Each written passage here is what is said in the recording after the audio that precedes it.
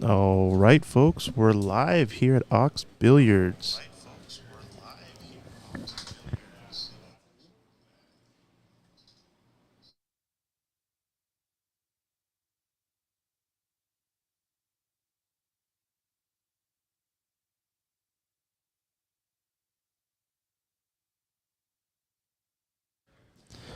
All right, we got a big match coming today.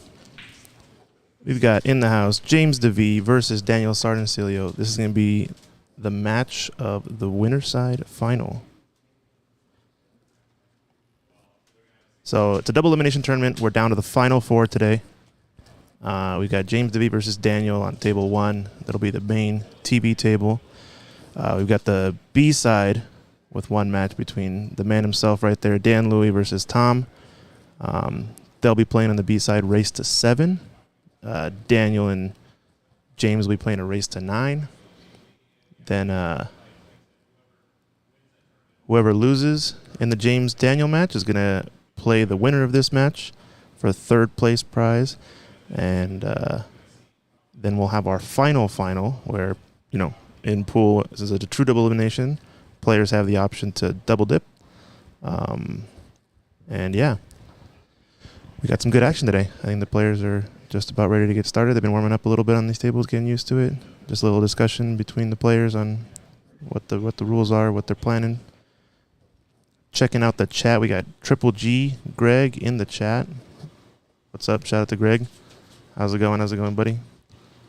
We got Lee Baldwin in the chat, sharing our Facebook page with the FNL Productions group. Let's go.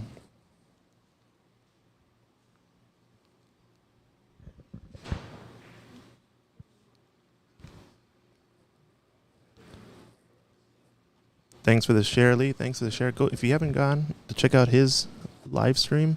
It's pretty freaking sweet. Happens probably like once every few weeks. Lee hosts it out of his house, the FNL billiards room, you could say. And does a great job. He actually has a big match coming up between James here, playing against Blake Baker. They're gonna be playing for $6K in the middle, I think. So you're going to want to tune in and check it out for sure. I believe that's coming up in next week or a couple weeks. But yeah, big shout out to FNL. Doing good things, making big moves. And looks like we've gotten started. James Davey with the first break. Wins the flip or the lag.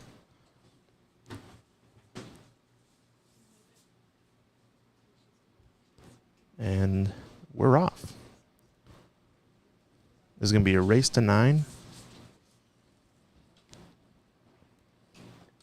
All right, Lee's just clarifying that it looks like he's planning in mid-July. And, oh, man, big mistake in the very beginning of the rack. Beginning of the match, he just underhit that ball completely.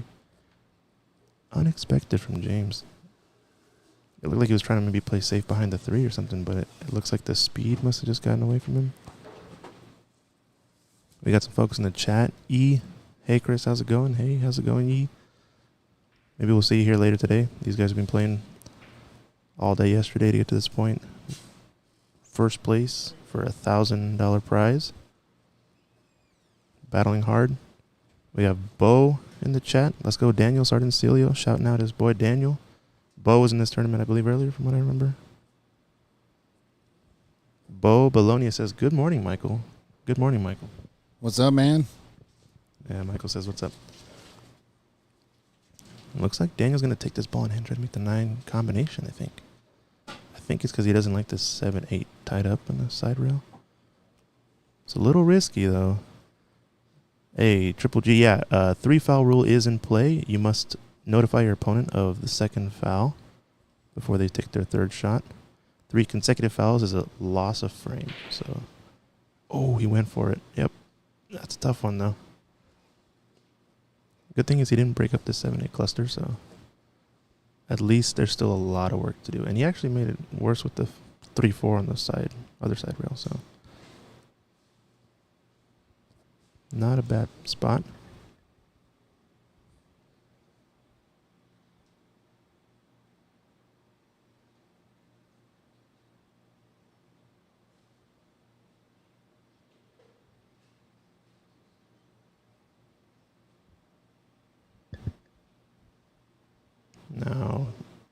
I think if James has a chance of getting out in this rack, he's going to have to take a whack at this breakout now, or he's going to have to do some crazy bank shots.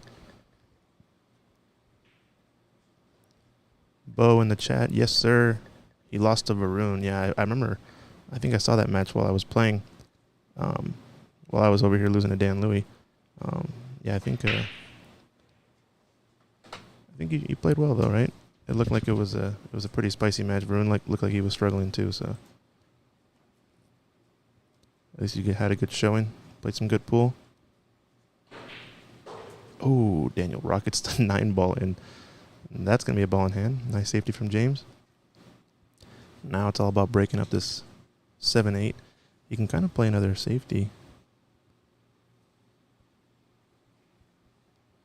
I think he can play another safety right there where he's putting his cue. I think he's going to try to do a stop shot.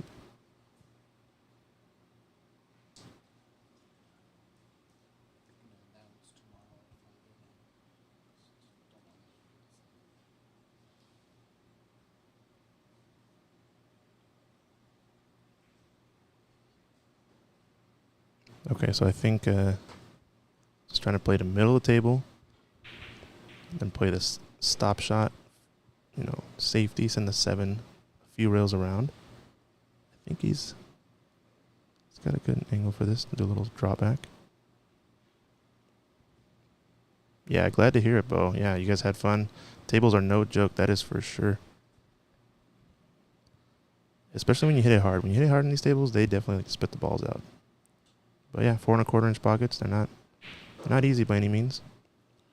How's his speed? Nicely done. I think he's perfect on this ball. I think he can actually cut this in actually. Yeah, he's going for the cut. Pin it with a high ball, staying below the 8. Oh, beautiful. Perfect speed. Now it's just a stop shot. Stop shot win. I think James is going to take down this first rack of the match in a race to 9. Meanwhile, our second match on the B side has gotten started. Nicely done from James there. We've got Dan Louie versus Tom over here on the B side. Dan just playing a safety, I think, or missing a shot. I'm not quite sure, but leaving his opponent tough.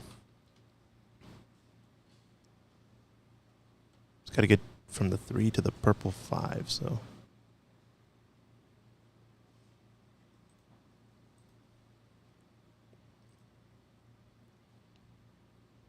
Yeah, Bo in the chat. Let's go, Dan Louie. I agree. Go, Dan Louie. We all know he's a baller. Very well known here in the Pacific Northwest, in the pool community. Super nice guy, but a demon of a pool player. He's jacked over this ball. I think he just wants to thin it, honestly. Oh, he's playing separation safety. Hopefully a blocker. Does he going to get it? I think he's going to leave at least an edge of this 3. I don't know if you can see it.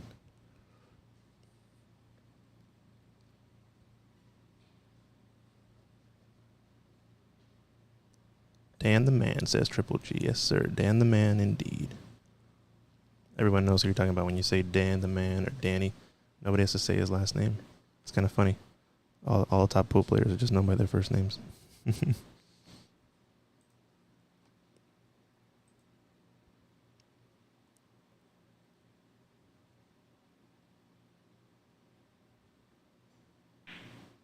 Looks like he did have the angle to it, so nice pot there from Dan. Nice shot, I should say. We're talking pool, not snooker. Sorry. Pardon my French. I think on the main table, James just missed a safety. I think left Daniel a wide open shot. We'll tune in after this rack and see if Dan can get this run out. Don't know if the 6 can pass the 7.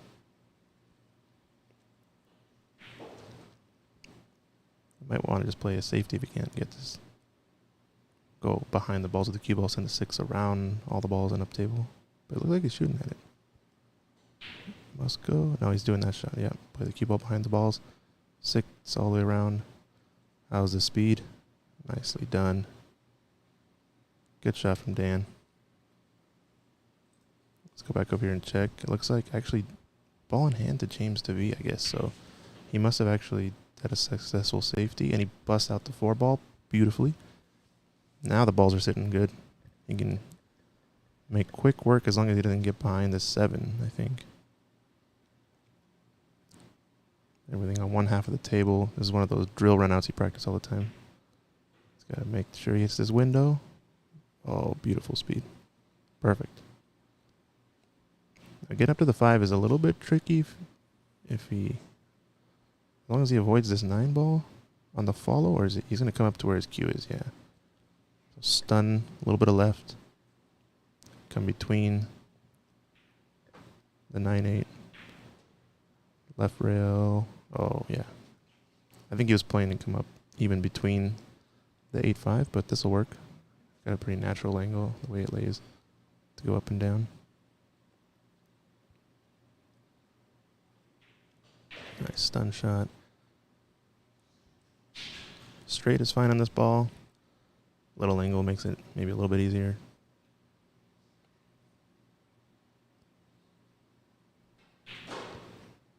Good stroke there. Ooh, he's got a little bit of angle. I think he's going to have to stun 1 rail, right side rail, come to the bottom of the table. I don't think he can just follow it. Yeah, 1 rail, shoot the gap. Perfect speed. Nicely done. Daniel gives up the rack. 2-0, James Davey. Going back over here, Dan's got a tough shot. He had a look at the 6 ball, but it was really stuck in the pocket, and he didn't quite get a good position on the 7. Ooh, just barely overcut that ball. It's kind of, it tends to be, at least my tendency as well, to kind of overcut those blind pocket shots where you can't see the ball and pocket in the same line of the shot. Makes it ever so slightly tougher. Especially because you feel like it's going to throw more towards the short rail, and so you have to kind of feel like you have to overcut it, and then you typically just miss it on that overcut stuff. As long as he doesn't hit too thick. Nice shot there.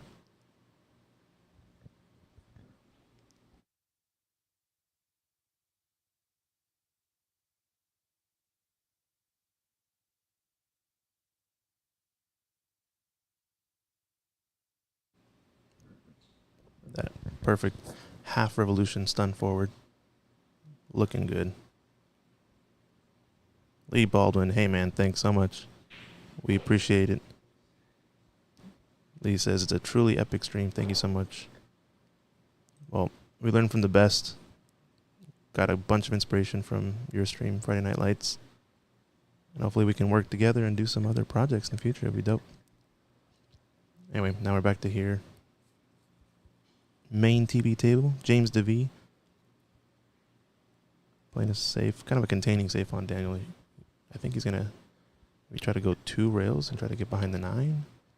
Maybe go 1 rail behind the 9. Depends how much of this 2 ball he's trying to hit. As long as the 2 ball ends up on the top rail, like the 2 diamond mark, you should be safe regardless. Just don't make the 6. Okay, nicely done. So the 4 ball was his blocker. It was a little risky there if he hit the 6. Oof.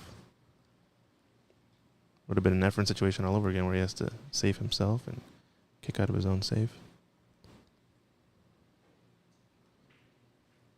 Good hit there.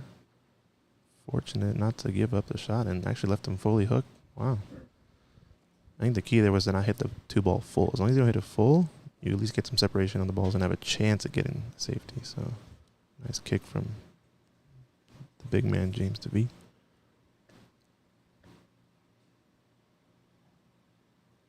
It's a tricky spot. This 4 ball is kind of in the way. He's going to manipulate it with spin to get onto this 2. Luckily, these tables are a little bit broken in, so the spin will take. Oh, okay, yeah, he actually went short. He tried to shorten it up by hitting it harder. I didn't know he had that line between the 3 and the 4. But nice hit from Daniel. Now the question is, do you play behind the 3 maybe on a safety? You could sell at the 2 if you don't get the cue ball perfect. It's kind of a high risk shot. This 4 might come and play again. You never know. I don't think he wants to push the 2 to the bottom right half of the table because his 6 ball is a duck in the pocket. I think he's going to want to play the 2 ball to the left part of the table.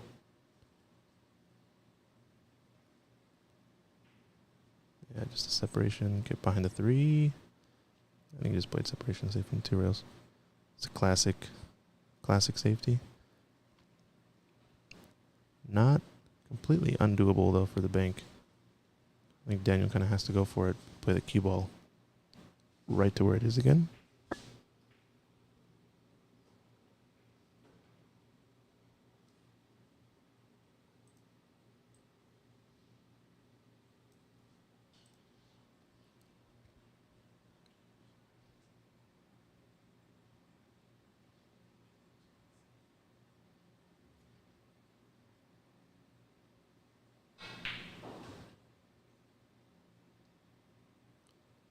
So he made the 6 ball, but left a really tough 2 ball. Does it settle in the side pocket? Oof, I think it might be cuttable. This is tough. No, it looks like it goes all day. Oh, he's checking it. If anything, it's just one of these shots where you have to be uber precise because you know you have to hit it with speed. He's hitting a high ball. Ooh, just hit a little bit too far. Maybe hit the point on the way in. That's kind of what it looked like. Now Daniel's got a good, solid chance to get back in this match. It is alternate break, so each player is going to get their equal amount of breaks at this table.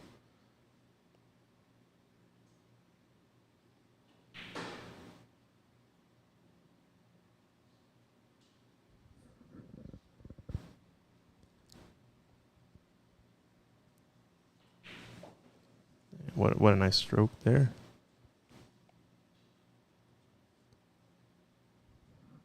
Both players are actually pretty similarly, both really tall, and they have to deal with it in different ways, the way they stroke and get down.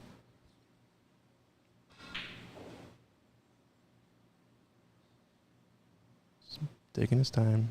Wants to get stun across or get below it. Yeah, that seemed to be the safer option, just because it guarantees an angle in 7. It's not too severe. Minimal cue ball movement. Just don't get straight on this. Oh, he's looking good. Yep, both players looking like they're in shape right now.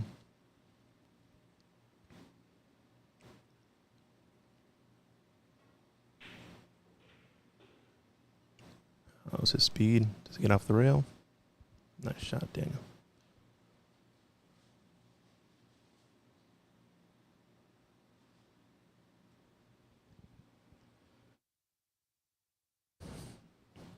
Sends that one home. Brings it back to 2-1. We'll see. I think it's Daniel's break now, so he gets a chance to tie up the match on his break. Let's go check over to Dan, Louie, and Tom. This one's a little bit more spicy. They're still in their second rack. Seems like they're in a lot more of a tactical battle. Oh, bad miss there. Oh, no. Tom's going to want that one back.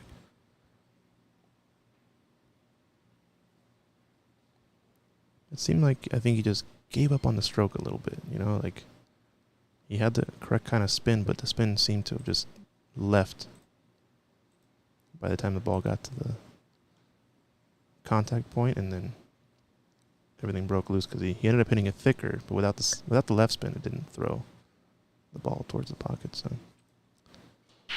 unfortunate miss there, but I think Dan's got a good chance.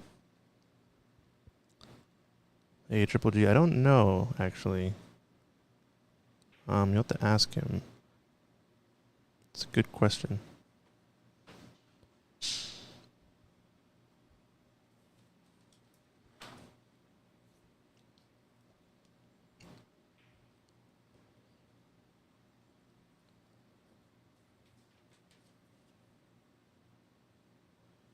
Looks like we got Archit in the chat.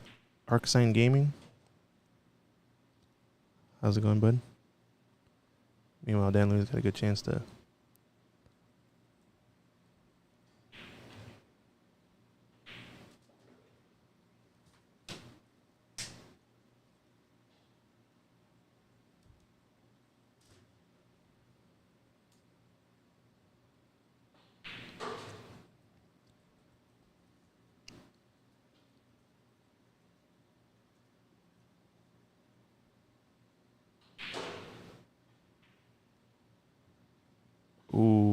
overcut it. Yeah, he was trying to avoid that scratch, I think. Ended up overcutting the ball and just missed it there. Meanwhile, we might have missed this, but Daniel on a break and run here. Made quick work of the rack. Big match right here. I love it. Back to 2-2. Break and run to get back into this match. James Davey, his turn to break. Saul knotted up again. Race to 7 now. Let's see what we got here. Oof. I think Tom's trying to adjust to this table. He's a little bit off on the speed. Looks like he went a little too far.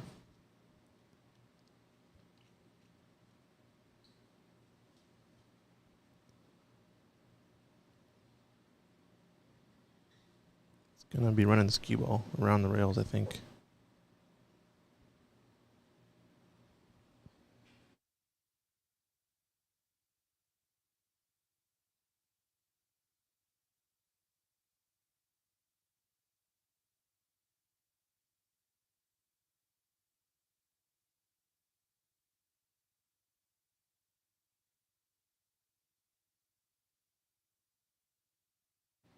Yeah, rightfully taking his time. It's a tough shot. Don't blame him.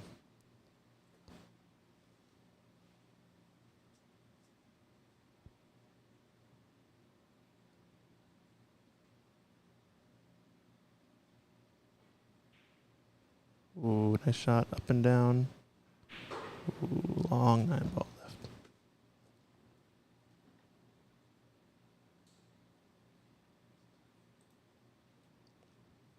Oh, main table.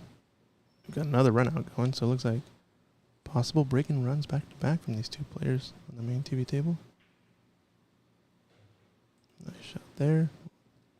I'm giving everybody a migraine here looking at my motion blur. Cuts it in the hole. How's the speed? Where's the cue ball going to end up? Nicely done. Tom going up 2-0. Meanwhile, James Davey makes quick work once again. This is looking like a tic-tac-toe run out. He's just got to get high on this ball. Come up. Doesn't want to be straight. I think he's actually got a tiny angle. He can even follow it if he's straight. Yeah. Forces that ball over. Daniel gives up the rack. 2-3. James up, race to 9. Good stuff here. Good quality pull, too. Back-to-back break-and runs from Daniel and James.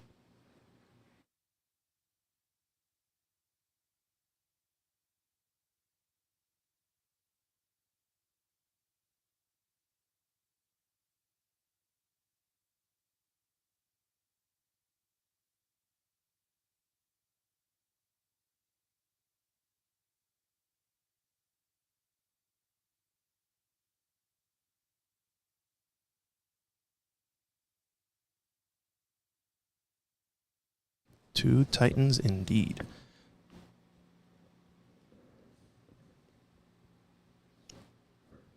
I'm excited. I don't think I've actually seen these guys play each other before, but we have been seeing some big matches happening over at Friday Night Lights stream, FNL stream. I believe it was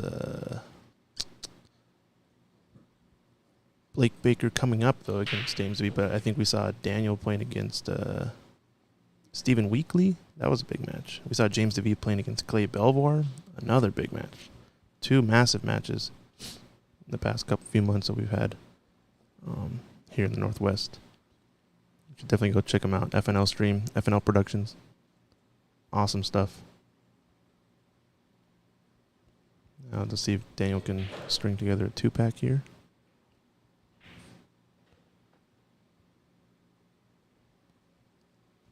Give a little smirk at that. I don't think he likes the position. He hit it a little too far, but just means he's going to be farther away from this 3-ball in the next shot, I think. Or just works the cue ball across the table. Never mind. Ooh. Does the 4 go into the bottom right corners? Big question here.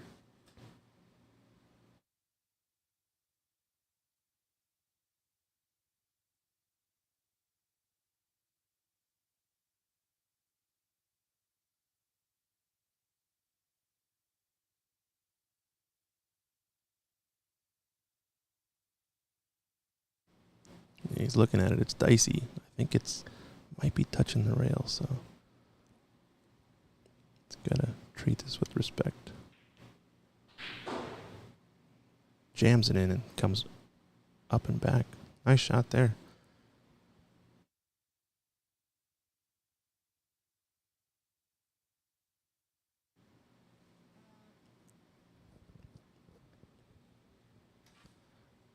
Rightfully taking his time.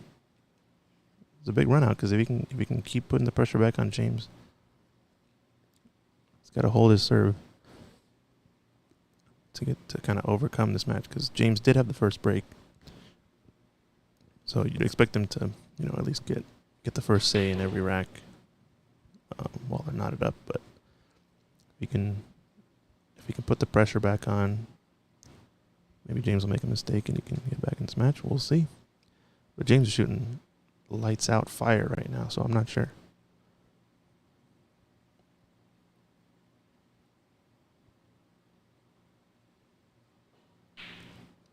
Oof, just hit that ball a little too thick. He was going to leave himself a tough shot in the next shot also, so.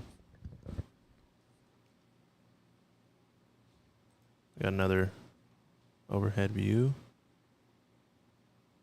of all of the pool tables here at Ox.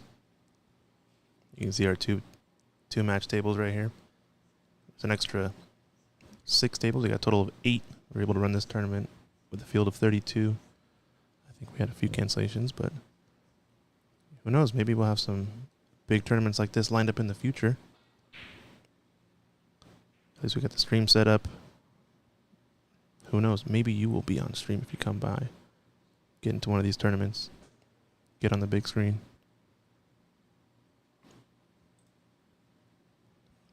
Back to James.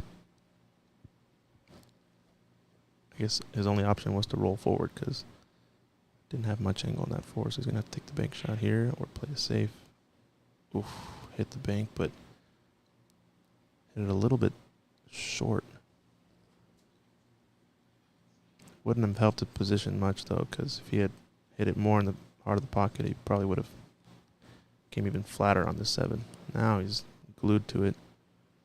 At least he has some sort of safety option.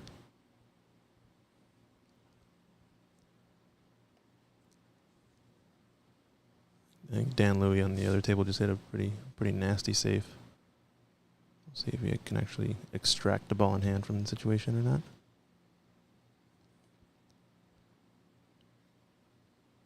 Soft roll off. Containing shot. It's a decent shot, but he might not like his next shot at the table if he even gets back to it, because Daniel could bank this ball in also. Hey, David Brock in the chat, loving the big screen. Good to see you, David. David Brock was a snooker player from the UK who came down for our Seattle Snooker Open earlier this year. Awesome shot. Made it to the, I think to the Final Four as well. Made it 3rd place overall. Did an awesome job.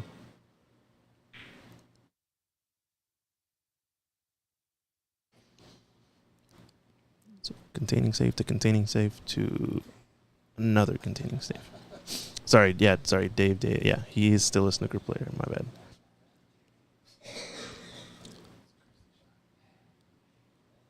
We got a little bit of a drama shot over here on table 5, I believe. Looks like Tom almost scratches in the corner pocket. Danny's going to shoot a long distance shot. I'm doing great, David. David asks how you're doing. I'm doing awesome. We're just hopefully trying to get more and more events here, Ox. Maybe we'll have you back at some point. How about you? You doing good? Your trip was awesome, I heard, to Arizona. Yeah, very, very tough position. I don't know if he was trying to draw back out of that or not, but it's pretty wild. Let's go check back on this match. It's like James trying to hook behind the 8. Ended up leaving a shot here. First little safety battle we kind of saw so far. I guess maybe the first rack kind of had a lot of that involved as well.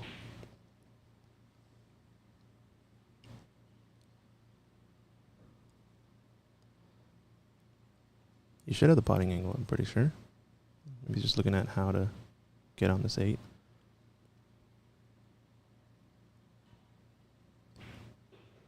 Oh, looks like he actually had to throw a lot. Oh, okay, he's playing position. Oh no, is he gonna get on this 8 ball?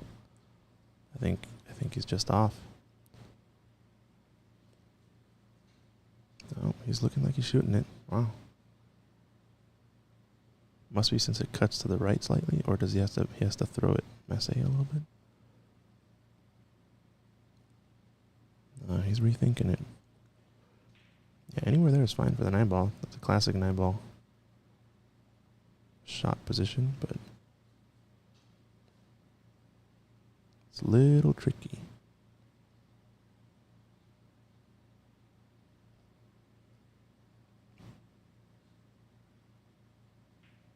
Oh yeah, he had. Oh man, he overcut it.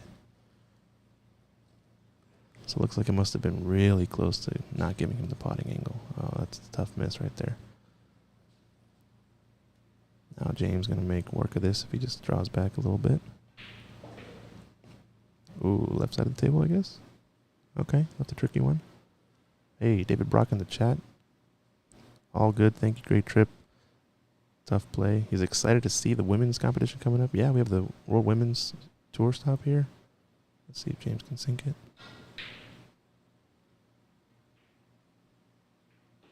Nice shot there from James. Goes up 4-2 and breaking.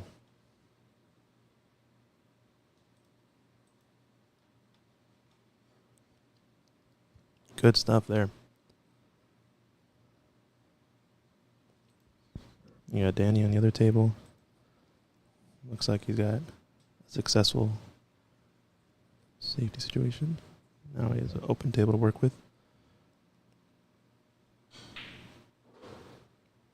Oh, I didn't even see that 7 ball down there. Let up on the stroke a little bit, but it's got an angle.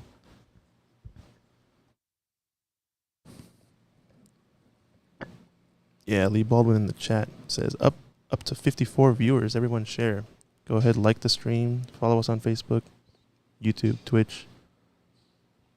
Share it to all your friends that know these folks. I know there's a lot of folks in the Northwest that know all these players. Oh, wow. I don't know if he was playing for short side, but he got it. Talk about position.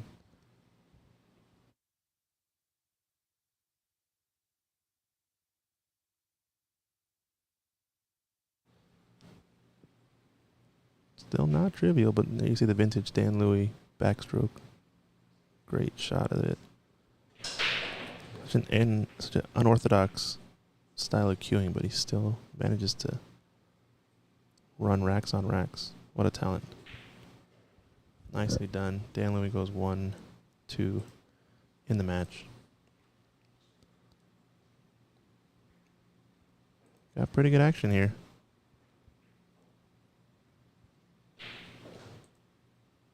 Let's go back to our main table. James on a potential run off of the break. He's looking smooth, looking sharp. This shot, though, this 8 ball is kind of in the way.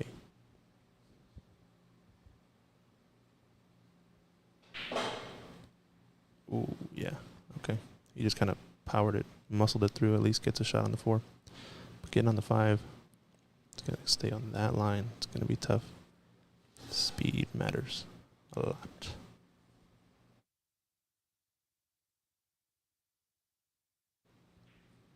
Ooh, hit it with that inside spin. Oh, and he overcuts it.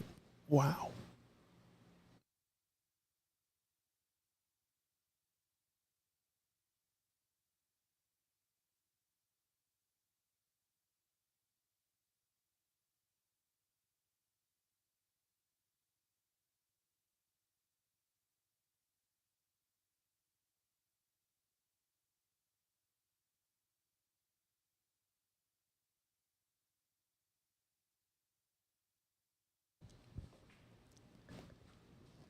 Oh, no. He's not going to like that shot. I think he was maybe just trying to do the same safety from earlier and separate the balls on the 2 side rails, but ended up going on. Lee, yeah. This is a true double elimination. So the final is going to be double dip. So it'll be 2 races to 9. So we could possibly see these players play each other once again later today. They'll be playing for a difference of 1,000 to 500.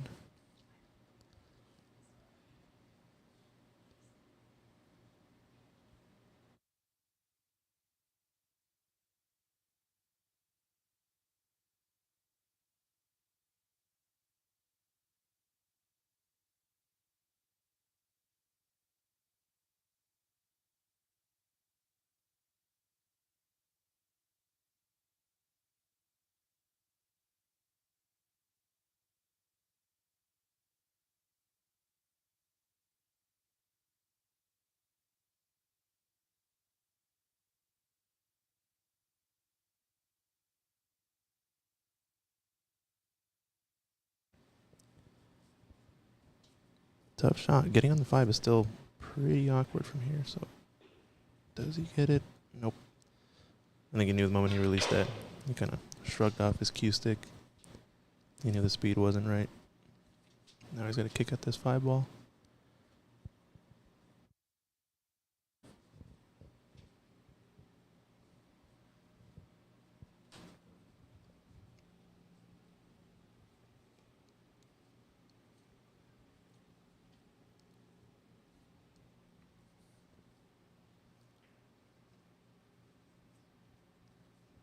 Yep. Not what he wanted.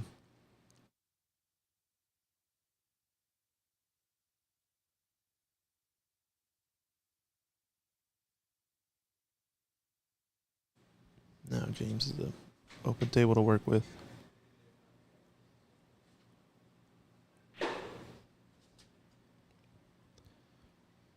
want to say he came up short, but he's honestly probably pretty perfect. So has to get straight-ish on this 8 ball. Any angle technically is fine. Oh, we did not want to bump the 9. Gave a little shrug there too. I think he needed a little bit more draw in that stroke. That's okay. Just makes it more exciting is all.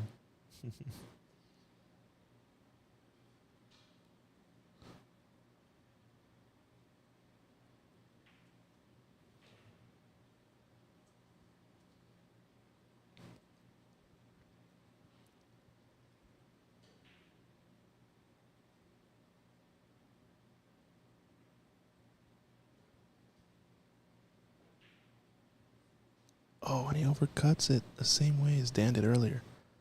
Oh no. My goodness. Uncharacteristic miss there. So he gives up the rack. Daniel goes 4-3 up and breaking to hopefully tie it. We got action, folks. This is a match and a half, that's for sure. And this is only the winner's final side. We still have B-side match over here between Dan, Louie, and Tom.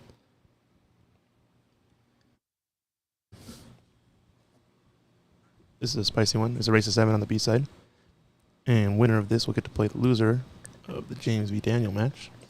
And who knows, we might even see a rematch of James and Daniel later today for the final. It is a true double elimination tournament, so we got plenty of action ahead. Top 4 players are in the money. First place prize of 1,000 going to the winner. Second place gets 500. It's gonna be looking like a spicy match, folks.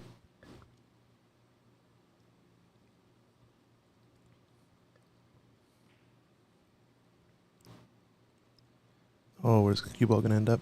Where's the cue ball going? Ooh, I think he actually got it hooked.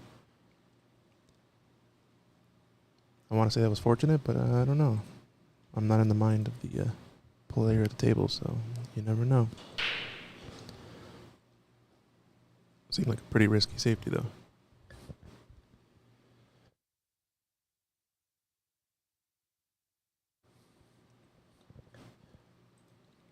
Let's go back to our main table. Daniel looks like he's got a tough starting shot.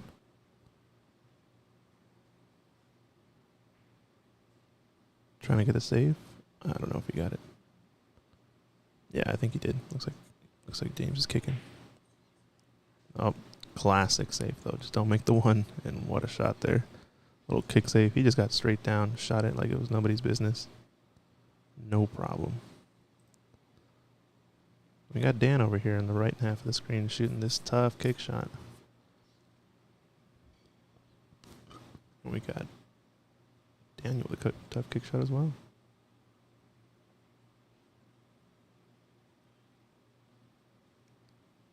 What is he maybe thinking of going two rails at the two? I don't know. Depends how much of this 5-ball is hooking him. I think if he goes 2 rails, he has to go in the gap between the 7-8.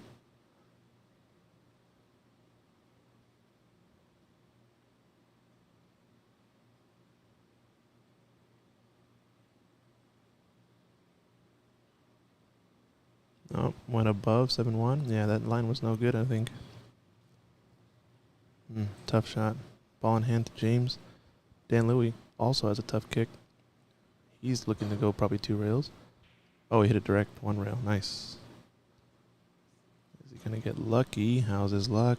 I think he's hooked him. Nice shot there from Danny. Wow.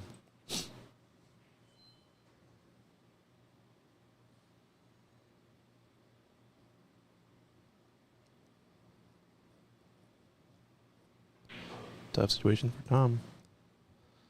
But we're going back. We're going back to the main table. We got to run out here from James.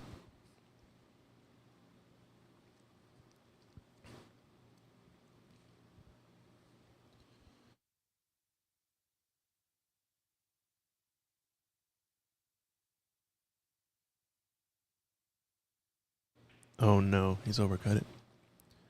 Wow. Did not expect that. I think he just said he had ball in hand from the 2. Couldn't run the second ball in the pattern, so he's not feeling too good. He just walked off, going to the bathroom, blowing off some steam.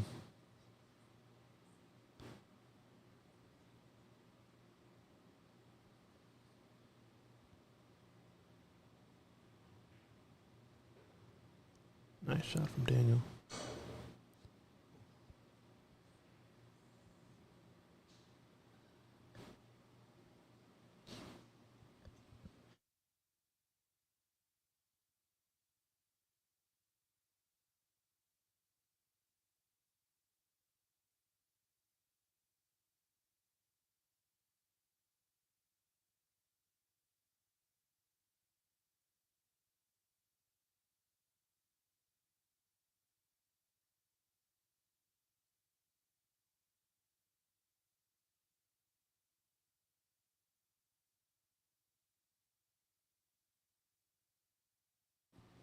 Oh no, came up short. He was looking decent up until that shot. Now it's probably going to be a safety. I don't think he can really bank this ball. I guess he can go for kind of a 2-way shot. Bank to the bottom right corner. He's playing the safety. Prudent play. Still leaving edge of the 7. And he's good.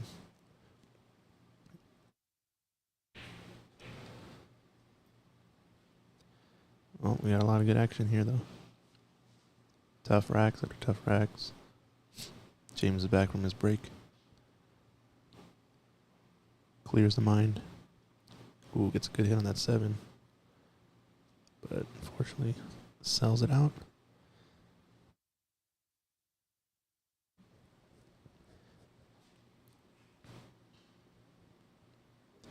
Best you can hope for is hitting it, creating separation, so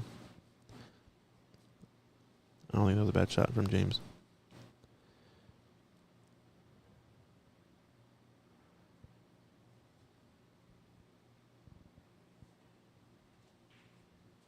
Oh, yep, there you go. Separation. That'll happen. Hit it just a little too thick.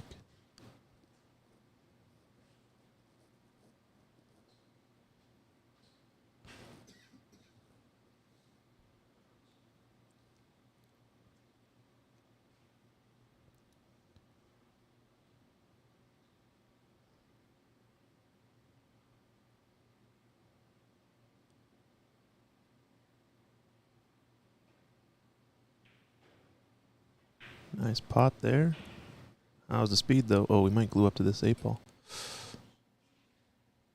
Oh, okay. Could have been worse, but still not ideal. He might be trying to cut this or bank it. Oh, almost pulled the trigger there.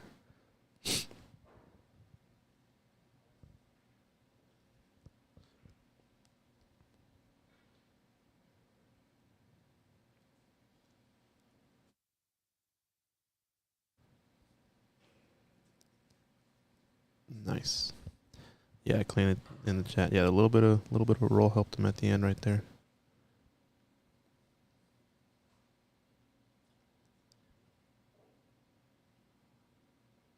It's better than what he could have asked for though. Let's get the shot at the 9. Nicely done there. Going 5-3 up. I believe it's James's break. I think our other table, it's Tom's break.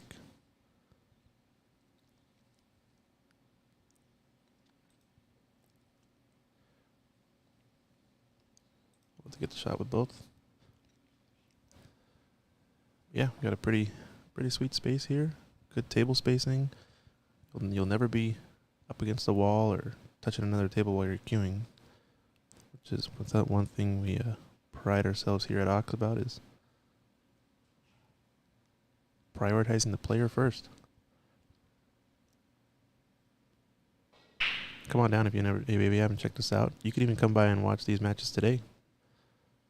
This is only the last 4 of the tournament. We still have a few more matches left. We have the hot seat match coming up.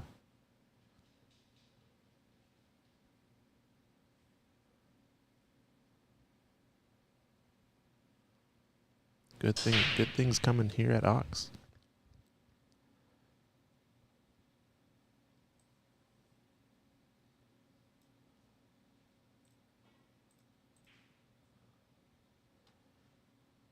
I'll say both players have broken off, but a dry break actually from James. Kind of an odd sight. We are using templates with a 1 ball on the spot, which theoretically makes the break exponentially better. Oh, nicely done from Daniel. I think he just clipped the 1, got the rail, and floated it toward the 5. What a save there. That takes a lot of touch for sure. Oh, good hit and makes the 8-ball. Does he get a look at the 1 though? He's got to get a friendly roll. Not quite. I think he's hooked on this. Wow. Interesting sequence of events. Dry break from James. Awesome safety from Daniel. Kick shot. Cut the duck in the corner or in the side. And then not get rewarded and not get a roll. Tough life as a pool player. Jeez. Unless he can see it. No, he couldn't pot it, so he had an edge, but couldn't make it the shot into the top left.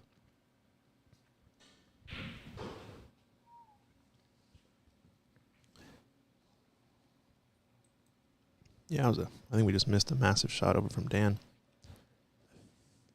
I think he's trying to go around all the balls or something. And he ended up getting hooked on the 2. Unfortunate there.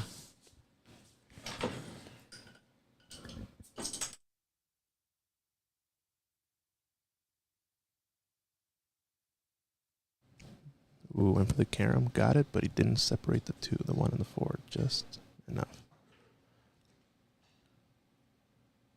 I think he was trying to make a big separation shot, but didn't quite get it.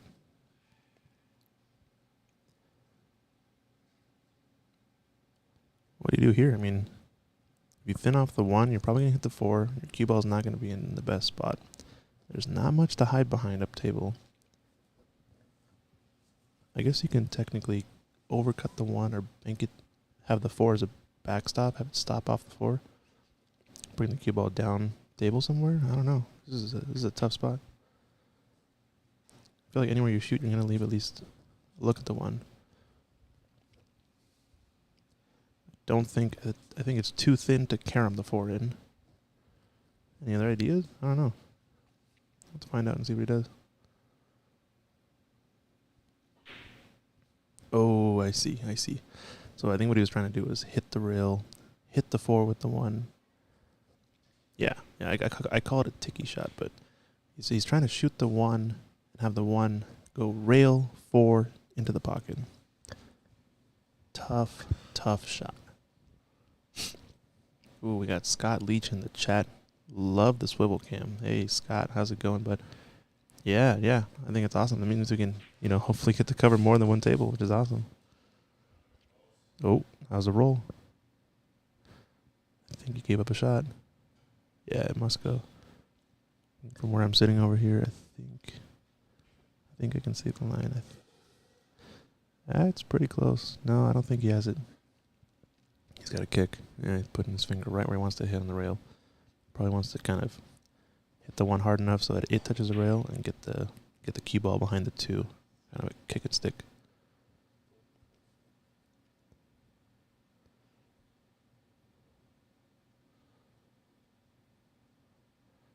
Let's see what he's got.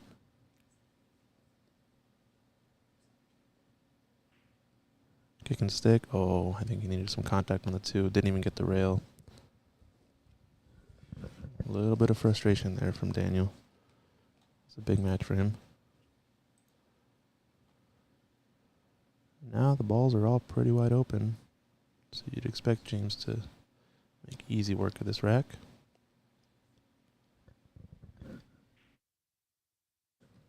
I think we're going to go check in on our other table real quick. Looks like a little bit of a safety battle going on. A lot of clustered balls up in this table. I think they've been shooting at this 2 ball for the past 5 shots or so, and he hooks them once again. Wow.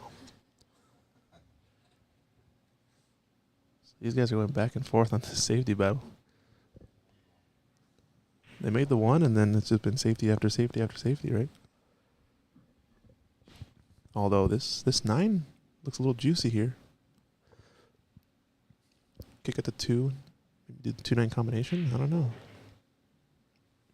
He's probably going to aim to soft kick it, though. I don't think he's going to try to go blasting.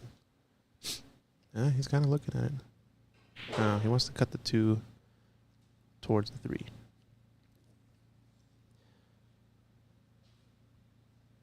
I had a very similar shot against Danny yesterday, just like this, and I saw the 2-9 lined up, and I was like, you know what? There's a chance. I'll just kick it hard and see what happens. See what he does.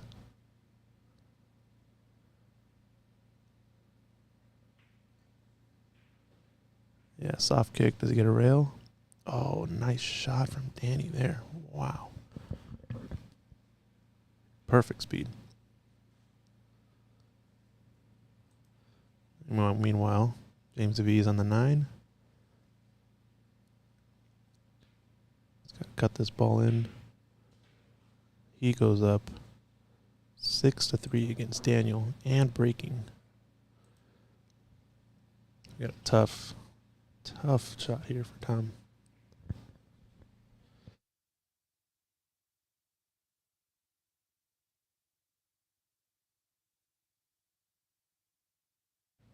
Gets the contact.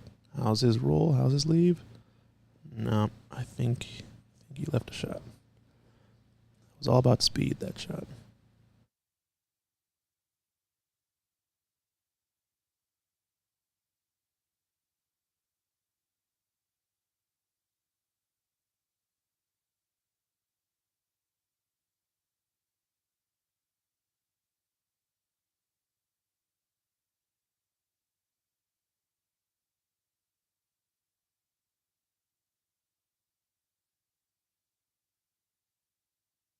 Interesting. Opted to play the safety again, but hit the point. Wow. I think he was going to end up rolling behind this cluster of balls, but the point got in the way. Yeah, he's not happy about that shot.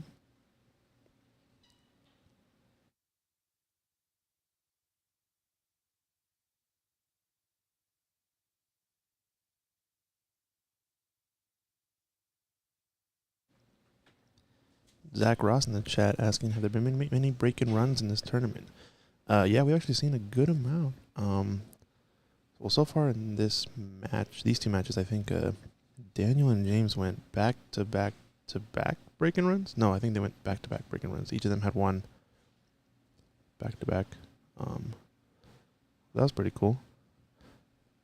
I don't think there's been a breaking run in this match yet. The Dan and Tom match has been a little bit dicey back and forth. Oh man, that's not what he wanted.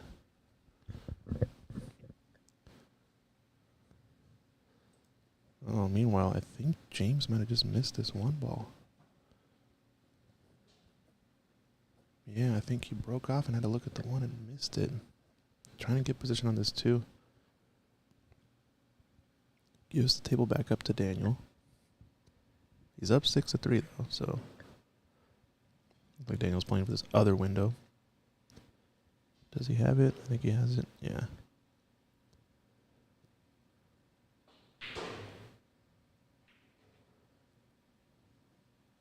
Good shot there.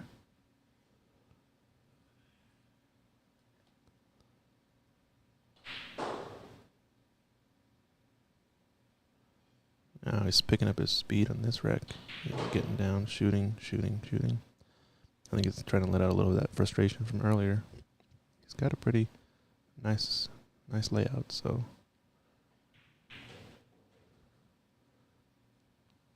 Oh, he's come up short. Yep, now it just makes this 7-ball tougher because he's got to play either up and down. Yeah, up and down. Swings the cue ball around. Doesn't want to be on the rail. Uh-oh. Ah, he's okay. I think he could just do a stop shot. So, a little bit of frustration there, I think, but he has to spear this ball in.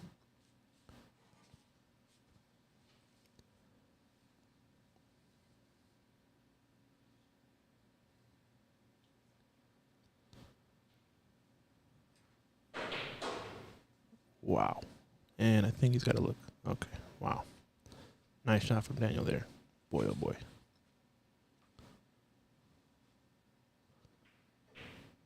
And he gets out. Meanwhile, Dan and Louis over here trying to rifle that 4-ball into the top corner pocket. It was tough. I was watching both racks. They look pretty epic shots. Look like pretty epic shots. He did a smart thing. So what Dan had, he had a cluster and the 4-ball was sticking out, and he tried to cut it up into the corner pocket, split up the cluster, but leave Tom hooked at the same time. So I think he's achieved all, if any, one of his goals in that shot. I guess at that point you call it a 3-way shot? I don't know. What's Tom doing? Oh, he's going to kick around. Looked for a second he was going to try to shoot the 7, but our angle's a little bit off. 2 rails? Oh, no. Goes around it.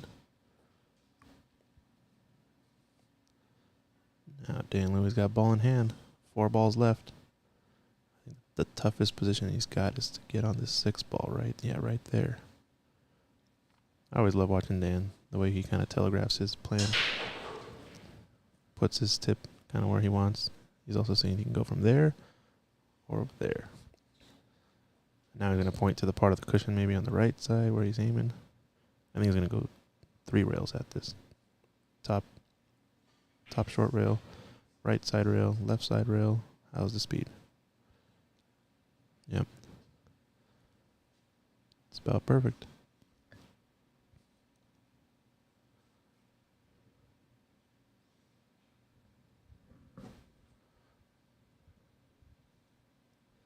Just about perfect.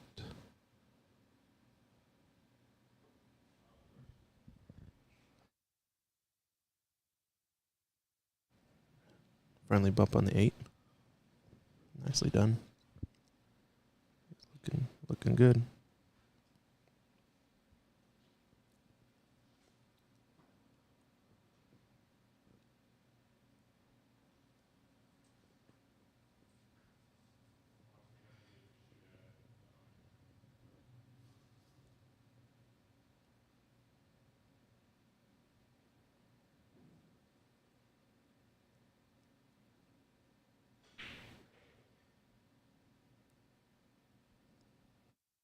Got a little bit off angle here, but nice draw.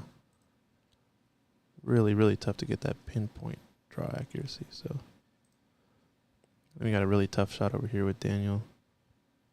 Actually, no, he's got a safety situation. Okay. Let's go back. I want to see if Dan can get this run out. He might have to go up and down. Oh, no. He had enough to hold it there.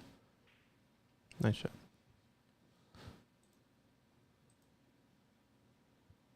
He's a little stretched, but he should be fine.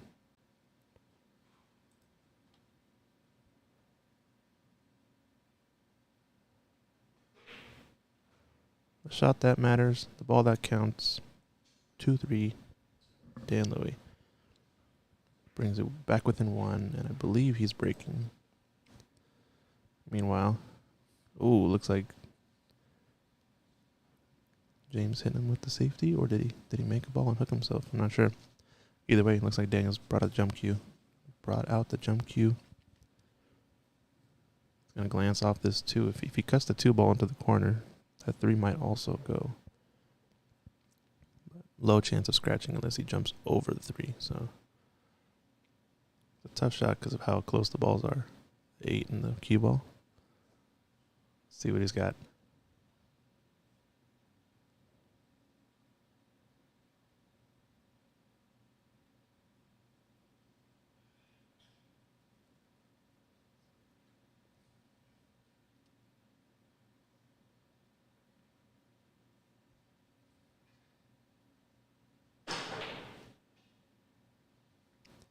Oh, successfully jumped over the 8, but hit it a little thick on the cut, so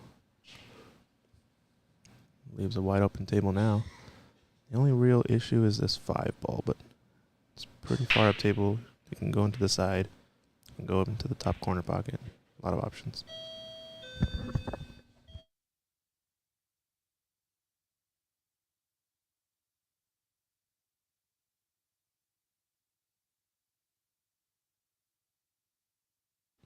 Ooh, it's playing into the side. Came up way short. Wow, surprising. Now I think he's going to bank it. Rifles it in. No problem. Big money.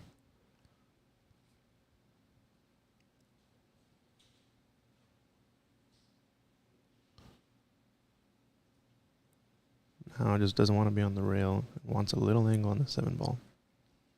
7 to 8. 8 to 9. A lot of distance.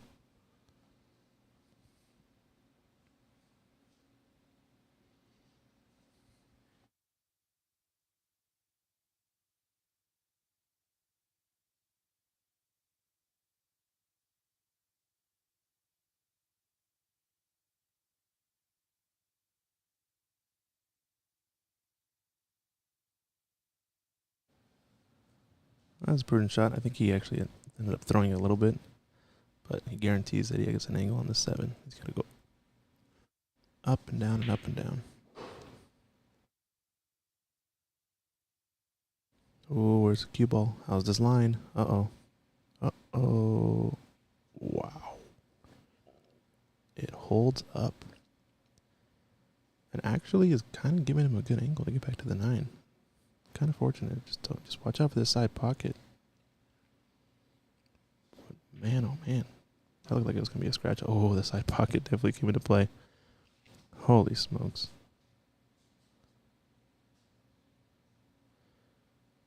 And now he's kind of glued to this 9 ball. Oh boy.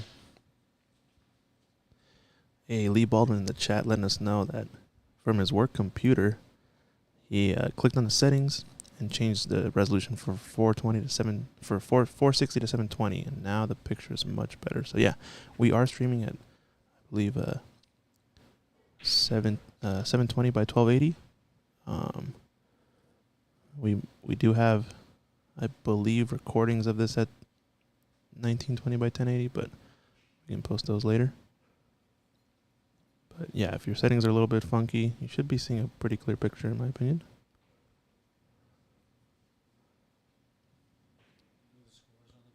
Oof, nice cut.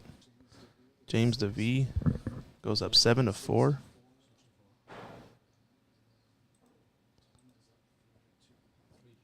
Sly Boopy in the Twitch chat letting us know, saying Roger, Roger. All is good up here. Thanks, Boopy.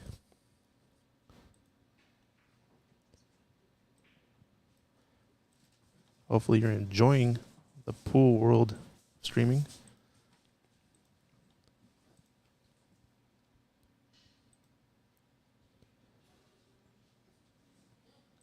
And we got a little bit of a match. Michael Lubrin in the chat. How's it going, Michael?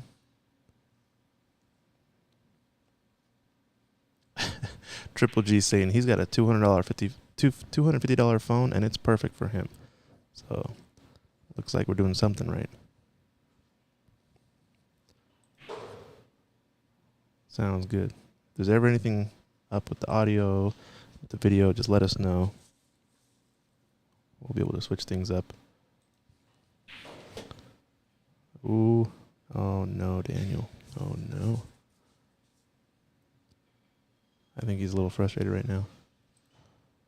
ArcSign Gaming in the Twitch chat says he found us. Hey, how's it going? Yeah, the Twitch stream is also pretty good.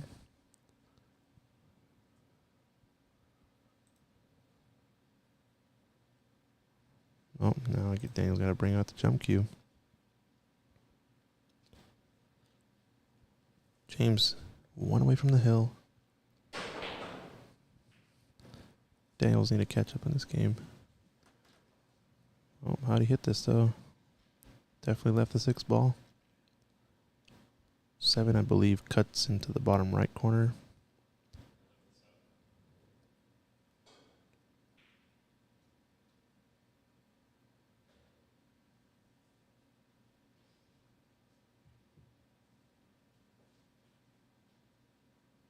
Arnie Yuan letting us know the audio is a split second ahead of the video, but he likes to hear the banging. All right, sounds good. We'll see if we can fix that. I'm at least trying to focus on the on the video in front of my screen instead of the table.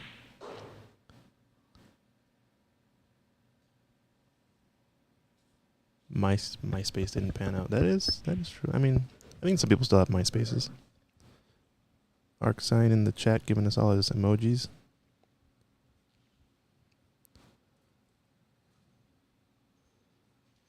He's a little funny here. I think he has to run into the 9 ball. Not sure if he's going to just draw it. He might be able to draw it straight back to where the ball is now. Off of the 9. Oh, I think he needed more draw. Yeah, that was the only issue. I think he got the right hit on the 9, but drawing it back would have been perfect. Yeah, we do have 2 matches going on, like Greg said, so could be that you're hearing one versus the other, but wow, just rifles the bank in. He's taking no prisoners today. James DeVee on a mission. Getting to the hill, 8-4 up against Daniel. What a match we have. Meanwhile, we got Dan Louie and Tom in a little bit of a heater back and forth. Dan's just warming up that stroke arm. He's got to get good spin on this because he's got pretty severe angle.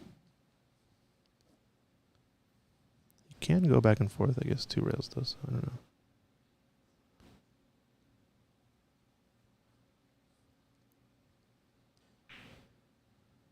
Yep, across 2 rails and checks it up with a little bit of left spin, I guess.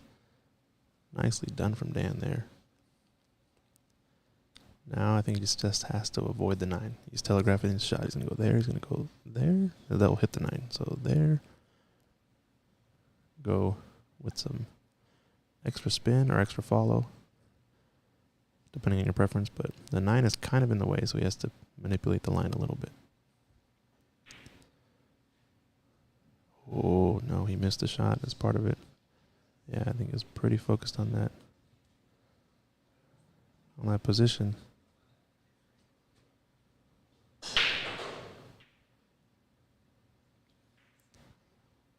I think kind of forcing that line just caused him to slightly overcut that ball. Tough shot here, though. Let's go back to our main table. James breaking on the hill.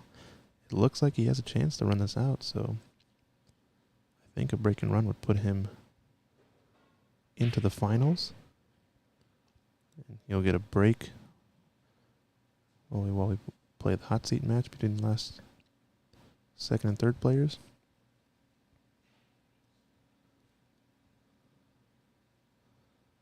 It's looking to be a spicy one, though.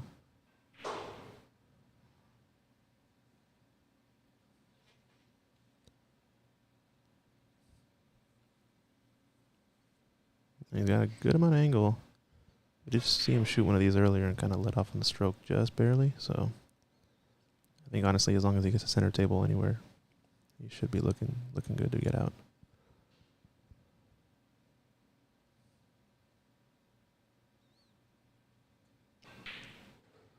Nice shot. Yeah, definitely did not let off on that stroke. Nicely done. Perfect position. I think the toughest part's going to get on this 8-ball from the 6. As long as he keeps angling all these shots, he should technically have a shot for the next ball. So,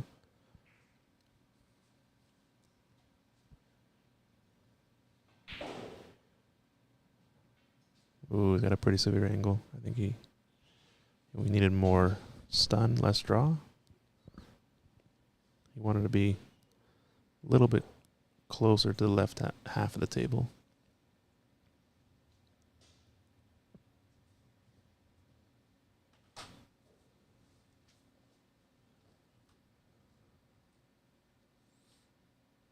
Shu Chang in the chat letting us know that table 5, the one that Tom and Dan are playing on, feels like the cushions are a little bit bouncier than usual. So, yeah, that could be the case.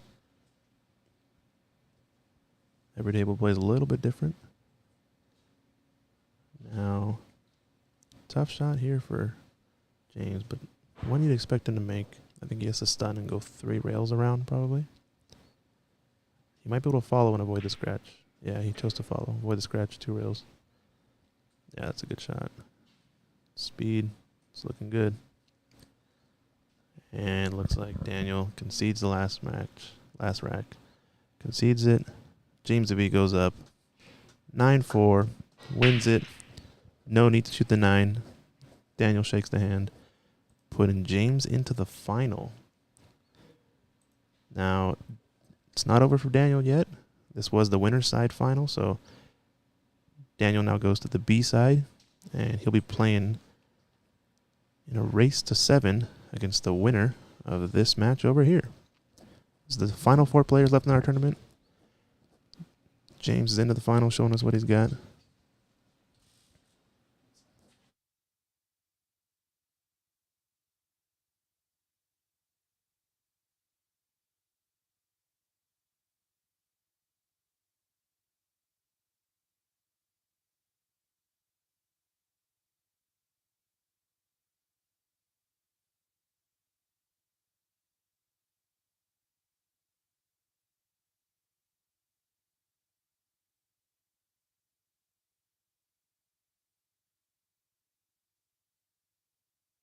Starting to turn to a spicy match, though. Dan Louie.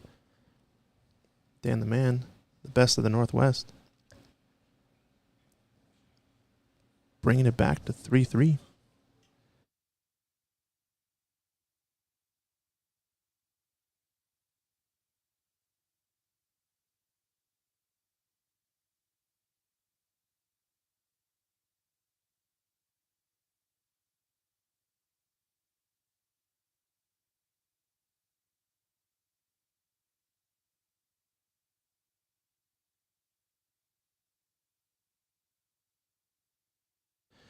Hey, Shu Chang, yes, both matches started at the same time. So you can kind of tell what the difference was in terms of the layouts. There's been a lot of clustered balls, a lot of defensive shots back and forth in this match between Dan and Tom. And I believe we had a few break and runs in the other match. So definitely a lot more offensive in the race to 9 on the A side. This match has been a lot more defensive, a lot more tactical. I think we saw a total of like 5 or so kick shots that ended up in safeties back and forth on the 2-ball in the last rack. So maybe 2 racks ago, I don't know. Point is, it's been very back and forth.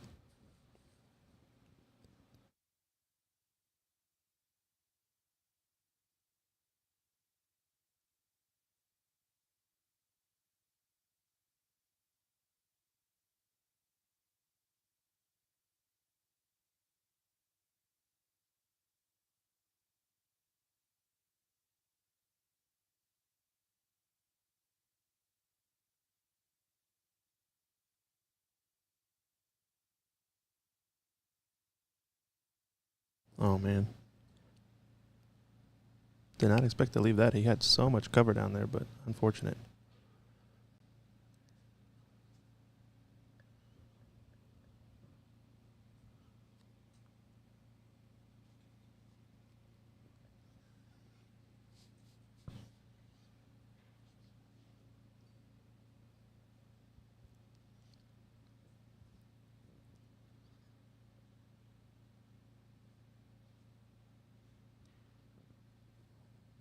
Yeah, James is a little bit of a wait. I mean, it is technically now a race to 4.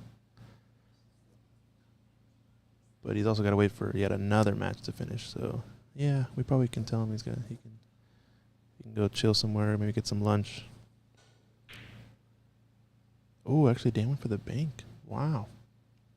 Not a shot I expected to see there, but I guess he's probably was focusing on the cue ball path, trying to get the cue ball back around the balls. But see, this is the kind of match we've been seeing, back and forth, safety after safety. Bling Lunky in the chat letting us know that he very nice to see Dan Louis playing. He used to come to Canada and play tournaments in Vancouver and in Calgary.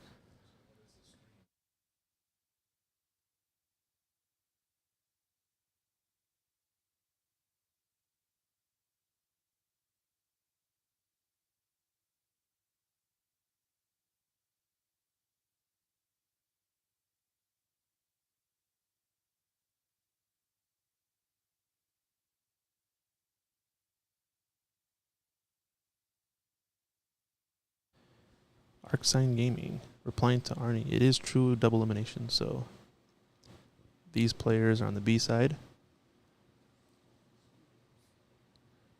Winner of this match is going to be playing against Daniel in a race to 7.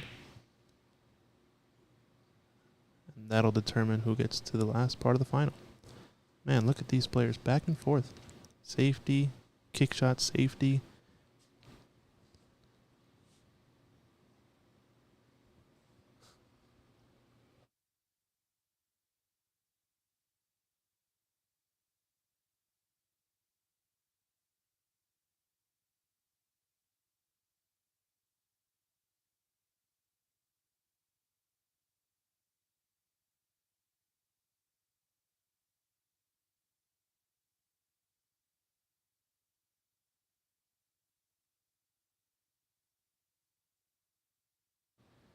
Wow, another safety from Danny.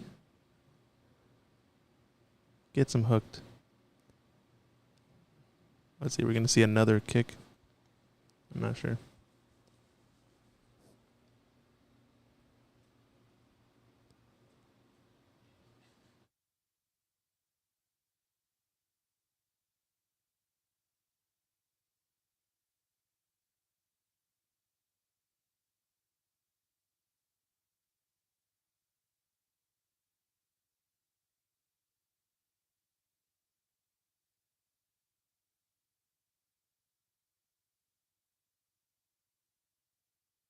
Oh, unfortunate shot there. Miscue. Bad time to miscue too, because now the balls are laying real nice. But it looks like we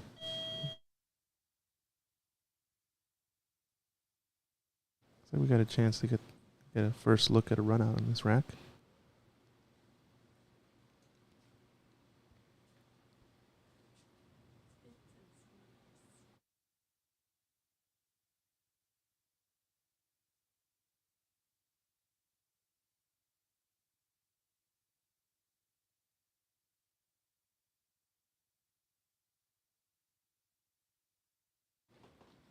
Nice shot there from Dan.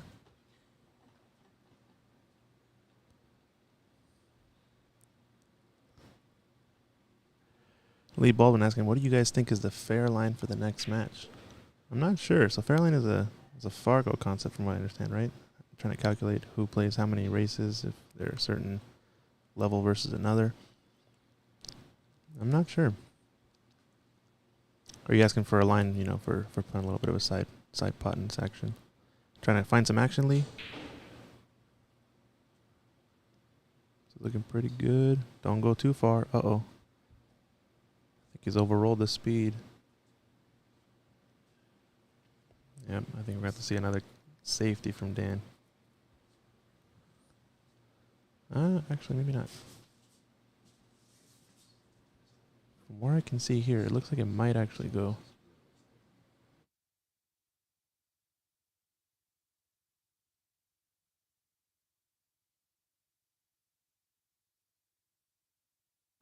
Oh, never mind. Looks like it's clean.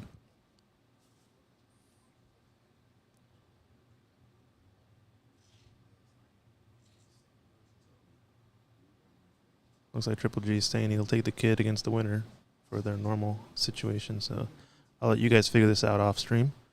But back to the match. Dan Louis got a good look at this table. Oh, he actually overcut that a bit. Oh, man. It looked like since he cut that into the thinner part of the pocket, his cue ball ended up traveling a little bit farther and coming off a slightly different line. I think if he hits that thicker, he'll be straight in on the 7 ball into the side pocket. So speed looked like it was good. It was just what part of the pocket he cut it into. I think he can cut it past the 8 ball. He's looking to play right there with this. Yeah, right there with the cue ball, I think. It looks like it passes the 8, so I think since the balls are kind of almost touching, but they're lined up to the right of the pocket, I think he's going to choose to kind of throw this 7 down the rail towards the corner pocket. Effectively, because he's cutting it to the left and they're so close together, he's effectively pushing the 7 offline, so it goes towards the left slightly.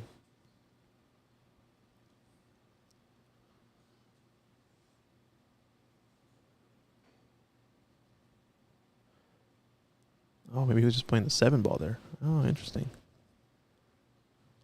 Wow. I thought he was trying to go for the cut, but I guess, yeah, where he pointed was he was trying to put the 7 there. Maybe bring the cue ball around the rails, forcing Tom to come around. Shooting again with the bouncy cushion. He's saying it's this far right side rail that's a little bit bouncy. I could believe it. I'll go check it out. Bouncy is good, though.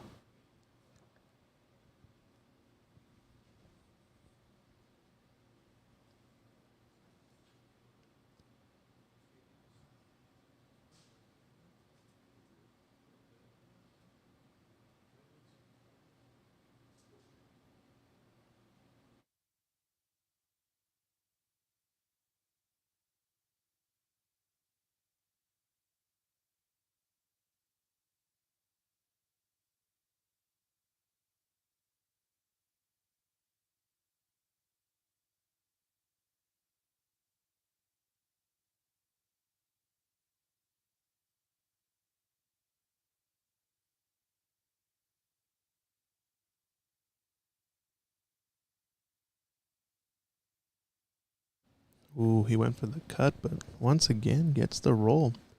I'm telling you, this match has been going back and forth just like this.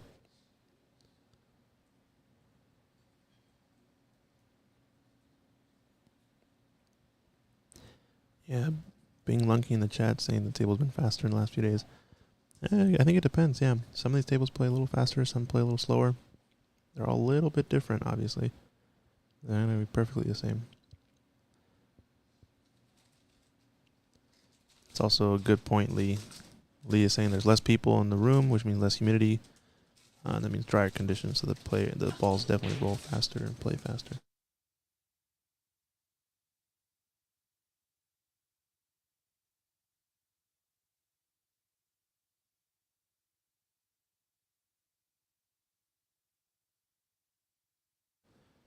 Heat as well. It has been hot. We do have air conditioning though, so that definitely helps. But I think the humidity, number of players in the room, definitely makes a difference.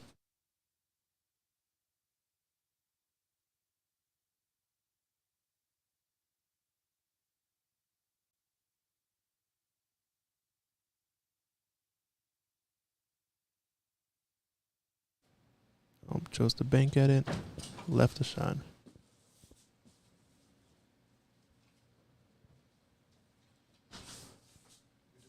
I think what Shu Cheng was saying is a good point. Is that Each table plays a little bit differently. Some of them play a little bit faster, some play a little slower. But in general, you can all adjust up or down based on the humidity, temperature, the conditions. That's for sure. Meanwhile, Dan sinking this ball nicely. Perfect on this 8-ball. I think we're going to see him hopefully go up one. Let's see.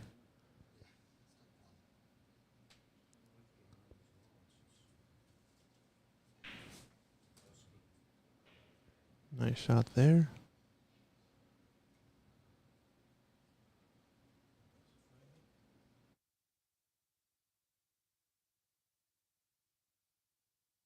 Nice shot from Dan. Dan Louie going up 4-3.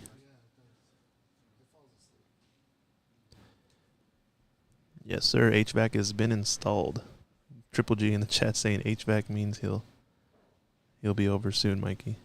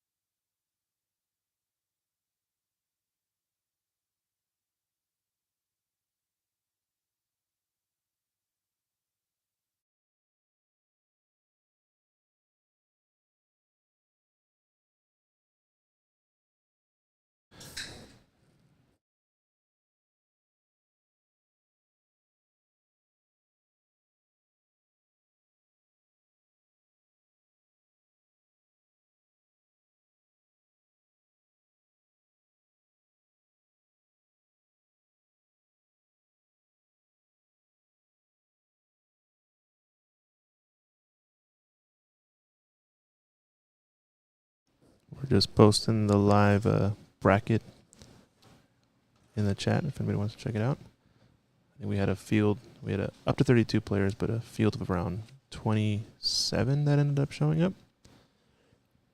It was boiled down from an entry fee of $125 to first place prize of $1,000. Pretty solid. Oh, looks like Dan's taking a quick break. Getting a bathroom break in. Meanwhile, we'll show you a picture of the last game was taken by Dan Louie. It's 4-3. Danny is up.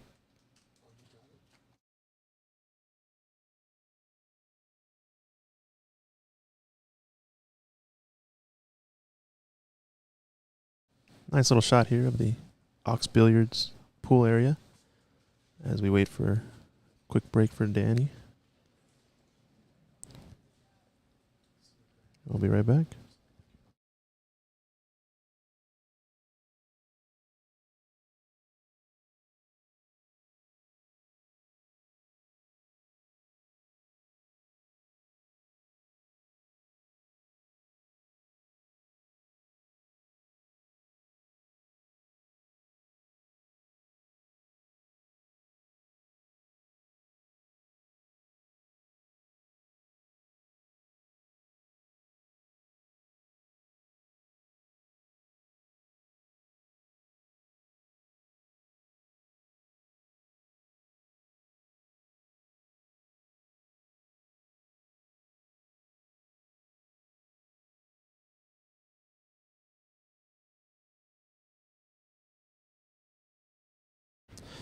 And we got some questions in the chat.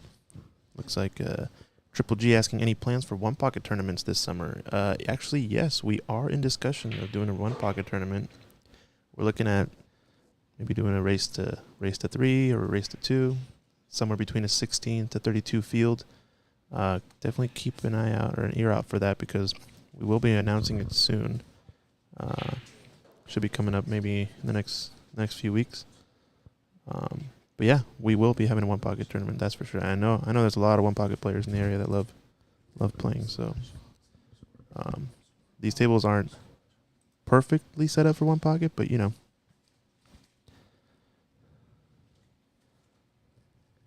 Zach asking about the mystery. I don't know. You guys will have to figure that out. I am not privy to this knowledge, unfortunately. But back to the match, 4-3. Danny's breaking. Trying to get One away from a hill. Oof. Doesn't sink a ball on the break. Leaves an open table. Arcsign Gaming says, yes, there is a catch. The finals of the one pocket table will be played on the Chinese 8-ball table. I think that's exactly what we need. So we do have a Chinese 8-ball here at Ox, Chinese 8-ball table. It's a Joy table. So it's 9 foot, designed for pool, but it has the same rails as a snooker table does. So rounded corners. Stretch in number 10 has a nap to it. Anyway, suffice to say, these corner pockets on this table for pool are 4.25 inch pockets on this Rassons, right? On the Chinese 8-ball table, the corners are actually 3.3 inches. So much, much tighter of a table, especially in the corners. And since the rails are kind of rounded at the end, you can't really just, shoot a ball down the rail and have it hit the point and go in. You have to hit it perfectly clean. If you hit the rail that you're cutting down any time on the way, you better believe that ball's not going in. So for you snooker players out there, you'll know what I mean. Those rail shots, those are typically pretty tough because you can't hit that. You cannot hit the rail on the way down. But yeah, Triple G, I know exactly what you're saying. So typically these Rasson tables are not designed for one pocket, but yeah, that's exactly right. That's at the pro level. So the 4.25 still works pretty darn well for one pocket. It's just if you're playing it, kind of used to playing at the pro scene with extra tight corner pockets, it definitely can make things a little bit more difficult. But yeah, keep an ear out soon. We're going to have a one pocket tournament coming up. It'll still be pretty sweet, I think. And if anything, it'll help the matches go a little bit faster because we all know one pocket matches can tend to take a while sometimes, depending on the layouts and how conservative the players are and sort of what the tactics are in the match. So at least bigger pockets or more makeable pockets will help speed up matches. Well, I think he's trying to draw back to kind of where his hand is, a little bit lower where he pointed. See how his stroke is. Did he get there? Oh, he's perfect. Nice shot there.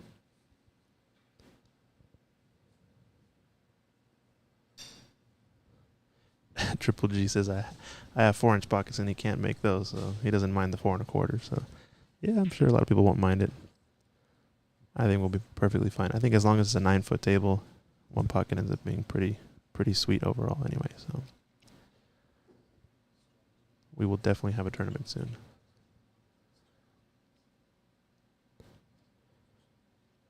Now he kind of wants to do a kill shot on here.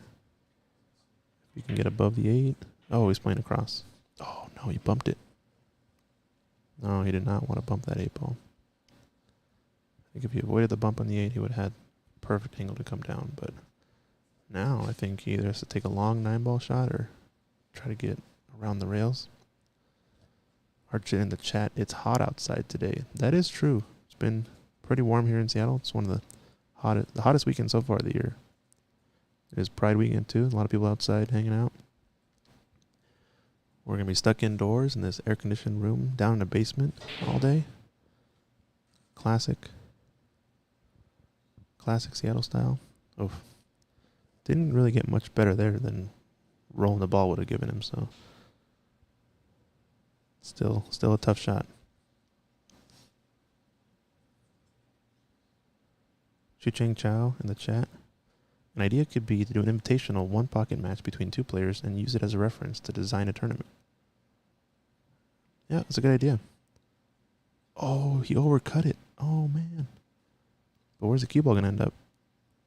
Is he going to not leave a shot again? Oh, wow. So he's technically got a shot, but it really only goes in the side. Maybe in the corner? Maybe a bank shot? I think you have to shoot this in the side. What drama, though? Holy smokes.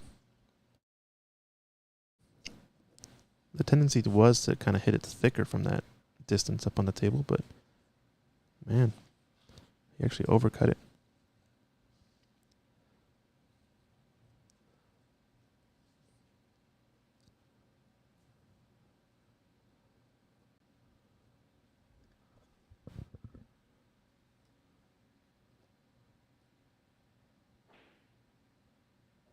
Dan rifles that ball in. Nicely done. Dan Louie goes up 5-3.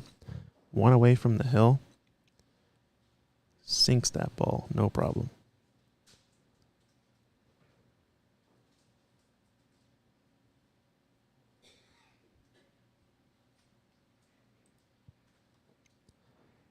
Got a pretty sweet look at the club here. This table on our left will be our main match table. Winner of this between Tom and Danny is going to play against Daniel, Sardon, Celio on our match table. It's going to be a spicy match as well. Race to 7. And then the finals is going to be set up between James Davey and the winner of that match.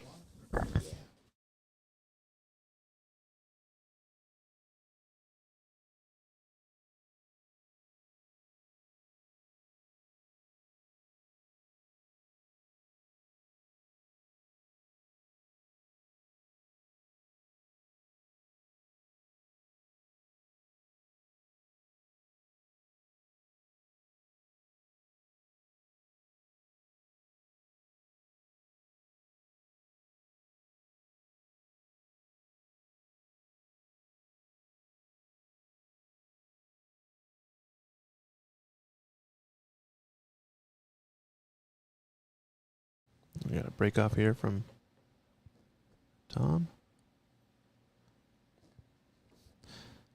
Dave Daly in the chat saying, we appear to have a triple G and a double T. Who's the double T? Oh, gotcha. I got it. Mr. Tim Tom. Okay. Triple G. Triple G goes by that. Greg, double G at the end of his name. First G at the front of his name. I'm pretty sure that's where it comes from. But what a last name also. Prendergrast.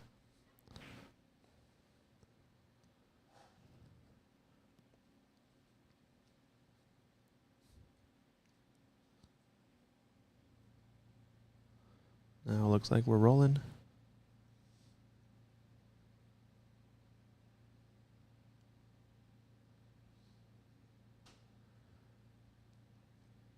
This rack is significantly more open compared to the other one, so I think we'll see a much faster rack today.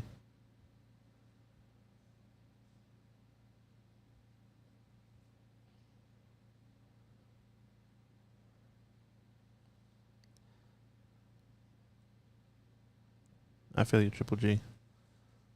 Yeah, it was a task, I guess. But hey, if you're a commentator all over, yeah, I know you're on the FNL streams a lot. We should have you come by if you come to this One Pocket tournament, do some commentary here in the booth here at Ox. I think that'd be dope.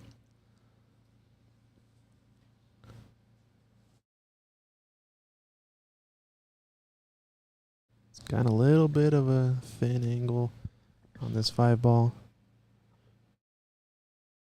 You might have to go 2 rails to get to the 6.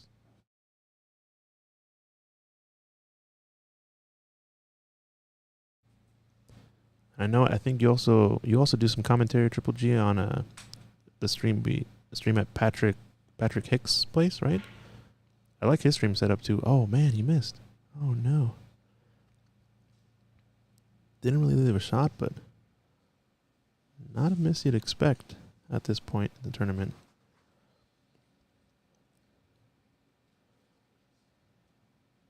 But yeah, we're giving a shout out to all the local streams going on. We got FNL. I know Patrick Hicks does a stream.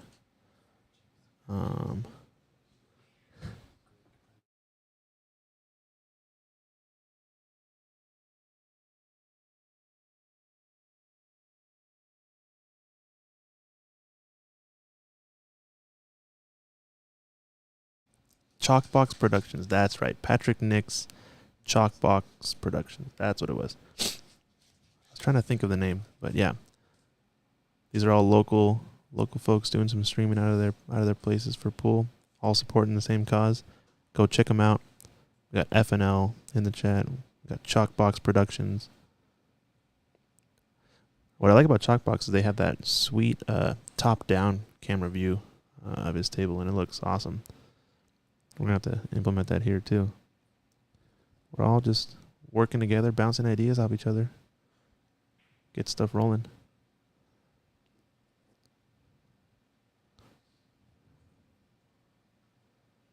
Nice shot there from Dan. He hit the line perfect that he wanted to get behind the 6-7. It almost sounded like a bit of a miscue almost with his tip. I don't know if his tip is a little bit thin, but I heard a very high-pitched sound when he hit that ball. Either way, good shot.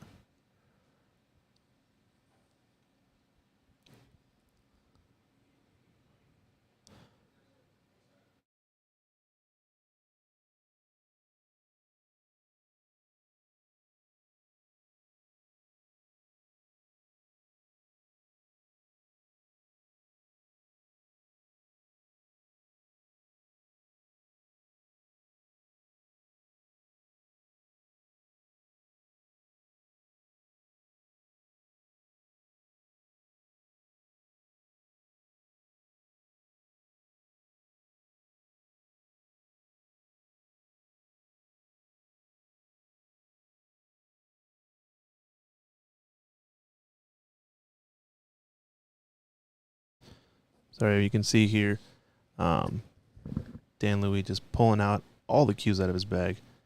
A little bit of sportsmanship here. He's letting Tom use his jump cue, which is nice to see. Good sportsmanship from the players for sure.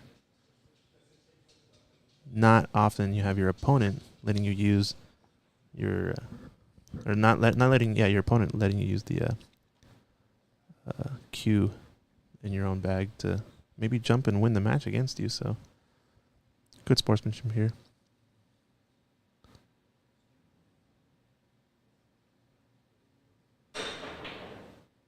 Oof, just hit it a little bit thick. How's the roll? The rolls have been weird in this table. Oh boy, I think he's got a little bit funky. I think Danny might be charging for that use of that cue if he ends up losing this match, so we'll see.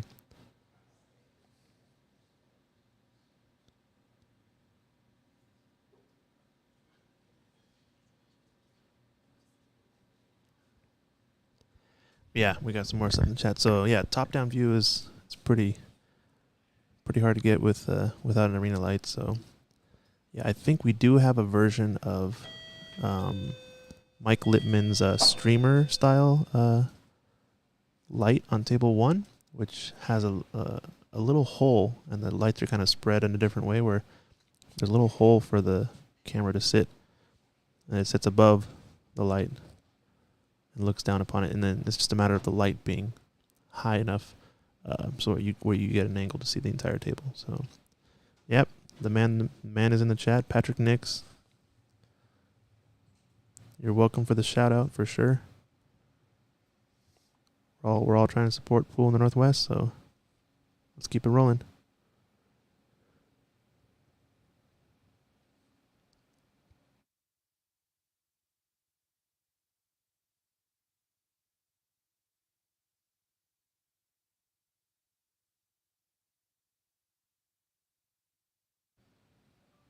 Does he get another roll? My goodness. Talk about the rolls.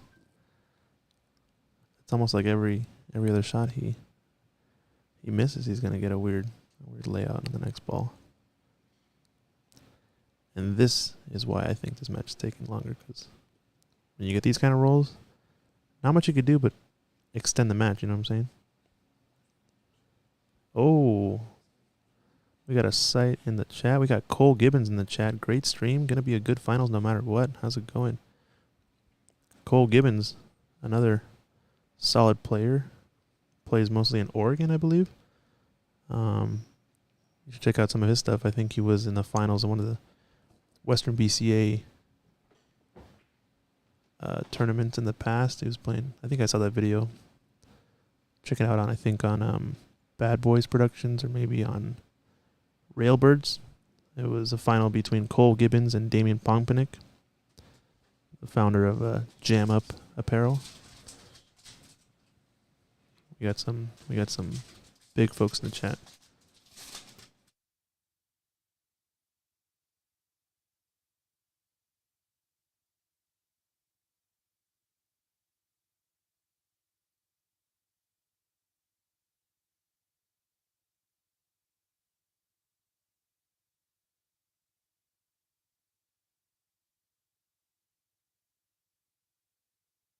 Another jump shot. This time it goes in. Thanks for the cue, Danny. Oh boy. Didn't really leave a good shot though, so you might have to be playing a safety here. This is a bit of a tough cut. He's looking at it.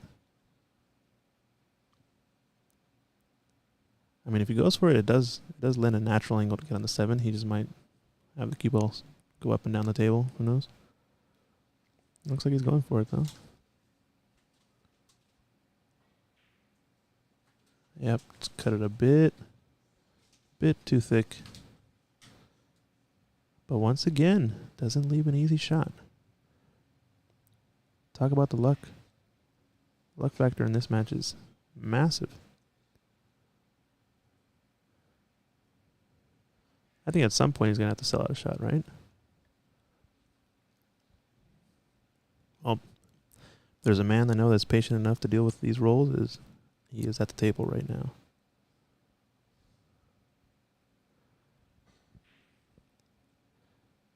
Oh, does he go 2 rails and make this 6? Does he scratch? Oh my gosh. Wow, talk about a dramatic shot. He almost scratched. He ended up making the ball. I don't know if he was playing for the 2-rail bank. I think he was playing to play safe. Separate them up and down the table. We got Jim Roberts in the chat saying it'd be great if you had a replay option for cool shots. Yeah, that's a great option. Or a great idea, Jim. Something we have yet to implement, but definitely on the list of things to do. I think we might extend our cameras, get some more angles, some more views of all the tables. So far we only have 2 of them set up. But yeah, I think if we get some more replay options.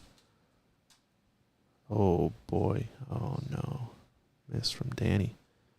Uncharacteristic miss there.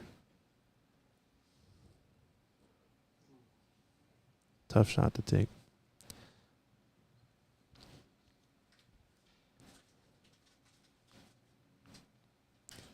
Well, let's see if Tom can take advantage of this.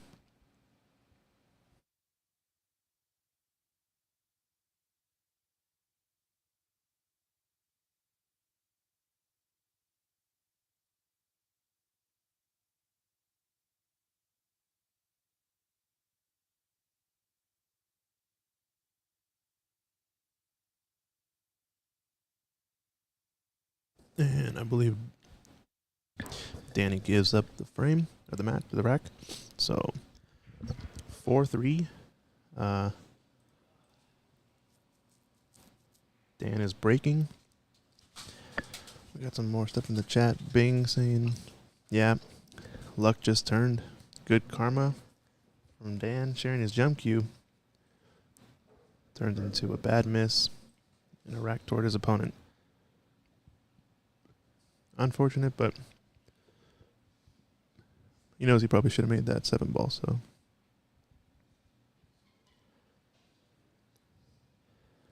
Jim Roberts saying Matchroom does great with the replay. Yeah, exactly. The replay stuff on Matchroom is awesome. It does, however, take a much larger production team to do what Matchroom is doing, as opposed to one guy in the booth, commentary, and so we will be working on ways to automate a lot of these things, hopefully make things easier. But yeah, definitely Matchroom is what something to strive for sure. But you know, these pan tilt zoom cameras do help us a lot, at least to get a lot of angles in a lot of different places from a single camera. So I think that's a good step in the right direction, at least.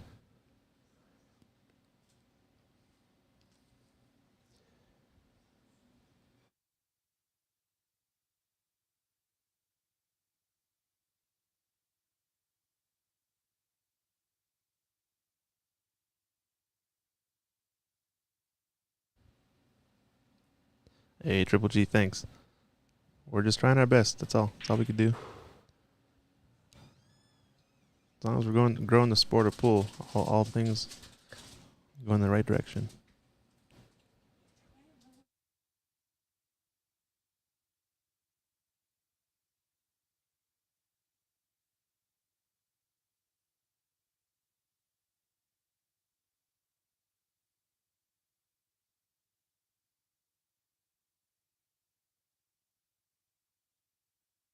All Alright, now Danny's looking like he's getting back into stroke.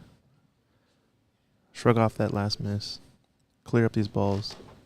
Get a break and run. Let's go.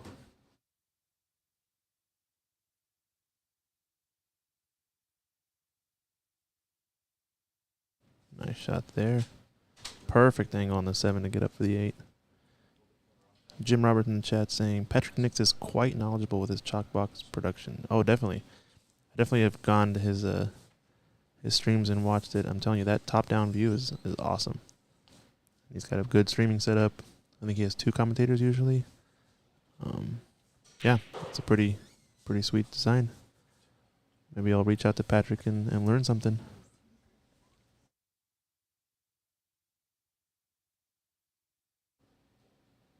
Yeah, that's a good point, Shu Cheng. I think if you go, if we enable it in some way, you can rewind in Facebook Live, but the video will be posted after, I believe, automatically. If you go to YouTube, YouTube will always let you do a rewind. So if you want to go back and watch any of this on YouTube, I think our current YouTube is Snooker Tramp YouTube, so you can check that out. We're also live there, and you can always rewind and play back different speeds, etc., and see what things look like. Well, looks like a break and run there from Danny. Puts him up 6-4 against Tom. Dan's on the hill. Tom breaking. Winner of this match gets to play Mr. Daniel Sardon Celio on table 1. Will be a spicy match no matter what.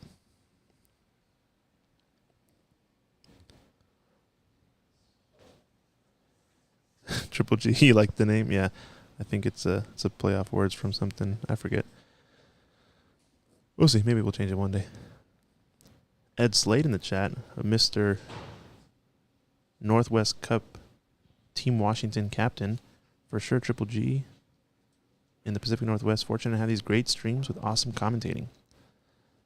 Yes, indeed. Thankful to have a lot of these streams. We got FNL. We got Chalkbox. Now Ox is in the mix. Let's see where else we can get streaming going.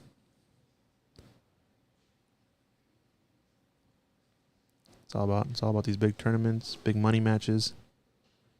Get some more actions going. We do have some other streamers in the chat too. I know Shu Cheng does some streaming on his personal Facebook page with his own matches. We have Colin Sue, who does a lot of streaming on Facebook, YouTube. On his personal matches, and I think he has a table at home as well, so there's a lot of stuff going around. This scoreboard we have on our screen that you see with Dan, Louie, and Tom, and the score and the race 2, that was developed by Colin Sue, so shout out to Colin. Has an awesome scoreboard app, and I still want him to give me access to the repository so I can add some new features, because I think it could work really, really well for snooker as well. So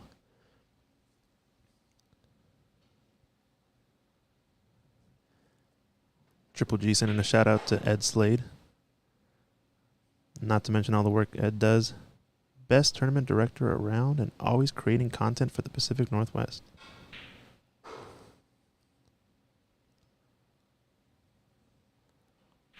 Bernadette, I do not know.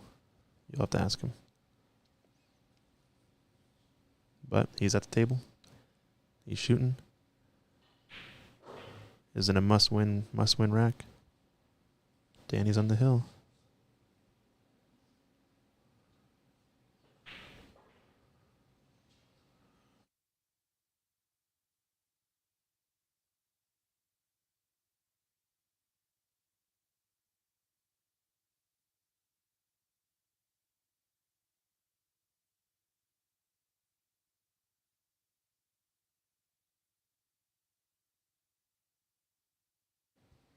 Nice shot there. Was able to check it up with some side. Shu Cheng saying Colin Sue has become a father. Late public congrats to him. Yeah, congrats to Colin on just having a baby. I hope everything's well. He does have a sweet. He also has a Rasson table at home. Oh man, a miss. Does it roll? Does it go in? Oh boy. Not a good miss there. He has left the ball on the rail, so it's going to be kind of tough to get on the 4, but Danny's on the hill, so Tom's in a must-win situation for sure. Yep, he's kind of shrugging his shoulders. He's like, yet another roll. What am I supposed to do?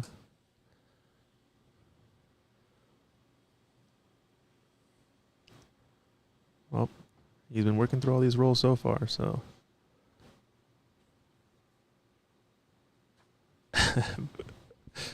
Oh, okay, you know him. All right, no problem, Bernadette. No big deal. It's just funny. I don't even know half of what's going on, so. It's going to be a tough shot here. The 4 doesn't pass the 8, I don't think, into the corner, so he has to come around the rails, I think. Or he just plays for the bank shot on the 4. At least I don't think it does. He could be trying to shoot this 4 up past the 7. Maybe the far right corner pocket. Yeah, he's looking at that line. I don't think it passes the 8, so he has to shoot it to the far right. And he could squeeze the cue ball between the rail and the 8 ball with some follow. And creep all the way down to the bottom of the table. Let's see.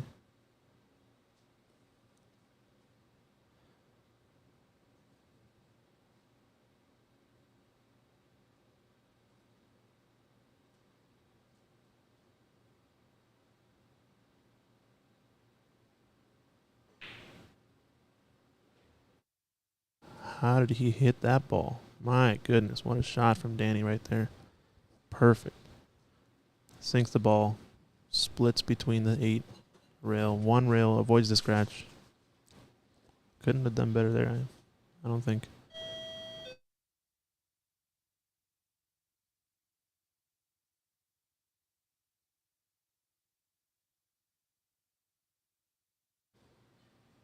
Nice angle.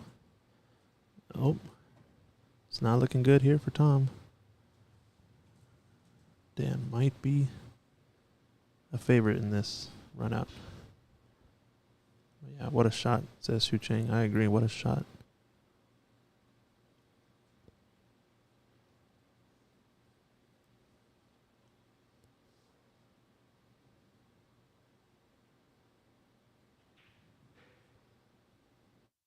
How's the speed? Doesn't want to be perfectly straight. Ooh, we came up a little bit short.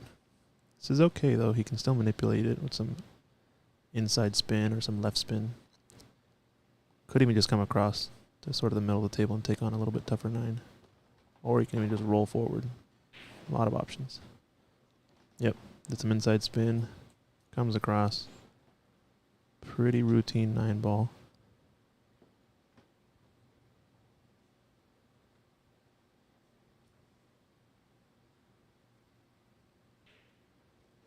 Sinks that, and that puts Danny for the win. Nicely done, Dan Louie. Puts Tom in 4th place. Congrats to Tom. Some awesome shooting. I think he goes home with about 275, almost 300 and change, 200 and change.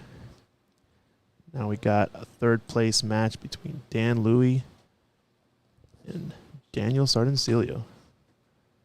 We'll be right back with that one. Stay tuned, stay tuned.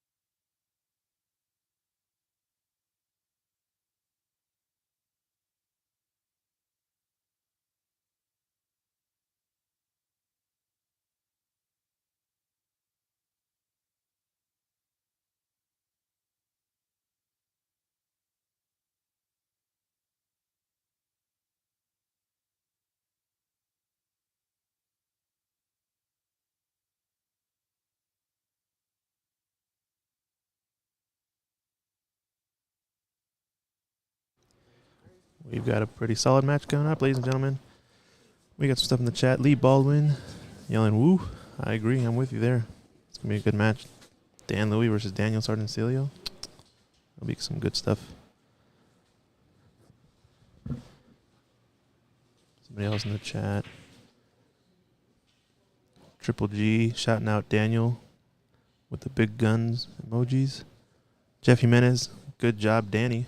Jeff Jimenez was in this tournament yesterday as well. Almost made it into the money. Played pretty well. Shout out to Jeff.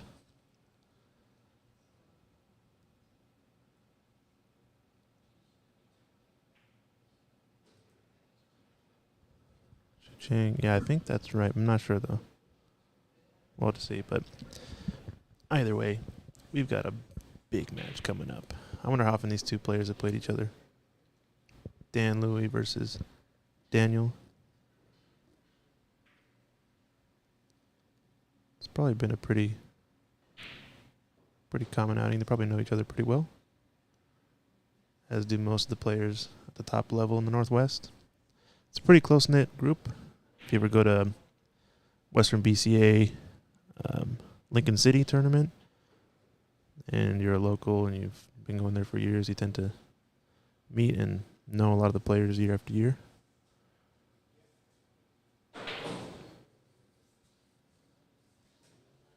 Anyway, we're almost ready to get started here. I think the players are just taking a break. Don't go anywhere. We're going to have a pretty good match. Winner of Danny versus Daniel is going to be playing against James Davey in the final. Race to 9. Must double dip, as we're playing a true double elimination. We're down to the top 3 players. I believe first place takes home 1,000. Second place, 500. Third place, 375. All these players well deserving of any of that in terms of their pool skill. But who can take it home today is the real question. We'll find out in a bit. I'll be right back.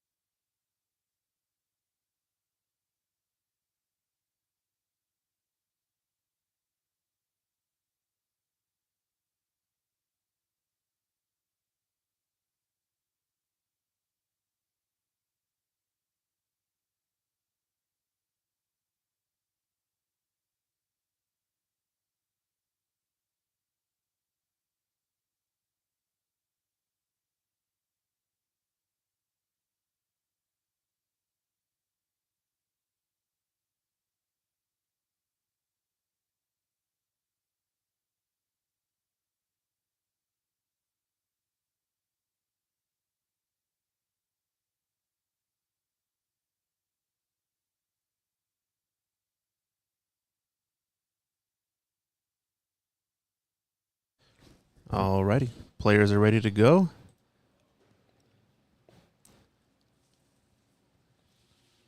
We're getting started here. Dan Louie versus Daniel Sardon Celio.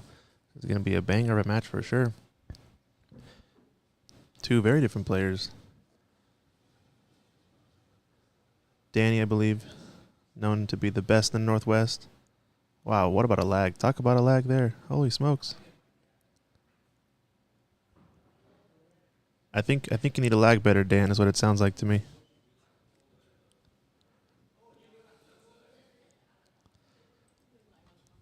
But yeah, two very different players.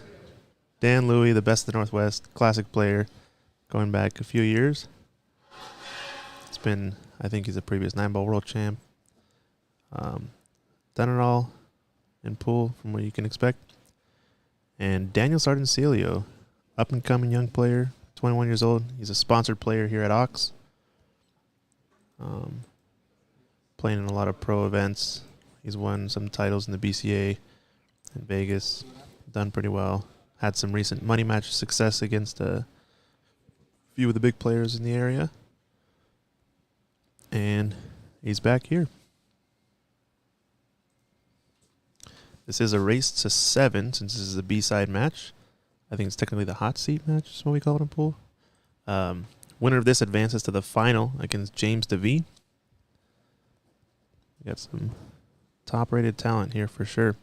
We got some comments in the chat. Triple G saying 3 of the probably the top 5 players in the state all in one 32-man tournament. It's kind of cool to see. Yeah, I agree. When I saw the signups, I was surprised. I had a feeling that Daniel was going to show up because he usually plays at a lot of our bigger tournaments. But when I saw Dan Louie sign up, I was like, oh, heck yeah. And then James DeVee was the dark horse that I did not see coming. When I heard James DeVee was signed up, I was like, oh, this is gonna be a banger of a tournament for sure. Triple G saying hot seat match is the point match, FYI. Okay, so the previous match was the hot seat between Daniel and Triple G. Daniel and James DeVee. Sorry, Greg, you've been posting too many comments in the chat. Your name's in my head already. Some more comments. Danny has probably forgotten more about pool than I know. Yeah, I could believe that about a lot of people. Any predictions out there? Anybody have any predictions on who's going to take this? Daniel versus Danny? They did play earlier in the tournament on the A side, I believe. Pretty early on. I want to say second or third round. And I think Daniel took it. I want to say it was 9-3 was the score. Yeah, so 9-3. Daniel won against Danny previously. I think it was in yesterday's stream. Unfortunately, we didn't have any commentary because I was still playing. Gotcha. Okay, so we're getting our terminology straight. So Patrick Nix's taking the kid 7-6. The kid being Daniel. It's one of his nicknames. From what I've heard. Pretty soon he's not going to be a kid anymore, though. Especially the way he's shooting.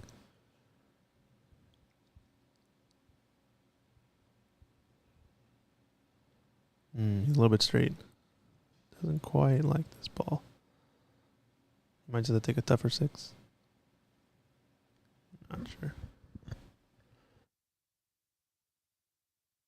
Yep. Just kind of muscled it over as much as he could. I think it'll do okay. Just makes this 6 ball tougher. A little bit tougher.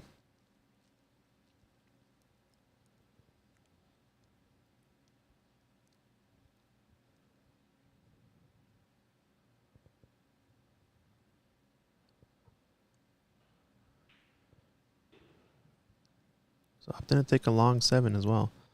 So he's playing a little bit more to his ball pocketing strengths, it looks like, as opposed to trying to get pinpoint perfect position when I think that's something we can all kind of benefit from sometimes. If you really trust yourself in making these long shots, you can kind of sometimes get away with more easy positions that give you maybe a tougher shot up next, but if that shot, results in another tough but easy position shot, then it's something you want to take. And I mean, when you can shoot shots like that, you'll take it. Holy smokes. Speared that ball in. No problem. You got a little bit flat on this 9, but still, that 7 ball was spicy. Oof, rolls it in. A little bit of a tap on the point, but Daniel taking the first rack. Goes up 1-0. Break and run to start the match. Not bad.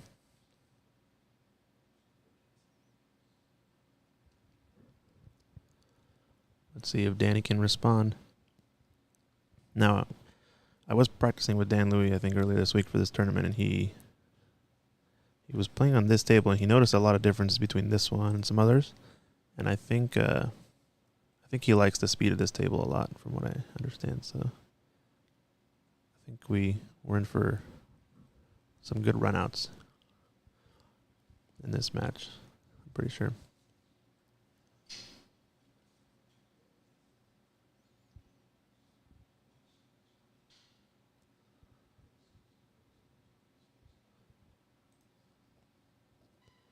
It is alternate break format, race to 7.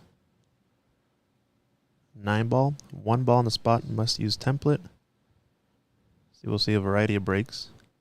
I think in the next tournament we might enforce some different rules in the break. Maybe we'll put the 9 ball on the spot, or we'll do the 3-point foul rule. Who knows? There's a lot of options to do. Might even play 10 ball. We do have some rumors of a 1-pocket tournament coming up in a bit. That's in the works, so keep an ear out for that. And Dan Louie's got a solid opening shot, solid layout. I don't think the 6 is that tough of a ball. Maybe getting from 6 to 7 might be a little awkward, but everything's out in the open. You'd expect him to get this run out, but you never know.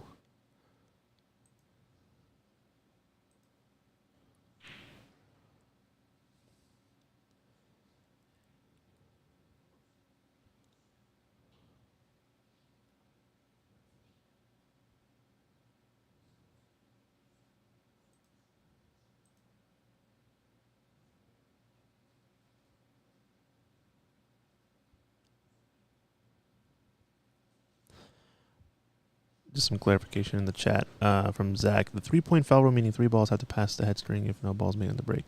Yeah, sorry, that's what I meant to say. The 3-point rule. So the 3-point rule on the break means it must be a legal break if 3 object balls pass the head string or are pocketed. So any combination, as long as any combination of those 2 things, passing the head string or going in a pocket, is 3 balls total, it's a legal break. Whether or not you made a ball may or may not let you back to the table. Oh, unfortunate miss. You hit that ball. It's too thick. Seemed a little bit, maybe because he was outstretched. Tough shot. Danny gives his classic whoops. Walks back to his seat.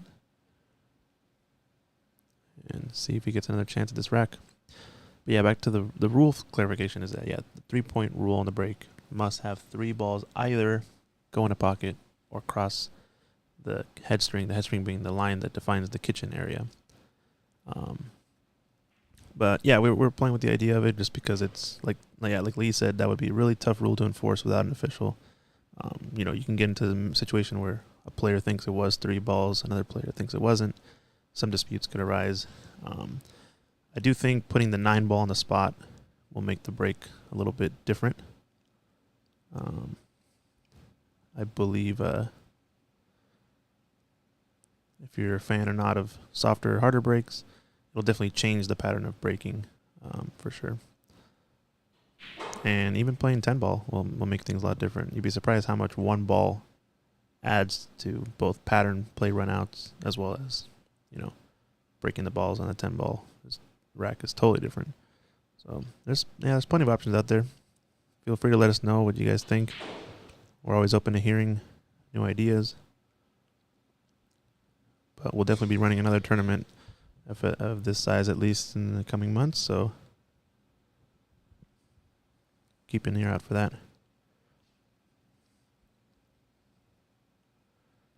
Yeah, Zach's saying he was watching Federer Gorse versus SVB Derby City match. I think Jeremy Jones was doing commentary, and they were discussing how they are not fans of the 3-point rule. Yeah, I could totally see that. I think it's a rule that's played mainly on the Euro Tour, from what I hear, Euro 9-ball Tour. But yeah, this has its benefits and drawbacks. You could obviously still, I think the idea is to motivate breaking really hard, but you can still break really hard and not satisfy the 3-point break rule. So it's definitely a trade-off. It's not a perfect rule by any means, but if all the players are given the same set of rules, then you can't fault them too much, because it's technically fair if everybody knows what the same rules are going into it. So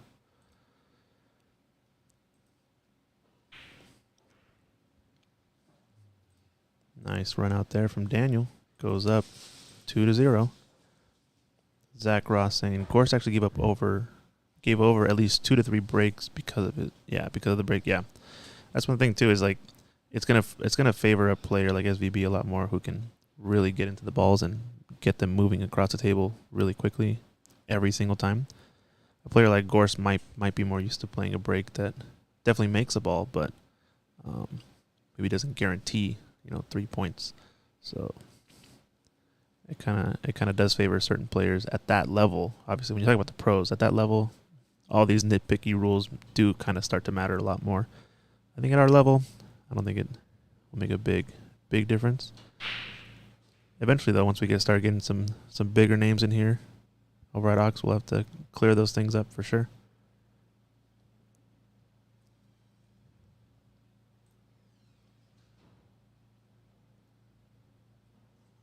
Oh, Daniel's looking like he's got a good layout here. I did say that about the last rack, though, I guess. So could be commentator's curse.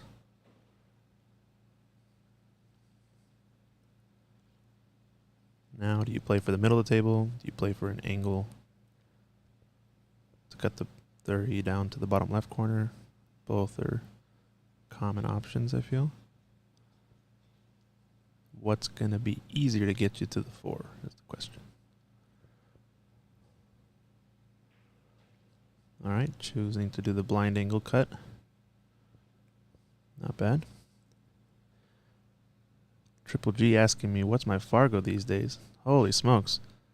I don't know if you're privy to that information. I think you have to consult my licensing office in order to figure that one out. No, I think you just look it up, honestly. I don't know. I think it's like 5 something. I need to play more. I think it's still too low.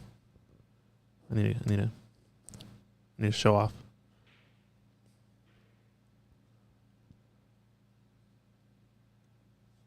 Nice shot. Good speed. And what's my game of choice? I mean, I like a lot of rotation. A 10-ball, 9-ball is good. I do play in an APA league that does 8-ball and 9-ball. Don't play enough one pocket. Oh no, he missed. Oh man. I think he was just a little focused in the position, maybe. I mean, it kind of was a finish, kind of awkward cut. But the way he's been shooting, you'd expect him to make that all day.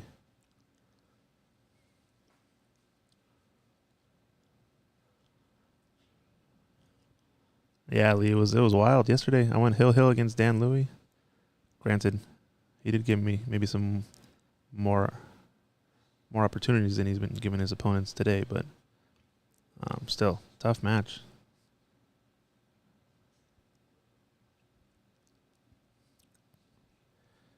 Games of choice, though. Straight pool does sound fun. I have played straight pool a bit. I believe Tom Mackle and I played straight pool one time in a race to 300 or something. That was a fun match.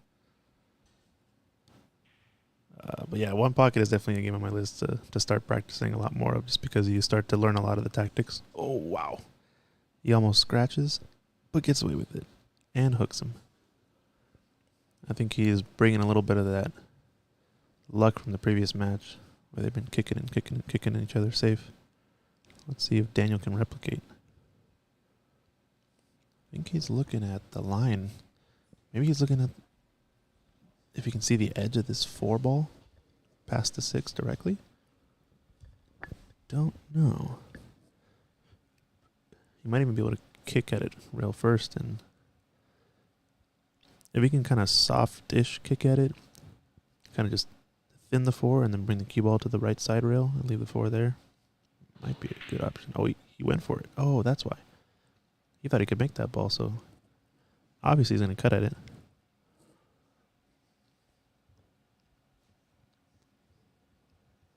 Wow, what a shot to take on. I did not expect that, but would have been a zinger of a shot if he'd made it. And that's why he's playing in this match, and I'm not.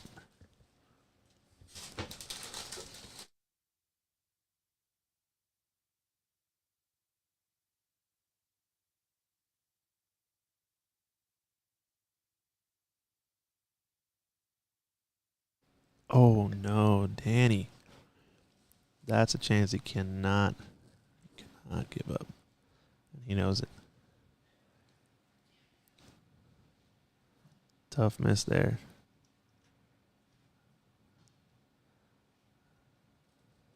It's one that we're not used to seeing from Dan Louis.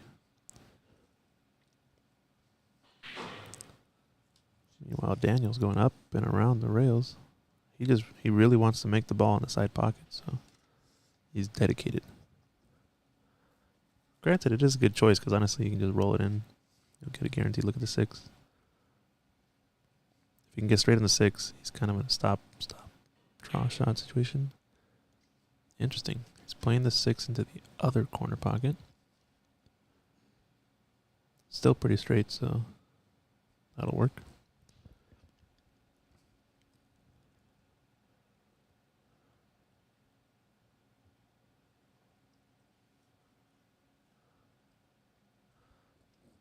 Yeah, Triple G, I feel you there. I feel like anytime I make comments and it's a monster of a player, I'm just like, well,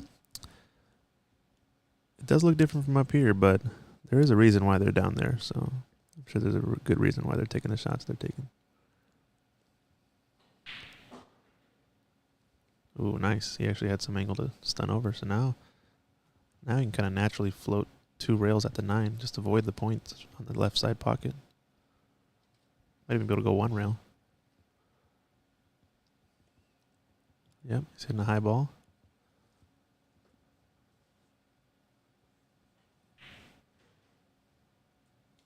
Two rails, hit the 3rd diamond.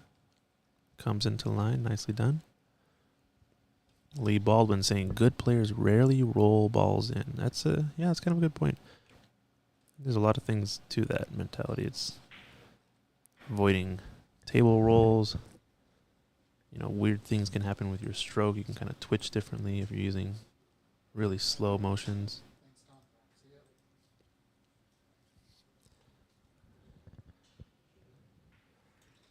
That puts Daniel 3-0 up. Dan Louis breaking. That's how quick it can happen. One mistake turns it into a 1 rack deficit. So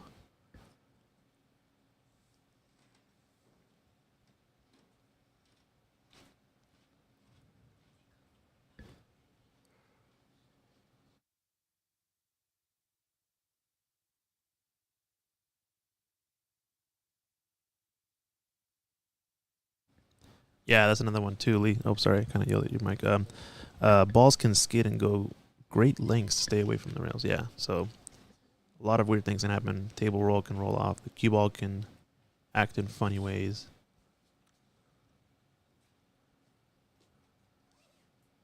Contact on the balls when it skids tends to only happen when you're kind of rolling balls in. If you ever rifle them in, you're never really getting skids, you would say, right?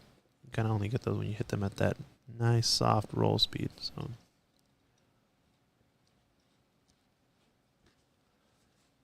Dan Louis got a nice starter here, though.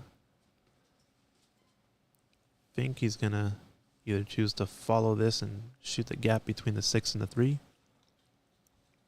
or he's going to kind of draw down below. Let's see what he does. Looks like he's playing a high ball, I think. Stun.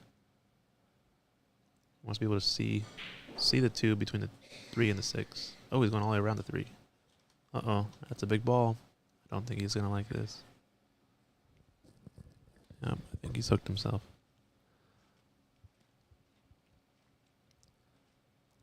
It seemed like he needed a lot more right spin to manipulate the cue ball to pass the 3, or just with speed, I guess. But the way the ball kind of sat, I think if he just hit a high ball, he probably would have gotten in the window between the 3-6. But I'd imagine he wanted to get straight on the 2. That's probably why he went that route. It makes a lot of sense. Oh, he's looking at the rail first. What are his odds here? Rail first, at least thin the 2. He's going to put some swerve. This might be a really sweet shot. Oh, how'd he hit it, folks? My goodness. Does he get the spin to take? Oh, man. Make a killer shot and leave another hook shot. Wow, no love there, but what a shot from Danny. A swerve, rail first kick to cut the 2 down the rail. At least this might leave him a little bit better chance at a safety, hopefully. Separation of the balls. How's the roll? How's his luck? Not too bad. I think he's going to like it. At least from where he was before. He'll take it. That's for sure.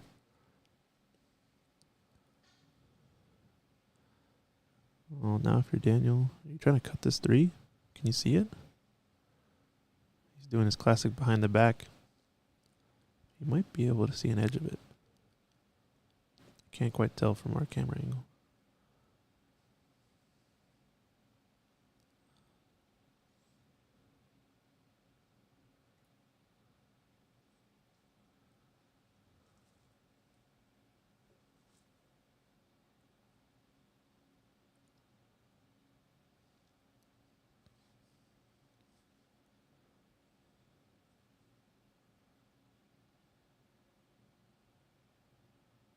Yeah, he's taking his time rightfully, but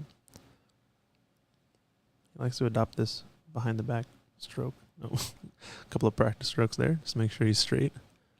It's a super thin cut. Yeah, he's shying away from it. I'm not sure if I prefer that, but I feel like he would have taken the kick shot maybe sooner if the 9 wasn't in the way. So I think he's going for it, outstretched. He needs an extension. Yep, I think that's what he's going to go get. Yeah, this is just too thin of a cut and too precise of a cut, because it might be that he can cut this ball and make it into the thin part of the pocket, and that's why he has. Otherwise, he might hit the 7. So it's got to be really precise. Yeah, it was going. It just needed speed, but he has left a tough shot for Dan. Yeah, he's pointing his finger right where he wants to hit on the rail. We go rail first and cut this ball in. Worst case scenario, he rattles it. Another case scenario is he could kind of brush off the top of the 3, bump the 3 up along the left rail, separate the cue ball to the right half of the table, and leave these blockers in the way. You kind of want to be in between. You don't want to be in between. You want to hit that shot, or you want to cut the ball in. You don't want to rattle it.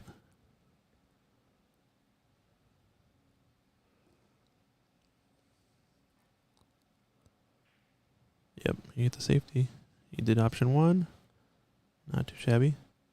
He did live an edge, so it's more of a containing shot, because Daniel might be able to lock him up here. He would have liked to use the 7 and 9 as blockers.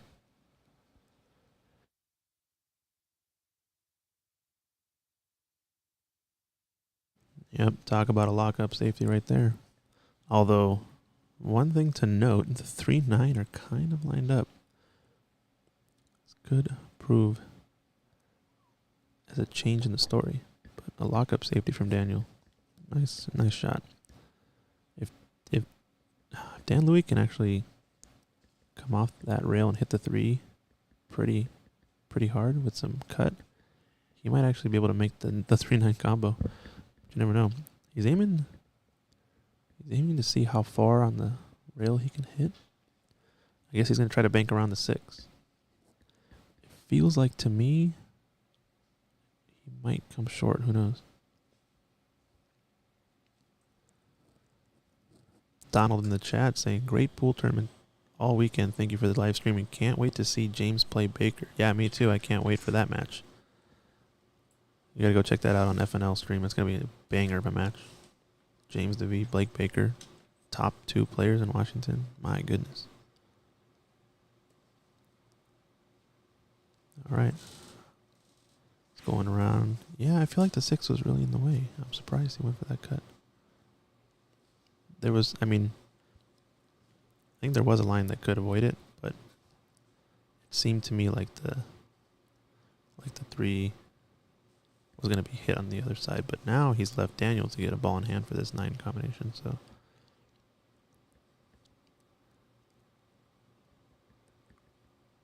seems like he at least wanted to disturb the cluster in some way. I don't know. It was a tough shot. The 6 was like perfectly in the way. Oh, and Daniel misses it. Oh my goodness. Does he leave a shot though? Not really. That's the second miss on a 9-ball combination I think we've seen. He shot one earlier. Maybe it was today or yesterday. I don't remember, but kind of a longer distance combination. This one feels like a little bit more of a gimme, but still not. Never guaranteed when you're doing combinations of any distance, really, especially on the 9.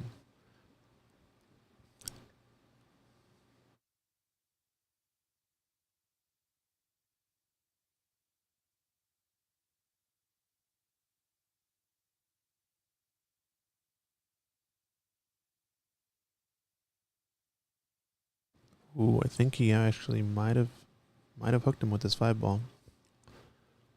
If he did, not too bad. Fortune favors the brave. I think he was playing to get behind the 7, probably, but he'll take either ball as a blocker.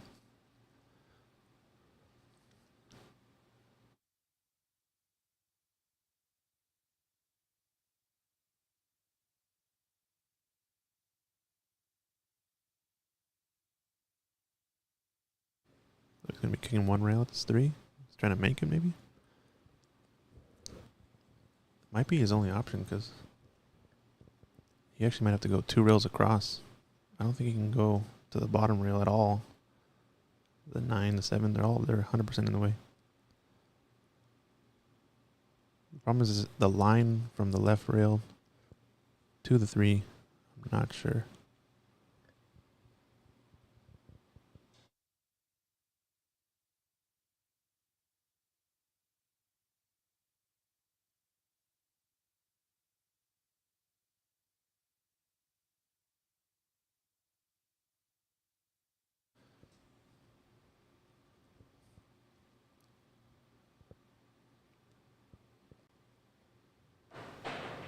Oh, he did a jump shot over the 7. Wow. Oh, but what did he leave?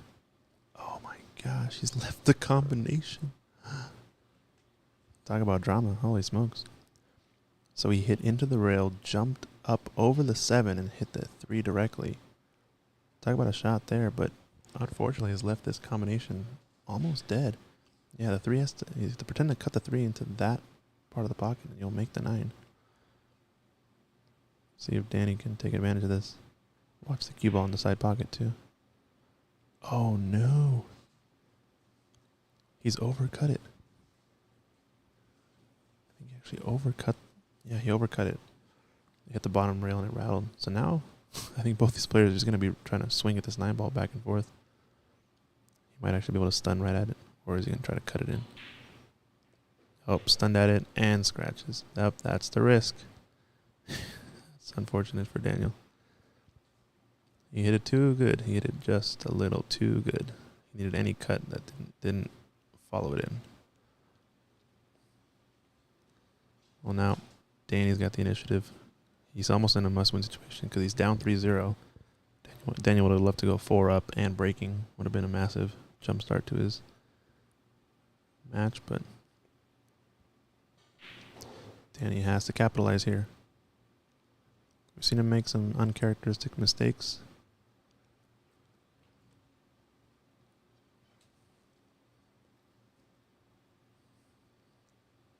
Can he pull through? We just posted a link in the chat as well. We have a lot of events coming up. We are going to be hosting a tournament here at Ox. September, I think it's 10 through 11. It's going to be a qualifier for determining one of the spots in the Northwest Cup. Yeah, September 10th through 11th. If you don't know about the Northwest Cup, it was an awesome tournament we ran last year. Team Washington versus Team Oregon.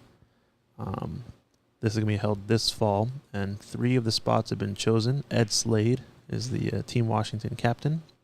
He's chosen 3 spots. One of the spots is going to be up for qualification, and if you're in the range between Fargo's 600 to 650, current Washington resident, winner of this tournament, races to 5 and 9-ball, are going to be in Team Washington for Northwest Cup 2022. So make sure you keep a lookout for that. I think that just got announced a couple days ago. So if you're interested for playing for Team Washington, make sure you come out here. I think the range is 600 Fargo to 650.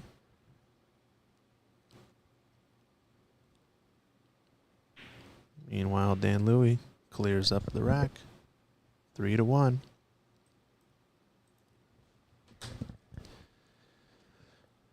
Jose Santiago in the chat. The qualifier attorney says between 600 and 650. What if you're close enough? Smiley face. Yeah, that's a good question. I'm not sure. I think you'll have to reach out to Ed Slade for any of those questions. I believe he's going to be the one running it.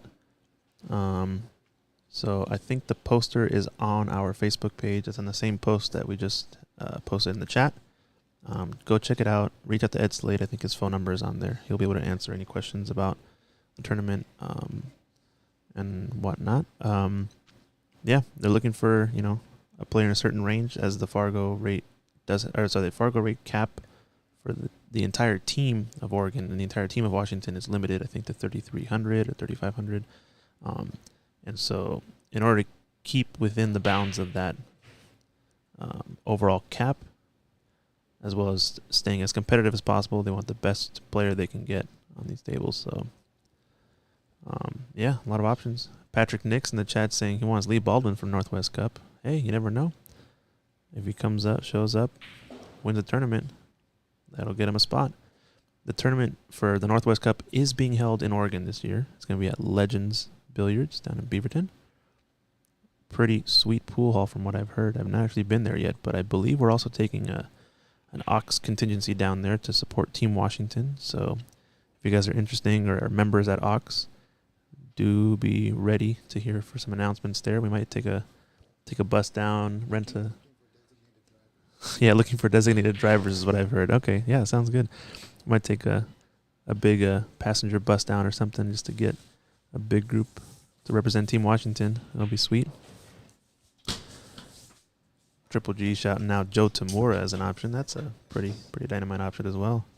But yeah, go reach out to any of the folks you know that are in that 600 to 650 range and ask them if they want to be part of Team Washington. We are having a tournament to give away that spot. Got Lee Baldwin saying Bobby Campbell. There's the man, Ed Slade, in the chat. Ed Slade, you might get a little bit of a blow up of some text messages here. We just announced your tournament qualifier for Team Washington. We have some questions on if players can, players that are close enough to 600, are they eligible to participate or not? Meanwhile, this whole time, Daniel just been running this rack like nobody's business. I think it's a second break and run for him in this. Puts him up 4-1. Nice job from Daniel. I don't believe we know who is currently selected for the team, but we will find out soon, I'd imagine. But this will be for one of the spots. I think there's a bunch of restrictions and qualifications on who can be on the team, how many of certain whatever player can be on the team. So talk to Ed Slade. He knows all the rules. He's Team Washington's captain. and he'll be hosting the tournament here at Ox to determine one of the spots. Exciting news. Should be an awesome turnout. I'm sure we'll get some dynamite players. I think it's going to be a 9-ball race to 5, which is the format of the tournament over at the Northwest Cup. So mimicking the exact style of it will be fun.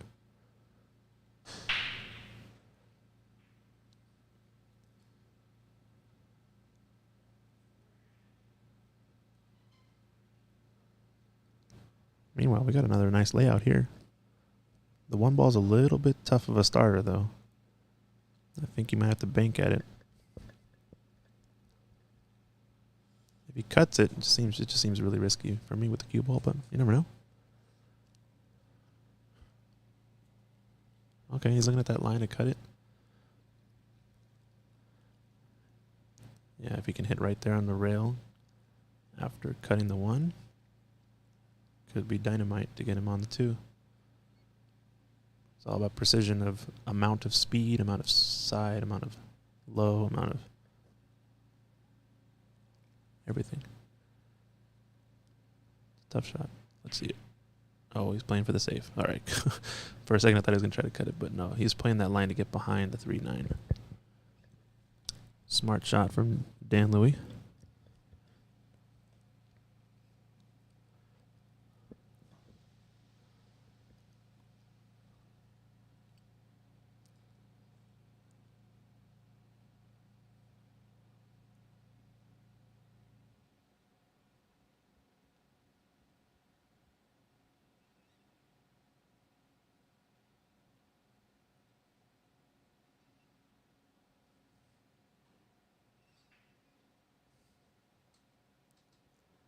Ooh, how to hit this shot? Is it going to leak out?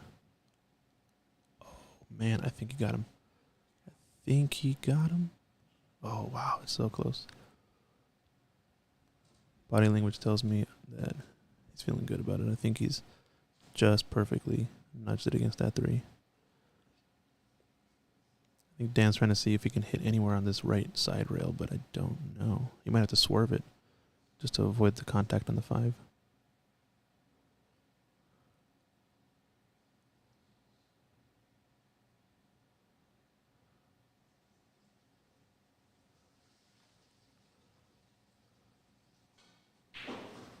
Yep, he could hit the rail.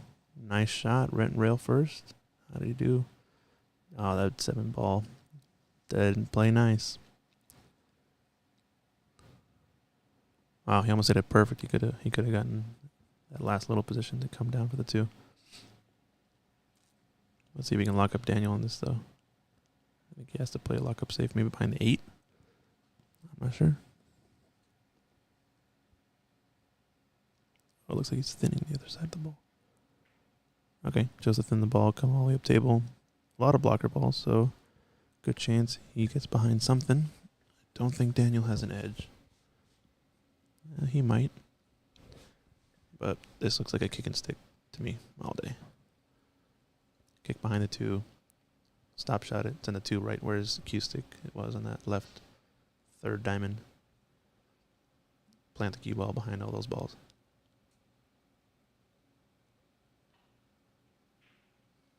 Oh, baby. How's the speed? Nice shot there. Perfect. He keeps using that 3 ball. He must like the 3 on the safeties.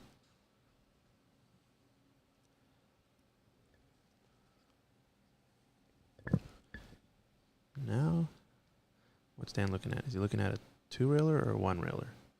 3-railer or 1-railer? I'm not sure.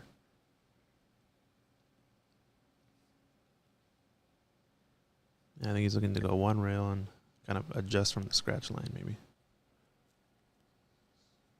Tough safety battle here, back and forth. It's a big rack because 4-2 down versus 5-1 down is a massive difference, and knowing that Daniel's breaking next.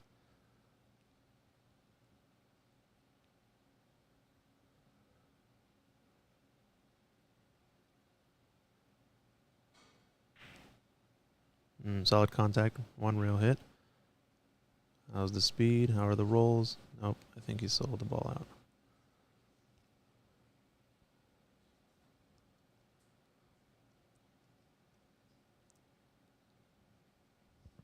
Now, I think if this 3 ball passes a 7, he's probably on the toughest shot.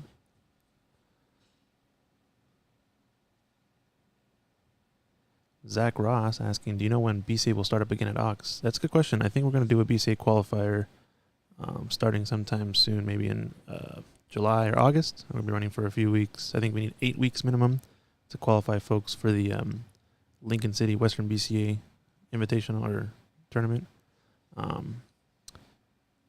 Nineball championships, I think, are for the Western BCA this year at Chinook Winds Casino. That'll be the goal. Get a qualifier started sometime in the summer. Play for maybe 10 to 12 weeks. And qualify folks for Lincoln City.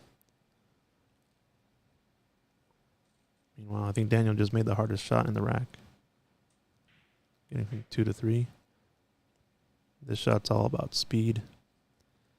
Now all the balls are pretty nicely out in the open.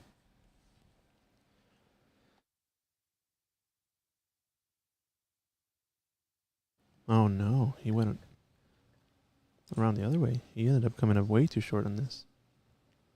Wow. He must have had a good amount of angle on that 5. It does cut in the corner, it looks like. All right, legal shot. Rattles it home. Nicely done. Good example of not doing a double hit when the cue ball stops perfectly after contacting the 6.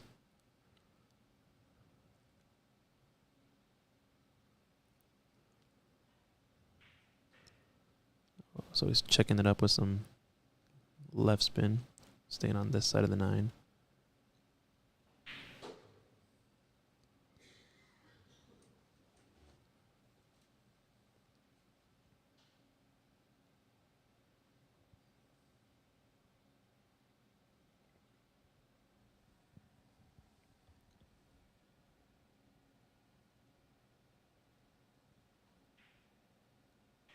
And sinks it home. Nicely done. Daniel goes up 5-1. And breaking.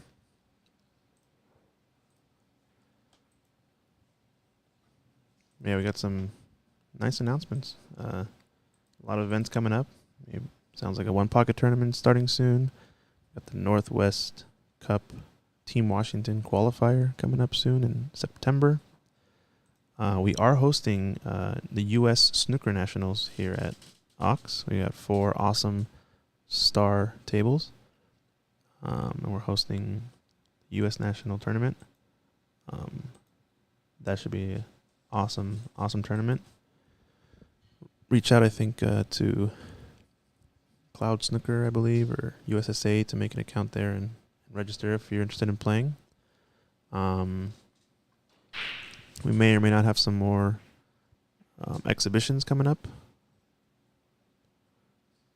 And yeah, a lot of events. Some more tournaments, hopefully just some more snooker tournaments, some more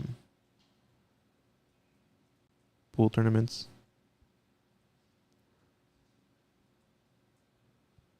Let's get this stream going. Let's get some more events. It'll be fun. Ooh, looks like he did hook himself on this 3 with the break. Always seems to be that last ball rolling, huh? Okay, so he's pushed out to a pretty tough spot. You're queuing while jacked up over the 8. I think Danny Lee wants none of that. He doesn't even want to try it. Just looking at how the rack looks right now, too. I mean, where the 5 ball is, I don't blame him.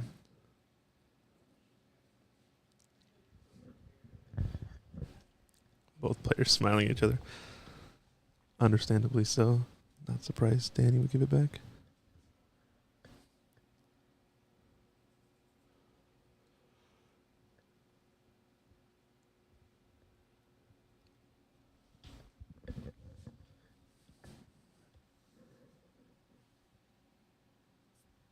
Let's see how good his elevated queuing is. This is one of the toughest parts of Q Sports, honestly, is whenever you're elevated like this on a ball. Just adds so much more difficulty to the shot.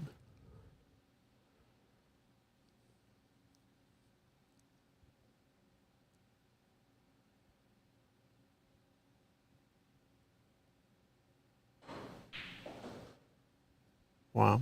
And he spears it in, no problem. Is he going to be jacked up again? Oh, no. My goodness.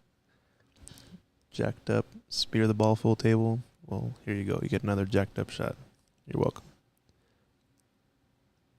Your friends, the pool gods.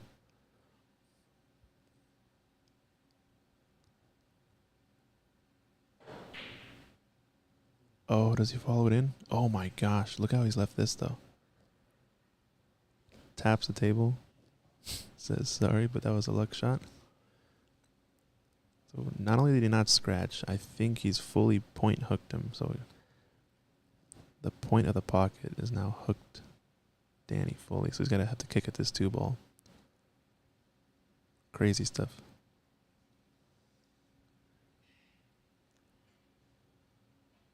Crazy match we have going. Holy smokes. If you're Danny, you got to feel like you have not gotten any rolls on either of the past 2 matches. My goodness. Nice hit on the 2. How's his luck? Oh, looks like he sold out the 2-ball. And if anything, he just made the rack a little bit easier by getting the 7 out of the way, because the 5 is still the problem, but 7 was kind of an annoying ball to get on the 5. But now it's a little bit more clear, hopefully. Depends what angle he gets on the 3. I don't think he can play for the 3 in the side pocket. Maybe he can.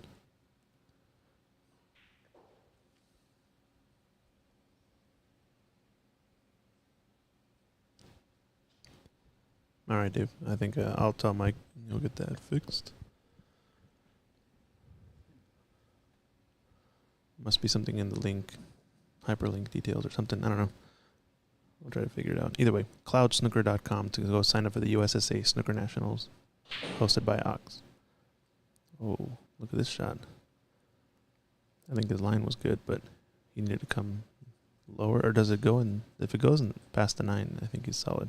Oh, yeah, it goes all day. All right, he's good.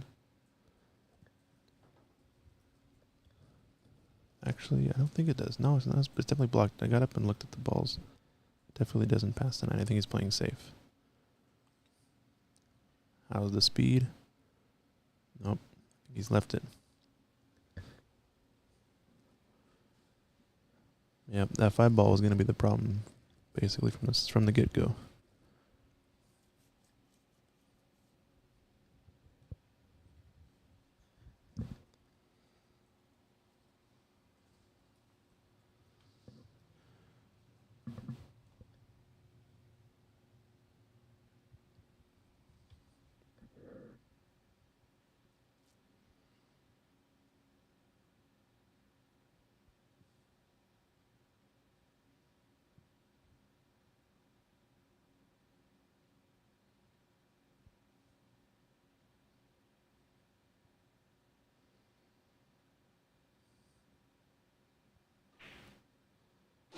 Wow. Perfect cut by Danny. How's his position here? My goodness. Nice shot there. Even though he didn't quite get perfect, I think he'll take it. He's going to go around the 9 ball, it looks like. Between the 8 and 9. 2 rails between the 8 and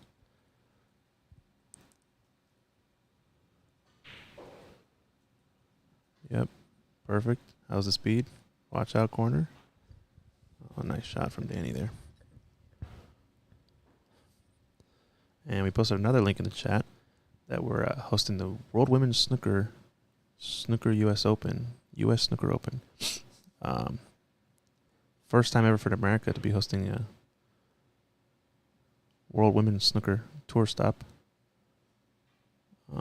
So do keep an ear out for that. It's going to be an awesome stream. We're going to have a lot of crazy snooker players coming to join us here at Ox. It's going to be a sweet sight to see. Oof, nice shot. Spin, speed, pinpoint perfect. All right. Daniel concedes the rack. Dan Louis gets 1 closer, 2-5. Dan Louis breaking, I believe.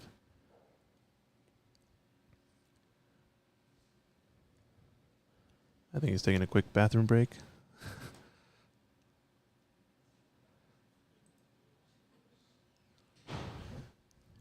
We got a little bit of a smallish crowd here going. We got Toshi and Sue hanging out, checking things out.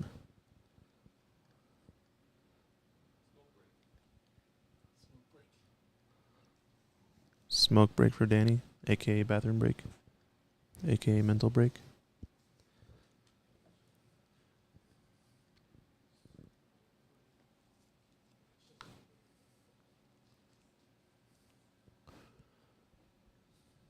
Ooh, Jack Ramsey in the chat.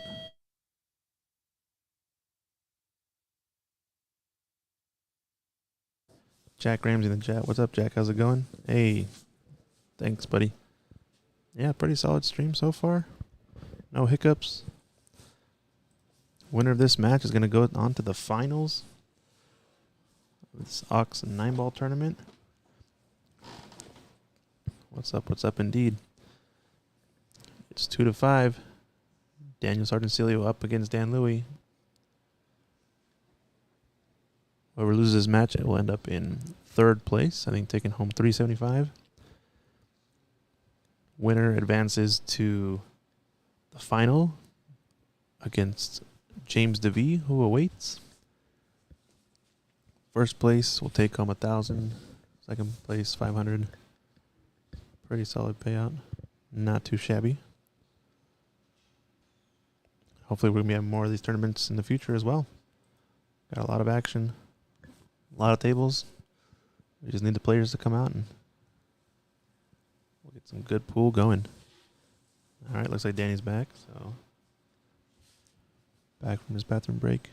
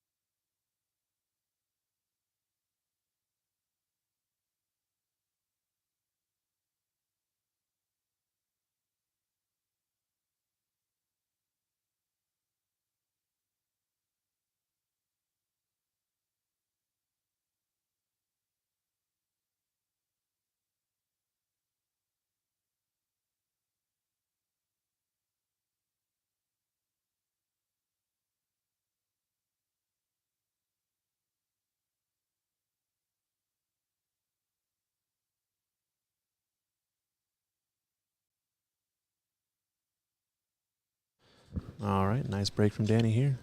We're back in locked and loaded, ready to go. So Daniel's one away from the hill, and you better believe he's going to have a good chance to break and run his next turn. So Danny must feel like he's in a must-win rack here. He's got to put some sort of pressure on Daniel.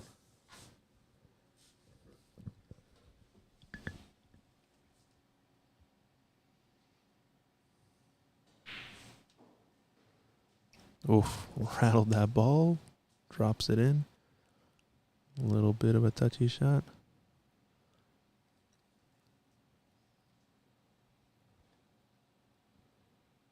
But sends it home nonetheless.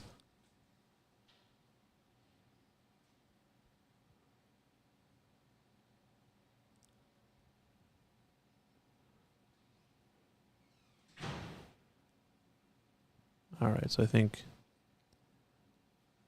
if he gets on this 5 in the middle of the table, he's just going to want to play middle table position for the rest of the rack almost. All these balls on the bottom are kind of in a fanned out position. Pretty straightforward. Just maybe getting from 6 to 7 will be the kind of the weird shot. Oof, I think he's a little bit flat. He wanted to get more out of that cue ball. If he got to center table, he was going to be perfect. But now I think he's going to have to go around something.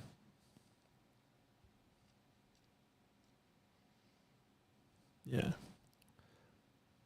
If he was close to this 5 and in the center of the table, he could just drop back a few inches. But now I think he has to go around or go 2 rails.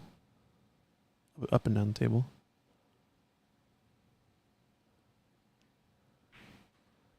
All right, don't hit the 7. Oh no, he hit the 7. I think he needed some check side to avoid that 7. Still has a shot though. Might be playing it safe. 8 and 9 are good blockers.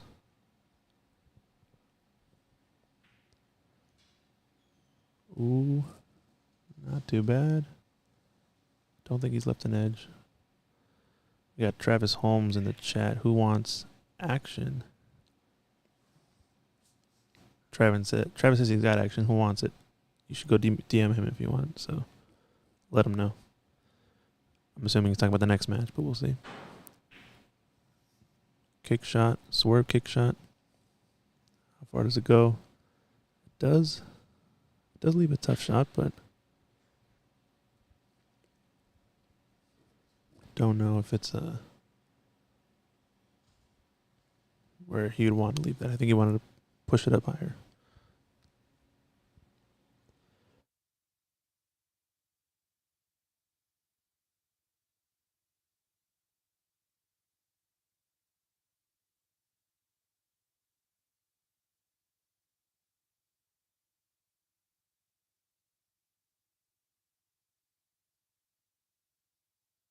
Ooh, nice shot from Dan Louis there.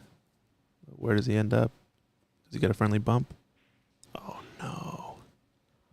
Oh, no. I think he's hooked himself fully.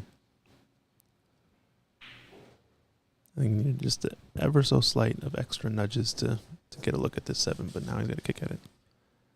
Wow. Good shot in the 6, though.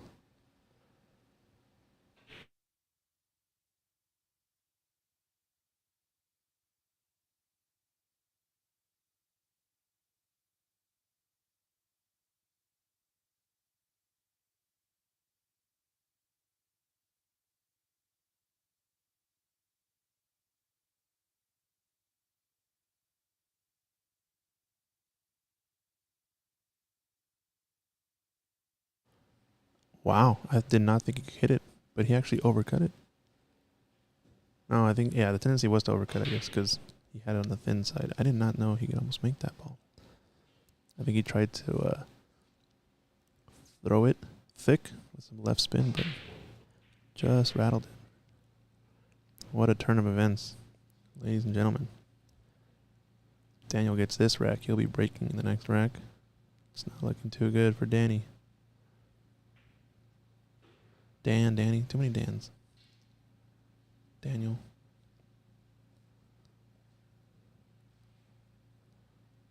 Oh, Ramil saying that the 9-ball moved. Well, as PCA rules go, if there's not a ref there and the other player doesn't call it, it's not a foul. Any discrepancies go to the shooter. Either way, Daniel clears up, is on the hill and breaking.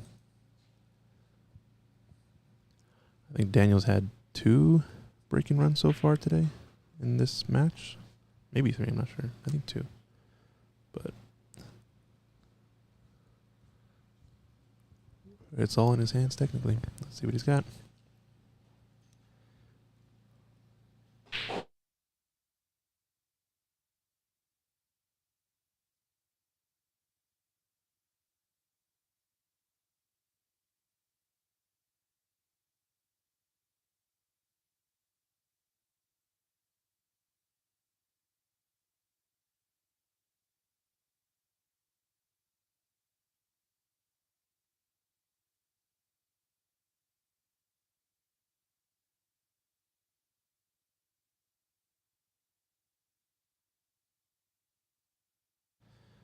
All right. Daniel with a chance to close out this match. Where's the 1 going to end up? Oh, we got a nudge. Is the 8-ball come to play? Not quite. Oof. So he's got a shot at the 1, but there's 2 balls in a very precarious position to get to. He's a little bit too straight on this 1. I think he's going to have to juice this ball. We're going to see a little bit of action going on here. Let's see it.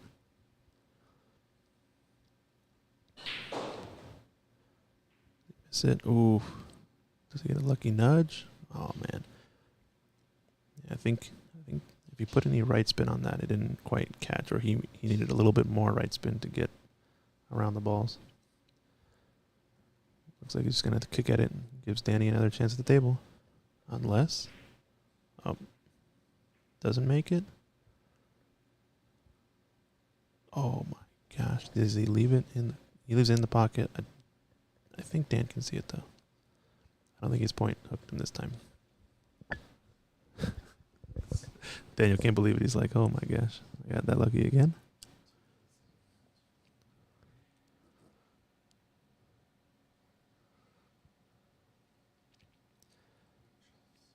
We got 55 total viewers watching. We got 47 in the Facebook chat. Make sure to share, like, follow us on Facebook, YouTube, Twitch. Hopefully be streaming some more stuff coming up soon.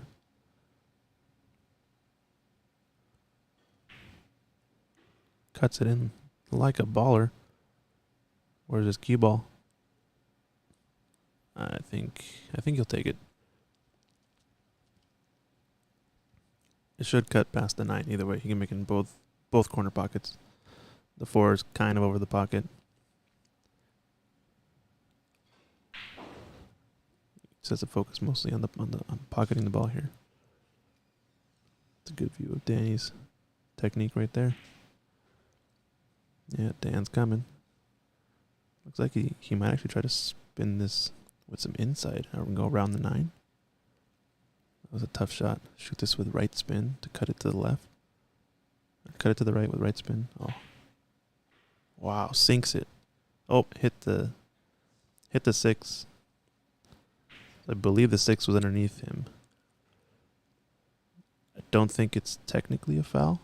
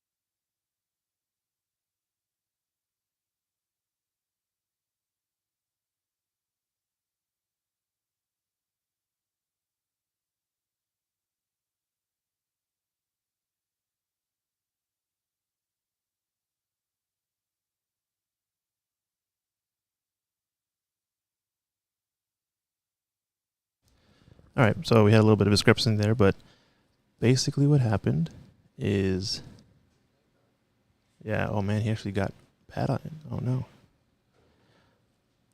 So basically what happened was that Dan Louis hit the 6 that was basically placed where it is now underneath his body as he was cueing. And we're making a, I guess,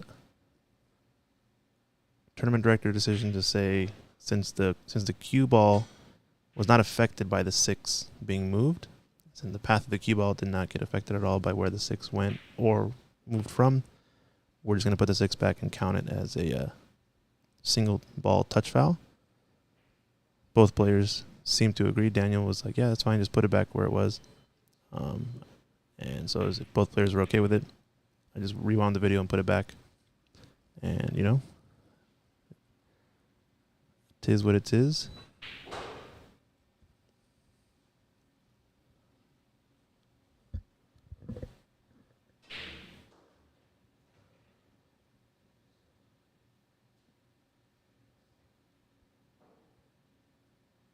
Anyway, moving on. Looks like where the 6 was actually did play a role anyway, so Dan wasn't able to quite get on it, and he's actually hooked Daniel on this shot. We'll see if it makes much of a difference or not.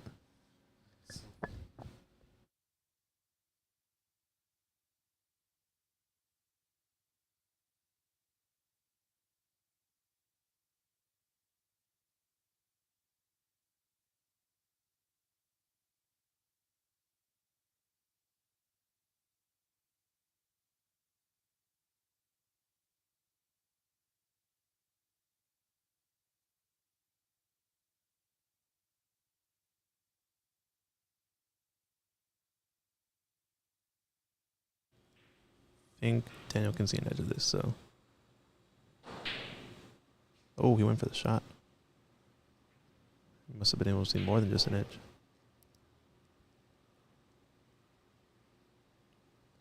Now he's left a thin cut. I think Danny does have an option to run this out. It's going to be a tough speed control to get on this 8.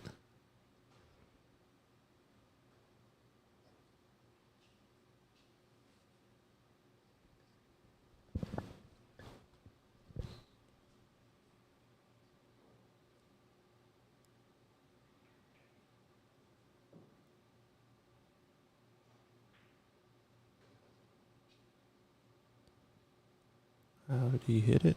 Not bad. I think he's going to have to go one rail up and down around this 9, but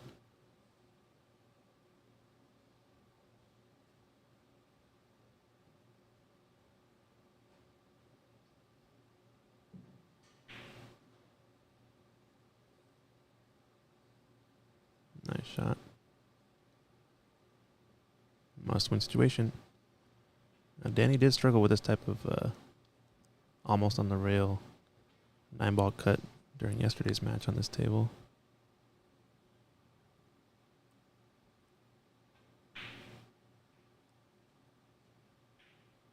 See how he does today.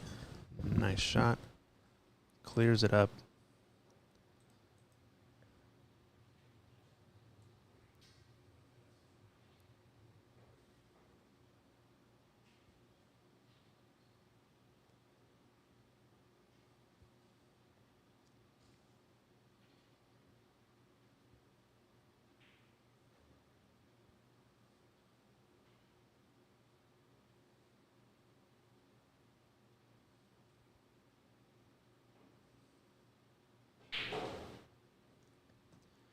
And we got a rare sight. We got Toshi over here on table 5, shooting around with James Davey, just messing around while James waits for the finals to start. Oh, nice shot from Toshi. Rifles that ball in. Let's go. He's still got it. He may have hooked himself, but he's still got it. That's okay. He's shooting the pink.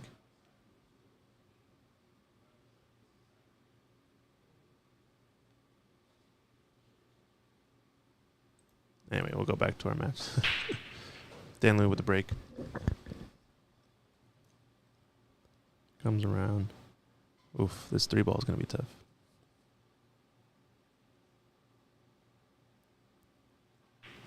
Yeah, the good starter on the 1, but the 3 is the problem. It's because he has such a narrow position window to play into from the 2. If he plays a 3 in the bottom left, it's going to be tough.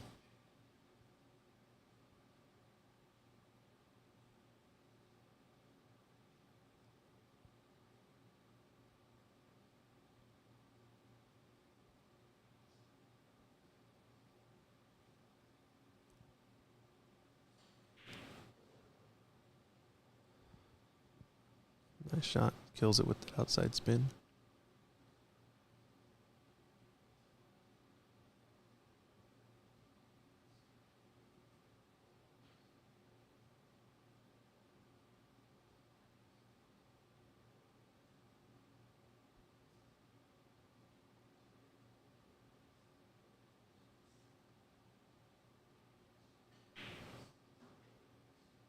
All right, this is the key shot. How is the speed? Ooh, I don't know if he got there. I have to go rail first. Such a tight window to play into. It kind of looks like he might be shooting at it. To me, it feels like he has to go rail first, though. Always hard to tell from this angle what the line of the balls look like.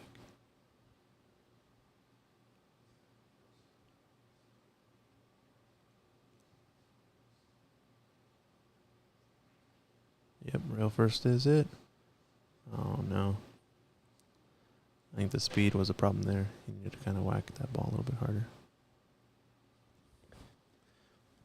Even if he makes it, I guess if he makes it, he would have been thicker and he would have had to look at the 5. So, yeah, it probably was the right speed, just a little bit off on the angle. Oh, now Daniel's got a chance to close out this match. These 5 balls between him and a rematch with Davey in the final.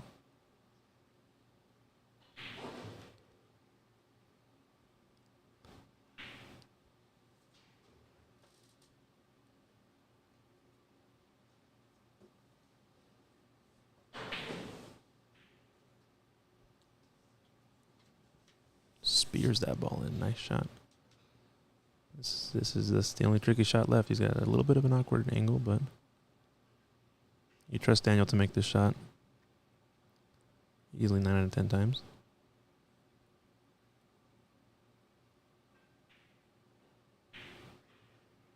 Nice shot there. He's going all the way around to get in line with the 8. Nicely done. Now he can follow across, follow one rail, shoot the 9 on the side, or stun across, shoot the 9 on the other side, or in any of the corners. Looks like he's opting for this top left corner. He came a little short, but still pretty close. This 9 for the match. This 9 had put him back into the finals. Nicely done from Daniel. Gets the match 7-3 over Dan Louis. Now we got a rematch in the finals. James Davey, Daniel Sardon Celio. First and second place, a difference of 500. Dan Louis takes third place, wins 375. Awesome stuff. Good looking match. Looks like the players are Daniel's gonna be taking a little bit of a break. Maybe we'll.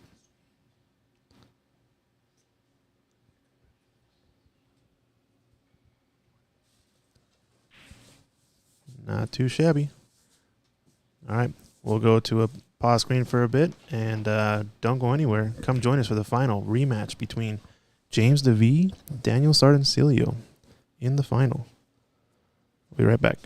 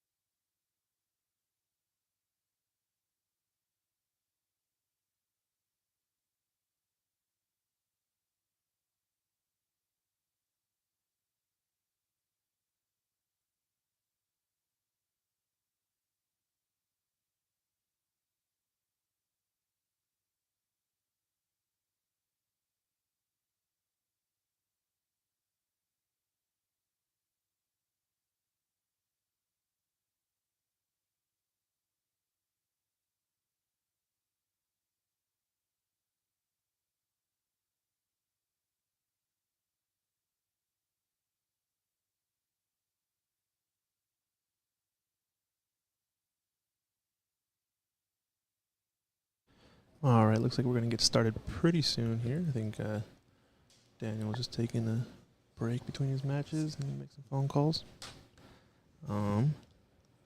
But yeah, this is going to be the final. So it is a double elimination tournament, and James is still on the A side. They're going to be playing a race to 9 first, and it's a must-win for Daniel. And if he wins, they go to a race to 7 because they'll both be on the B side. And this is for all the marbles. Winner takes home 1,000. Second place takes home 500.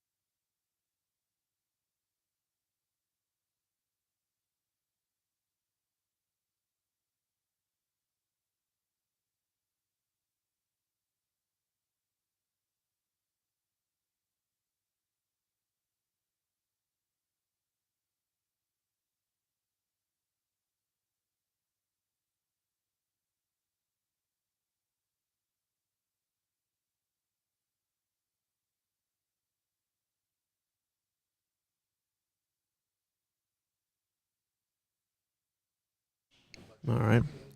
Looks like both players are ready to get started. And we are rolling. Race to 9. Rematch. James Davey versus Daniel Sardon Celio.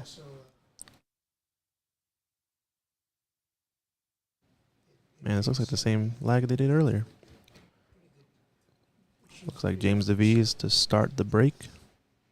Alternate break format. This is the final. Playing for a difference of 1,000 and 500 bucks. Entry of 125.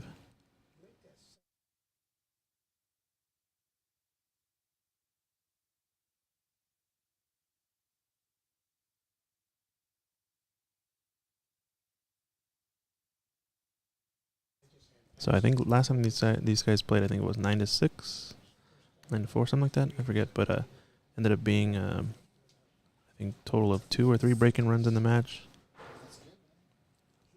So I expect to see a pretty high level of play here in the final.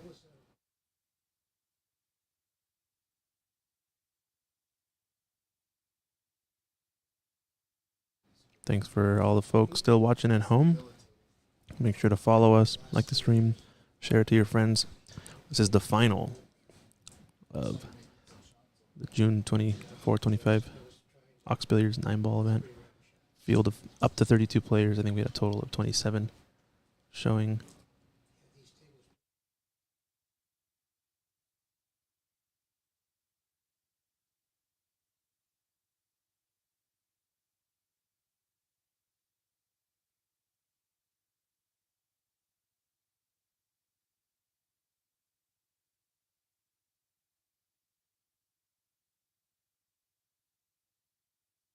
And we're off. Makes the 1 ball on the side, makes a couple other balls. Doesn't get a good look at this 2 ball is the only thing.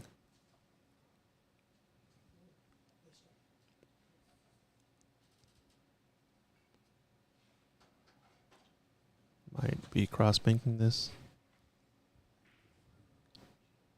Playing the safe up table. How's the speed on the 2 ball? I think it's pretty solid. All right, we're ready to rock and roll. I think last time we started off with a break and run, so a little bit of a different start, but still should be a tough match nonetheless. Both players went on the full A side all through yesterday to get to today. Oh no, Daniel.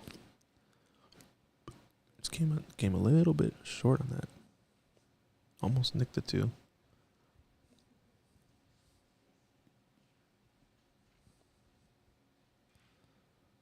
Now a fairly open table for James. He's trying to play there on the 3 ball to get to the 6. Where we pointed his cue.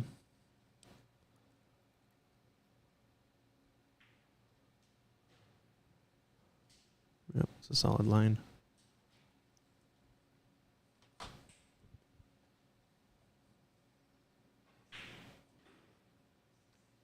It's interesting. He had a little bit of like a body shift as he did that slight stun draw. I wonder if that's what he uses to kind of control speed.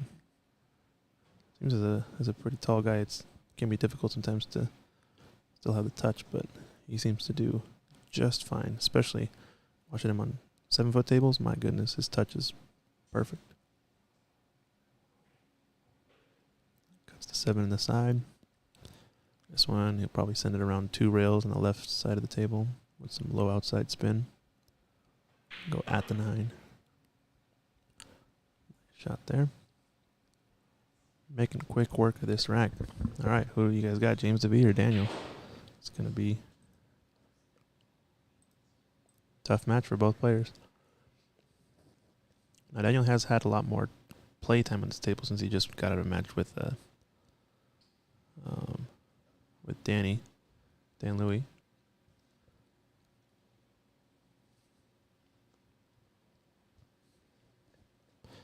Shu Cheng's saying... Shu Cheng says your t-shirt looks cute. Your shark tee looks cute, he says. Shu Cheng. All right, Shu Cheng, he gives you the thumbs up.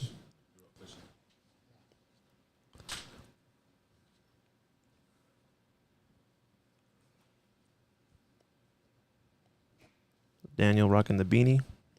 He is a Ox sponsored player. Showing us what he's made of. All right, somebody's calling it in the chat. 9-6. Could be. I think James did win 9-6 earlier today in their winner side point match. I think it was the hot seat match, as I was learning today. Nice shot there. Now Daniel has had a pretty good break and run percentage off of his breaks, at least in the last match against Danny. So I want to say he had like 2 break and runs out of his 4 breaks or so, 5 breaks. Looks like Shu Cheng is going to take Daniel this time, so you got some action.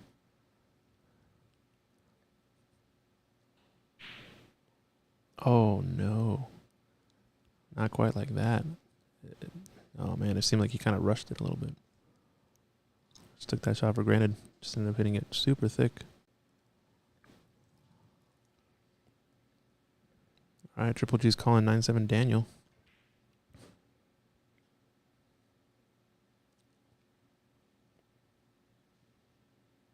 We got some action, folks. Let's see what he can do. Not if this man has anything to say about it. No, I think the 6 goes pretty clean. It could be in the really awkward spot where the point's in the way, but I think it just goes no problem. Yep, he wants to be right in the center.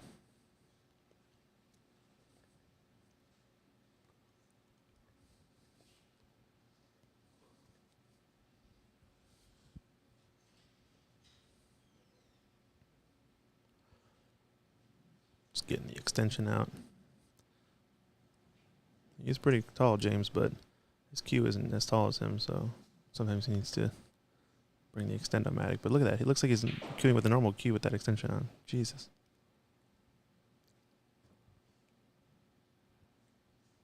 Okay. I think he came up a tiny bit short, but if it cuts directly, it should be fine to either check it with inside spin, go around the rails, or do like a soft rolling shot and leave this 7 up into the top left corner pocket. All our options. So he's going around the rails. It's a cue ball speed. Where are you going, cue ball? I think he went a little far. I don't think he's going to follow this into the corner, because the side pocket seems like it's in play. Not quite. Yeah, he avoided it fine. Nice shot there. No problem from James. Makes quick work of that rack. That's why he's ratings he is. Nicely done. And James to break. Already 2-0 up against Daniel. Winner take. Home 1,000. Second place takes home 500.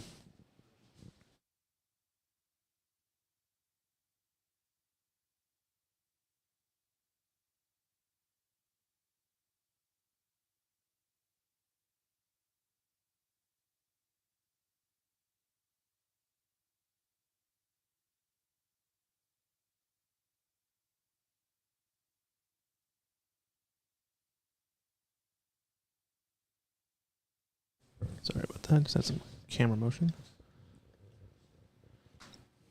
James Davey to break off. Yeah, I think you're right. James has been playing this tournament like he's ready for Blake, says Greg. Yeah, I agree. I think he's prepping. He's looking mighty strong, but you know Blake can bring the heat. When Blake's on a roll and he has that momentum with him, I don't think anybody can beat him. He's got that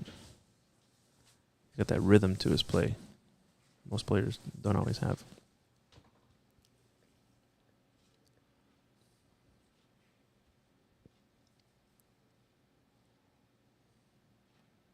Kind of a tough 2-ball.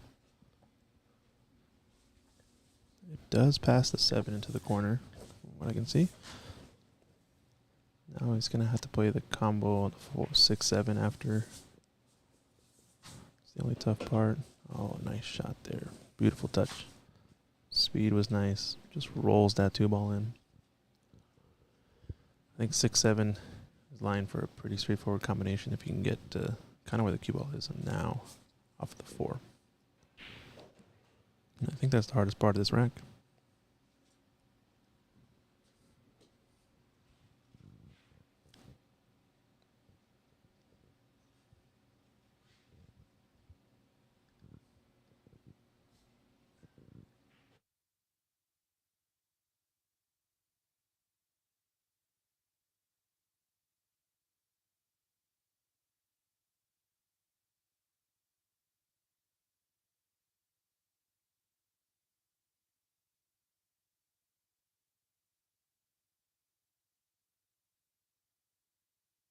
Oh man, missed the combination. I thought it was perfect on it.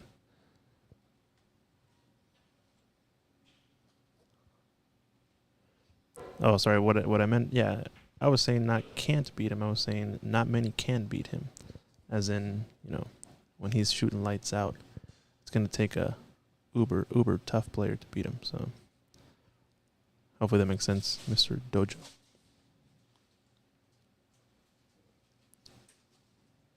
I wouldn't be surprised though if we can see Blake getting up to the 800 Fargo. That'd be dope. He's a what 720 something now? Yeah. Triple G saying he's a 724. So I mean 75 points away. Granted, it is the hardest 75 points to earn probably, but 75 points away from getting to the 800s. It's not impossible. Oh no, Daniel overcut the 9. He must be starting to feel some pressure on the shot.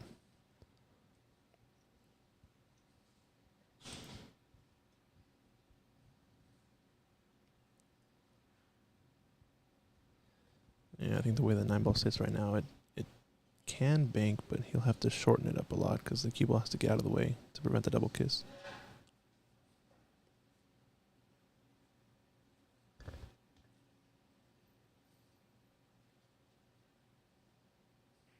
Oh, opting to play the safety, it looks like.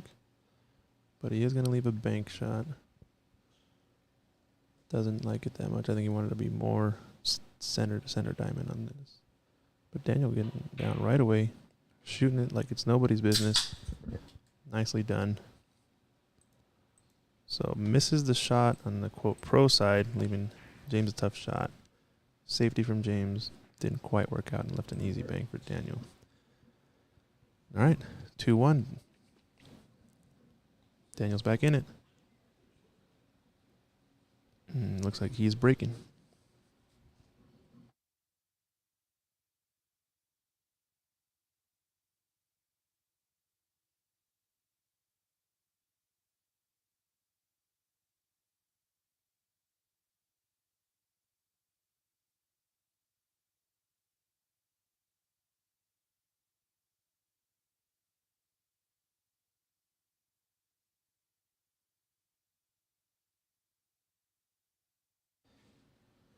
right, it's got a starter on the 1.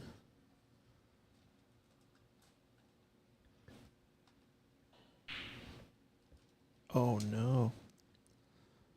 I think he ended up hitting that too thick because he wanted to avoid more of the 7 so he can get around the table, but it feels to me like Daniel's playing a little bit less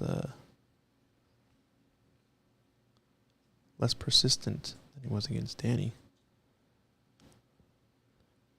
Feels like he's trying to play a little bit more in rhythm.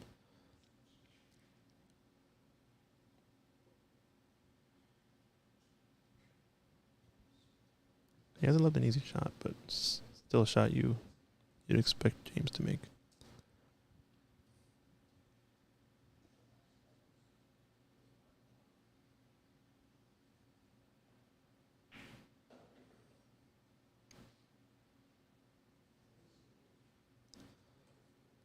Hands up pretty darn good on this 2-ball, straight in. I think if the 4 passes, which it looks like it does, yeah, he wants to put the cue ball right there. Center of the table roughly. It's straightish on the 4, little angle. And looks like he might have solved this rack. Went a little bit farther than where he pointed. Still be okay. It just means he has to stun a little bit more softly. Could even follow 1 rail. Okay, stunned across all the way. Yeah, this is probably a better angle, honestly, to go around the 7, so there's a reason why he's in the finals. How's this line? Speed is good. Line is pretty spot on. He's on the good side of the 6. Go to the 7. Now I think he probably just slow rolls it. It's got that touch. Ooh, we try to check it. Should be okay. But now he might run into this 9-ball. Does he want to play 2 rails across maybe? Just avoid the side pocket. Looks like he's going, yeah, right side rail, left side rail, above the side pocket. Nicely done right there. Perfect. Wow, nice shot.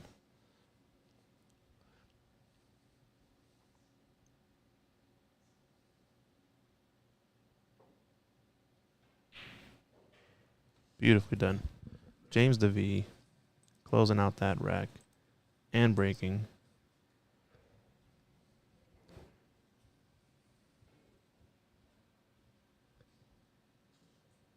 Good stuff there. Yeah, I think I agree, Shucheng. I do like the shirt. Looks like it's got a lot of other fish on it, like a mahi fish, swordfish, maybe a marlin. Who knows what else is on there.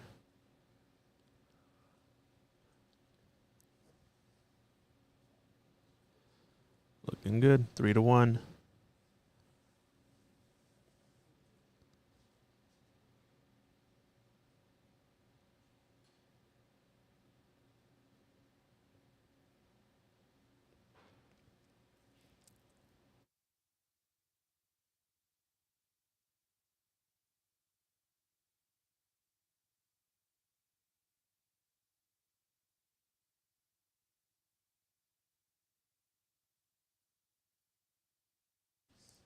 Rifles the one into the side. Got a myriad of kisses off this 9-ball. Got kicked up and around and almost scratched, and somehow it still has a look at this 2-ball. Definitely have to play safe on it. I don't think he can make this. Unless we see a crazy trick shot.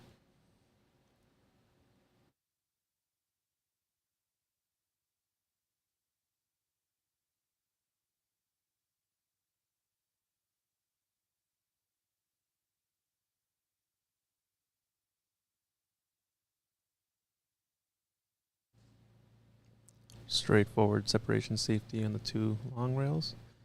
Plenty of balls to hide behind in between. Looks like Daniel's going to be forced to kick at this. Kicking this way is good because he has a chance to make it. Oh, we actually went too far.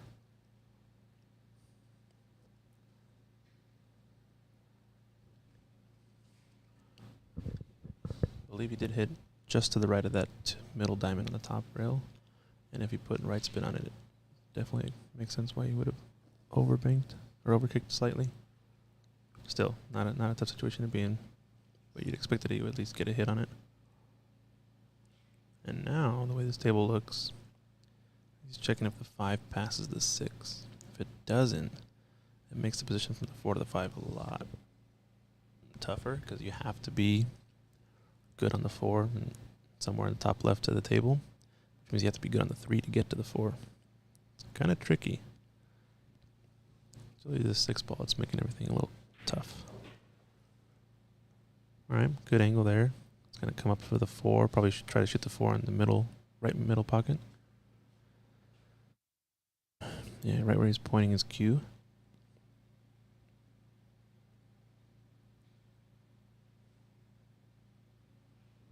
As long as he can get fairly straight on the 4.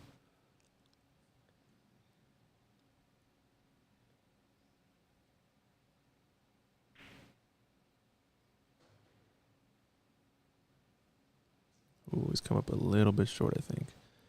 I think now it's just going to make the 5 tougher overall, because he's going to have to be kind of bridging over the 8. But he just came, honestly, like an inch too short. If he had creeped up just a little bit more, he would have been able to just float over for the 5 and kind of do a stop shot. But now he's going to kind of shoot from where the 8 ball is, roughly, to cut the 5 into the bottom left. Maybe stun across the middle table. Let's see. Doesn't want to be too close to this 8 ball. He is a little bit elevated over it, but at least he's a lot straighter in on the shot. The elevation could come into play, though, because if he would have stayed closer to the rail, maybe, he might have had less of this. Yep. Oh, wow. Almost scratches, too. And he's basically left the exact same shot. Holy smokes. How does that happen? The 5 ball went 3 rails, hit the cue ball. The cue ball almost rattled and almost scratched. Basically left in the same shot. So, all right, let's test Daniel on the same shot. Let's see. He saw what not to do, so I guess he learned a little bit. But bumps into the 6 just a little too much. Almost ended up perfect on it, but just a little too hard. Now he's just playing the bank shot. Does he get the 9 for cover? Nope. Looks like he's going to sell out these 3 balls.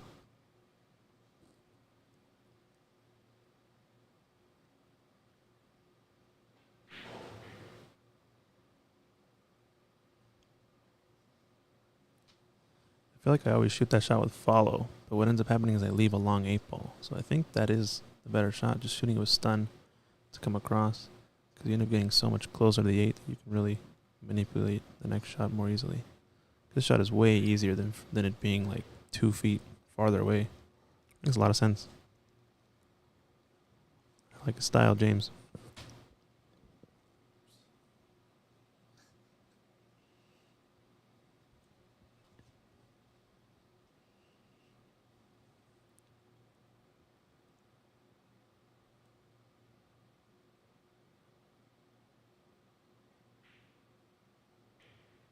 Rolls that ball in, goes up 4-1. Looks like it's Daniel's break.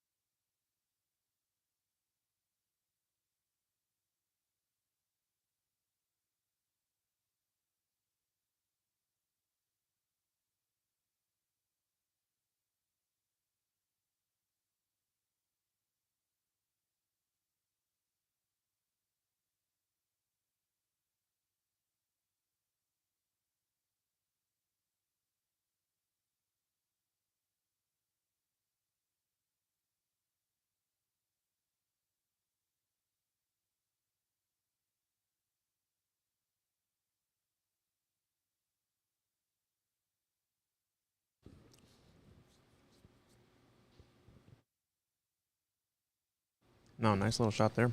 Went all the way around. Missed all the balls. And he's actually pretty spot on this 3. Little stun shot. 4 to 5. This is going to be a tough shot. He wants to get up to the middle of the table.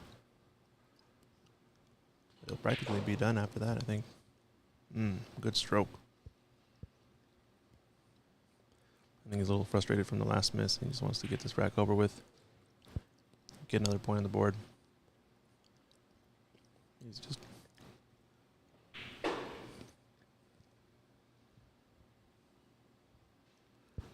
Yeah, I think you're right, Triple G.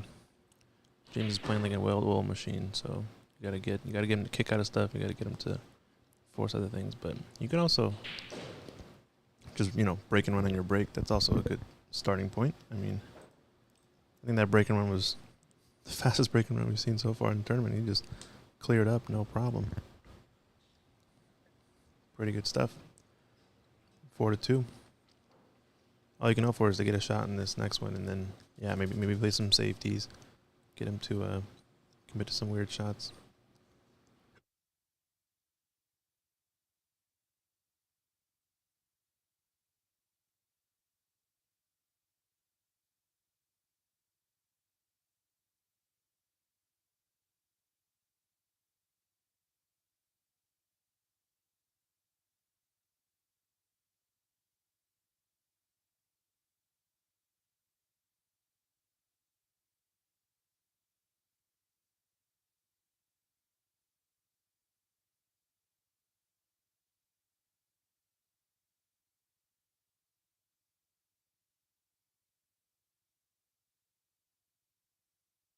He still kind of finds a way to do it. He didn't.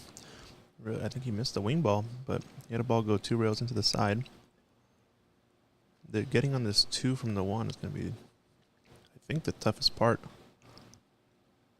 Everything else, it's a lot more natural to get on.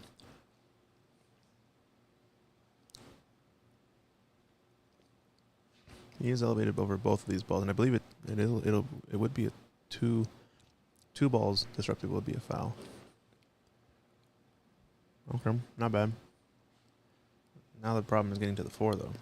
He wanted to be pretty straight on this 5 or on this 2 to avoid the bump here, but he might be able to glance off of it with some insight and follow.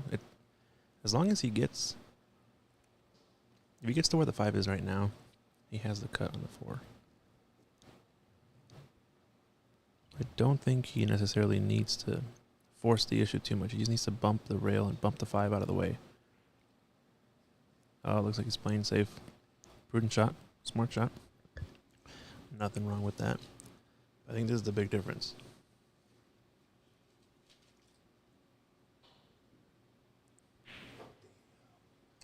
Wow. Daniel with the full table kick shot. Holy smokes.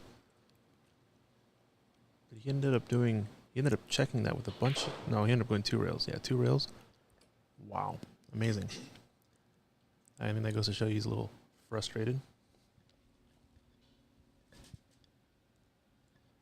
Showing his strength, though.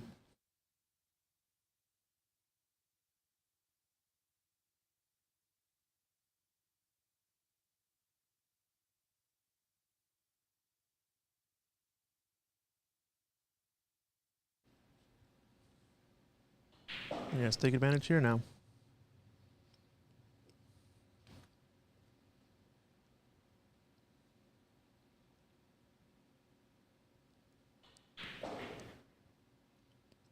He's definitely quickened his pace up a lot. I think he's trying to find another gear, trying to find a rhythm to get into to hopefully claw something back in this match.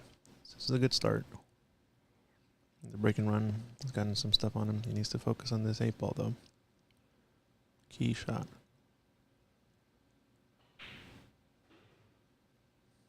Nicely done.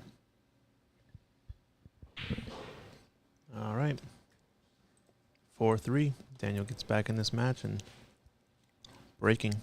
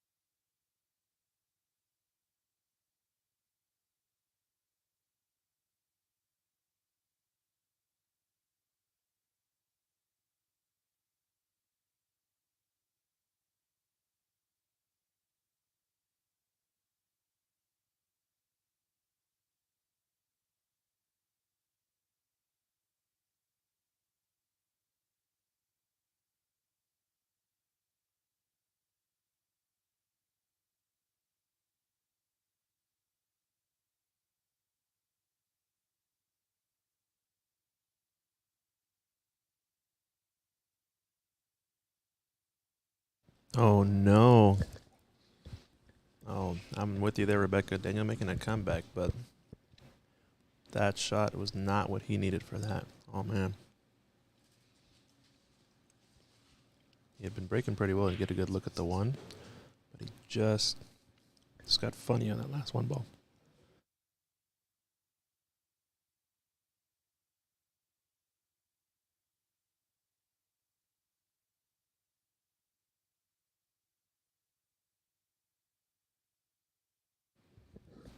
Wow, James back at the table. Alternate break kind of shows you as quickly as you can get down in the match, you can just as quickly get back up. Getting a break and run, having your opponent miss one shot, clearing up the 2-point swing. So James can try to extend his lead just as easily because he'll be breaking in the next rack.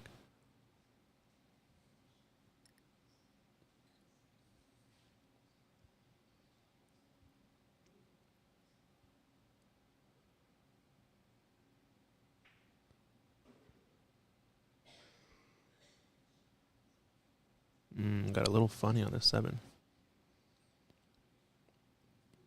Problem is he doesn't have enough angle, I think, to like punch it across 2 rails without really ramping up the speed.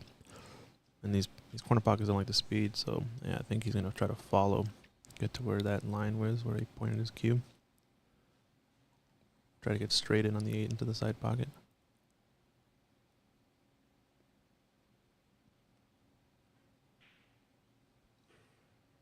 That was the speed. He came up a little bit short. Should still be okay. He just has to get good position on the cue ball now. So he's looking to try to get that line maybe. So off the 8, down to the bottom, second diamond or so, and punch forward. Not a bad shout.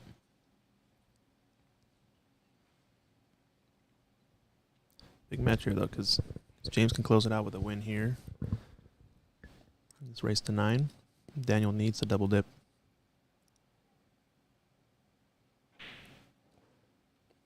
Nice shot there. How's his speed? Pretty good. He is on the rail, which will make the shot a little bit tougher, but he'll take it. Nice shot there. That was a good example of him like following through that stroke just to make sure he gets a clean hit, because whenever you're on that rail, it can always just get a little dicey. Nicely done from James. And now he's breaking. So 5-3 up. He'd like to make it 6-3. See if he can get on the 1 to start the rack. It's going to be a pretty important part.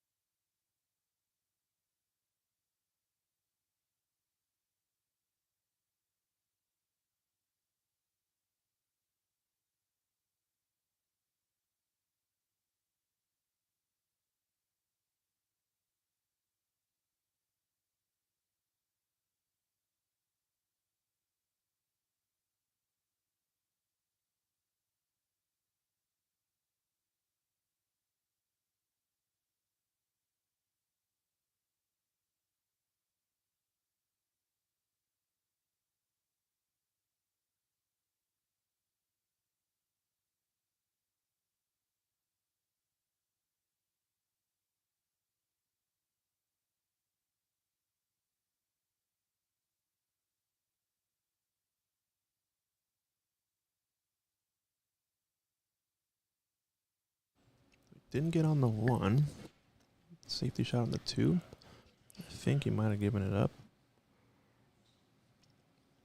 He definitely has an edge of it. It looked like a bar box shot. Such a touchy shot, getting the speed just right. Yeah, you could at least see an edge.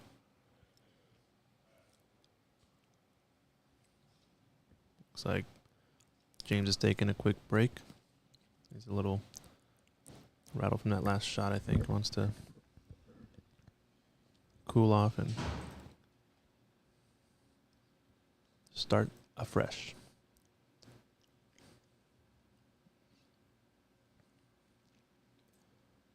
Well, in the meantime, we got some announcements. We have some events coming up here at Ox Billiards.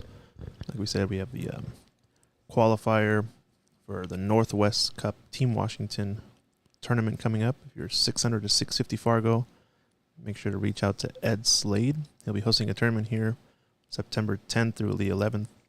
Race to 5 9-ball. Come on by and try to win a spot for Team Washington. We're playing at Oregon this year. It's going to be a thriller, that's for sure. It always is. Mike Littman hosting from Littman Lights. We'll see how Team Washington does this year. And you never know, maybe these players might actually be on the team. We have yet to find out. I think Ed has selected a few players already, but has yet to announce. So we're eagerly waiting to see who's going to be on Team Washington. And if you're an Ox member or you're interested, we're also going to be taking a group down to go support Team Washington from Ox here. So, oh, you heard it here first, folks. Ed Slade confirming that both of these champions are on Team Washington. So if you want to play on a team with these two guys, they're coming this fall against Team Oregon. Come sign up for the 600 to 650 Fargo Team Washington qualifier. It'll be a race to 5 9-ball. We have a poster posted or pinned in the chat, I believe. There is a link in the chat. There's a post on our Facebook page. Reach out to Ed Slade to sign up and come get a spot for Team Washington. Represent. We also have another few tournaments coming up. We have the Snooker U.S. Nationals being hosted here.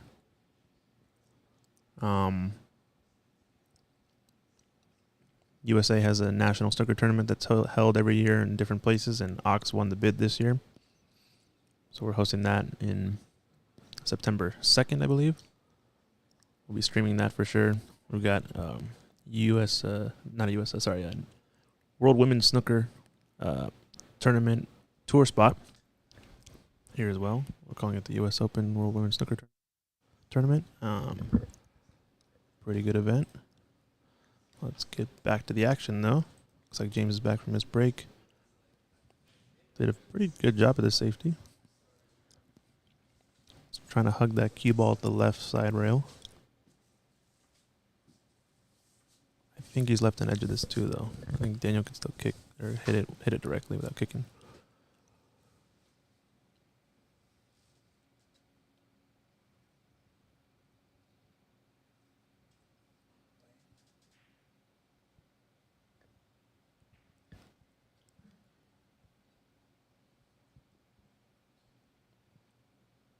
Nice shot there from Daniel. I guess he's showing us why he's been chosen for Team Washington. Him and James to be. Big announcement from Ed Slade. But yeah, if you want to find out and you want to come by and earn a spot on the team, we're having a qualifier.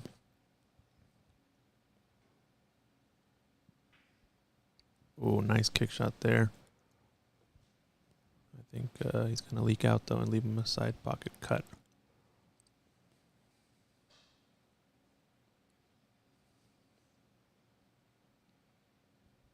Yeah, Triple G, you could be right. I don't know. We'll see. There's only 5 spots in the team, so you do have to factor in the Fargo rate limit, like Lee said. There, I think it's 3,300 Fargo rate limit, 3,500. I'm not sure, but there is a limit to basically how high of a Fargo you can have for the full team. And it helps keep things competitive. Obviously, you want to be as close to that as you can. I'm not sure how the numbers work out for having all 3, Blake, James, and Daniel, but all to find out. See. Is he going for this 9? Nope. Solid kick. Solid safety, I mean. Daniel does have a kick and stick chance here. He's got to hit this 3-ball pretty full.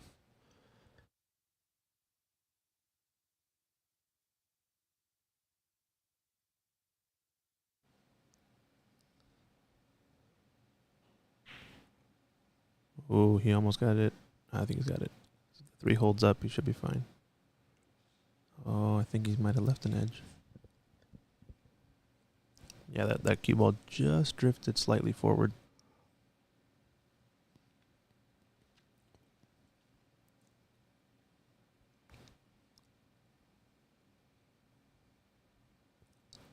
Yes, indeed. K2 had a great showing last year. I could see her back on the team for sure. We'll have to see. We'll find out.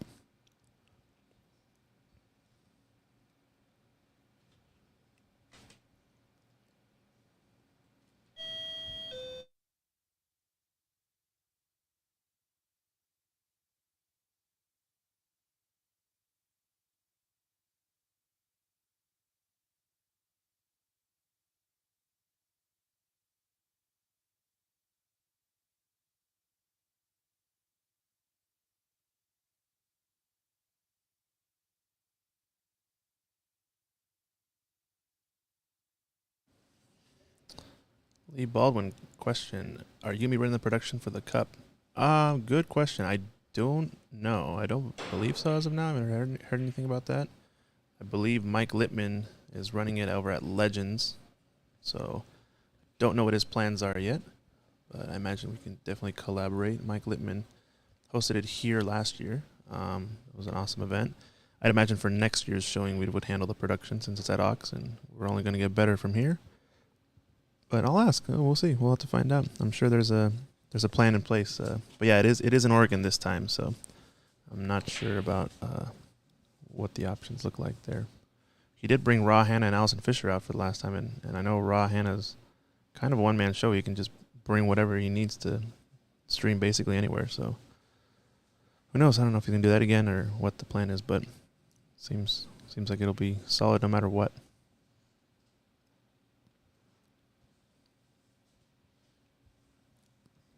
Strange miss there from Daniel, but fortunate not to leave a shot.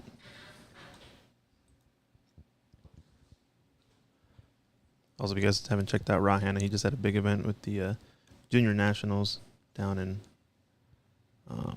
Las Vegas. It was an awesome event. A lot of really good junior players showing up. Make sure to follow Ra on his stream.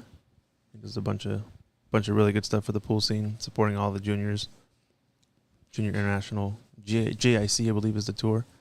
They hold it in a bunch of different places, and he travels everywhere. Support the kids. The future of pool.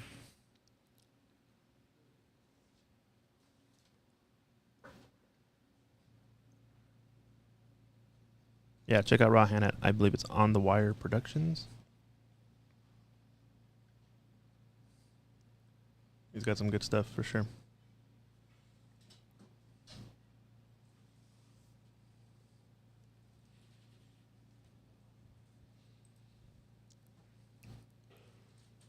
Oh, not the best result, but he punched the table. I think he's left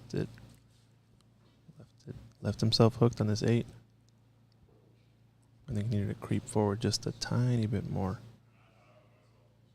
Oh, no. Okay. He just said out loud, I thought I hooked myself, but I guess he didn't, so it looks like he's clean. Something I noticed about James, I think when he's playing, at least in this tournament, he had his headphones on. And since he has his headphones on, he kind of just talks at a much louder level. And when it's quiet in the room, he kind of just says whatever, and it's pretty funny. He just gives us his stream of consciousness. Always interesting to hear that. Yeah, Triple G, I agree. Yeah, Rod does great for the scene. He does a great job.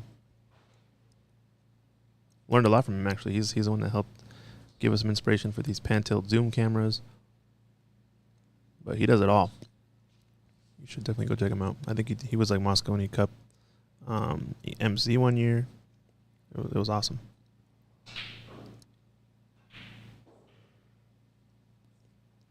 Nice speed there from James.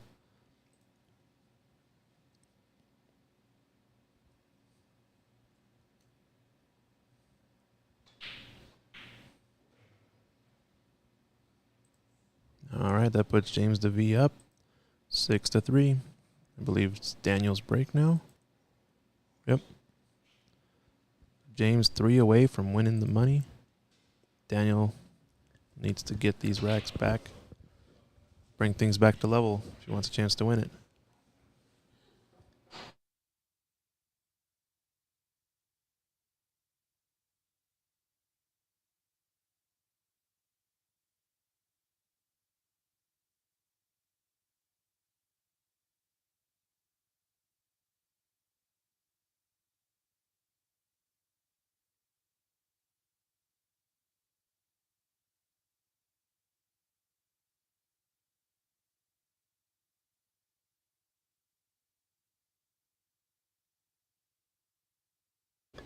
All right, Daniel getting right to it, wasting 0 time.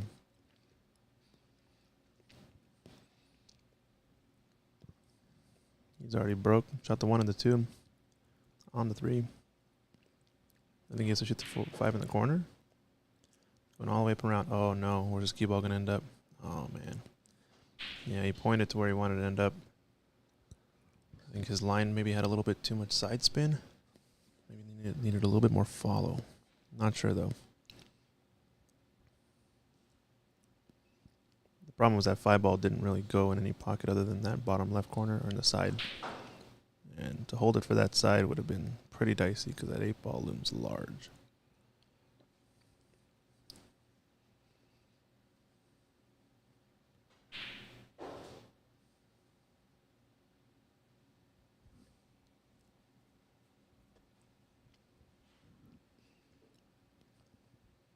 All right, leaving 5 balls for James to run out.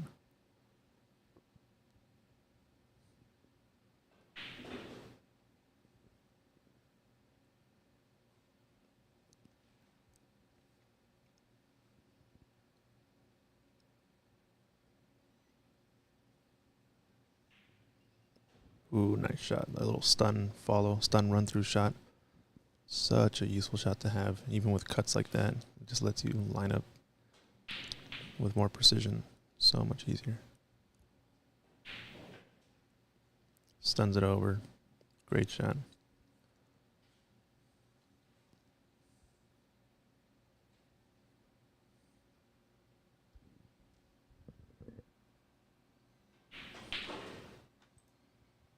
James Davey showing us what he's made of. Clearing those balls like nobody's business. And now he's breaking. Trying to get 1 away from the hill.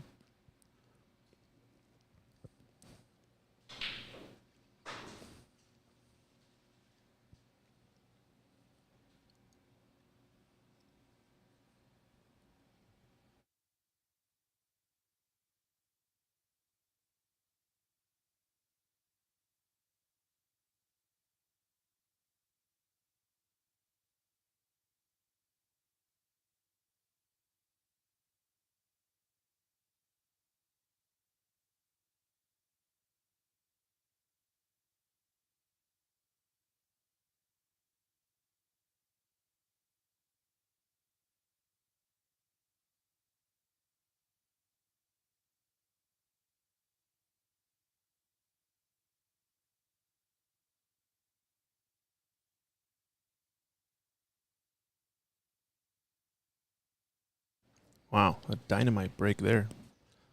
Made 3 balls instantly off the break.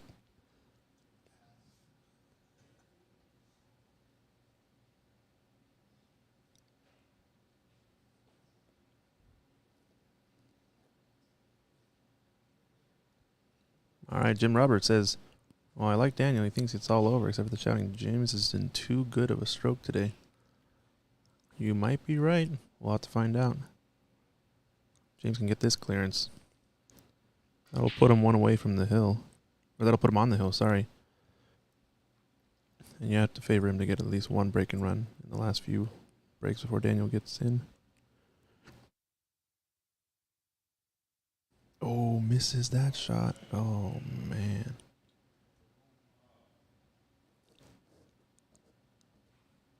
He misses, but he doesn't leave Daniel much at all. Looks like Daniel's going to kick it a long way to try to make this 2.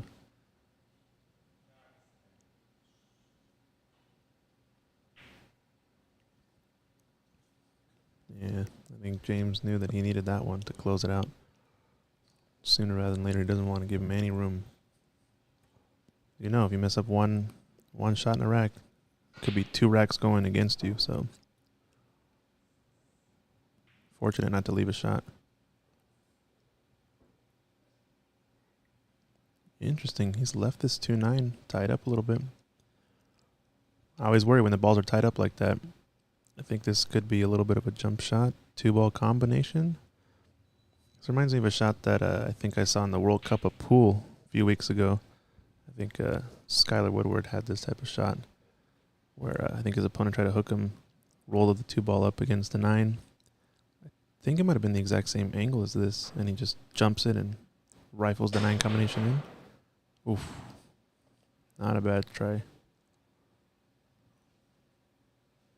That was the idea, though.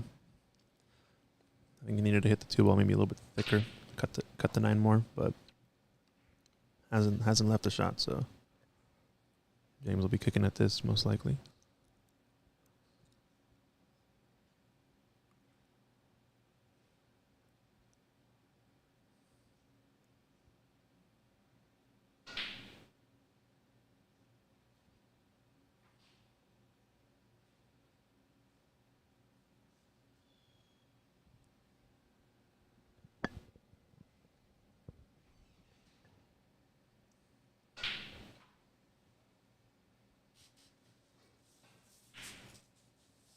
All right, went around this way. I think he's going to sell out a window shot, though. Yep. I think he was maybe trying to push the cue ball forward, but he ended up hitting it too thick. Not sure. That's what it seems like. Oof. Rattles that one home. But he'll take it.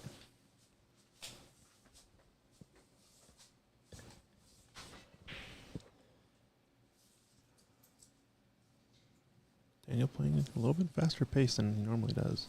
I wonder if this is trying to find a gear, or if it's nerves, or definitely a little different than what he normally does. But he's running these balls out. I think it's the only thing that matters.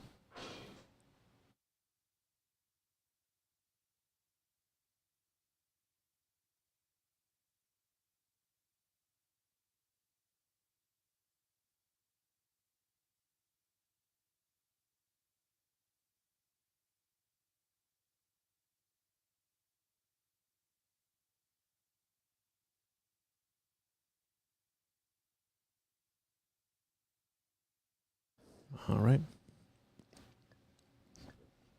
Daniel feels like he needs this one to get back in this match because 7-5 will put a lot more pressure on him, on James, than 8-4 will. So as long as he can keep James from getting on the hill, I think it's a good chance. Oh, the 7-ball. Oh, wow. Perfectly gets in the way. It's quick to pull out the jump cue.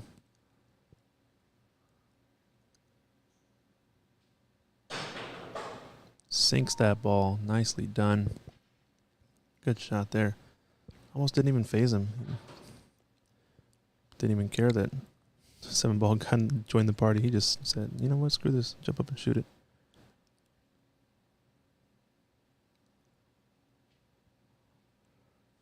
He's thinking about shooting into the corner, it looks like, with a high ball. Side pocket could come into play. Oh, wow. Barely avoided the scratch. Just barely hit the point. What a shot.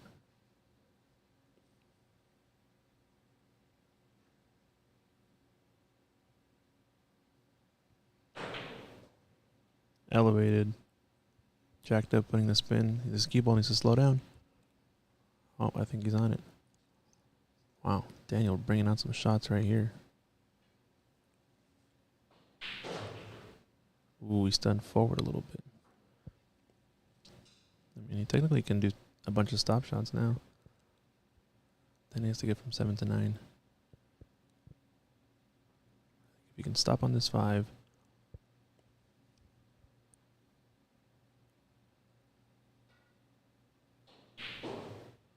Nice shot. gets it clean. Yeah, you need a little bit of angle on the 7 to get down to the 9, so. Or he just needs to get close. Either one. Alright, looks like he's going to draw it back. Good shooting here from Daniel. Spicy run out, I'd say. He's ready to play. Let's go. He wants this game back. Goes 5 up, another break and run. I think he's had two break and runs in the past 3 breaks. I don't know, man. He's starting to make a comeback. He's starting to feel good. I think he's letting out a little bit of that frustration out, you know, just rifling balls in. I think that was a good rack for him just to get back in this match a little bit.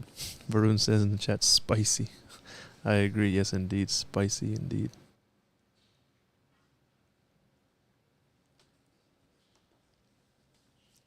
James Fox saying, finding a gear now. I think so. I think that's a little bit of a gear that Daniel's got sometimes. That's what it looks like.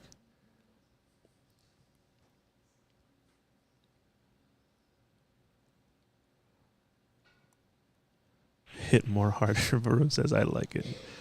I know you. We watch you play, and you always hit him crazy hard.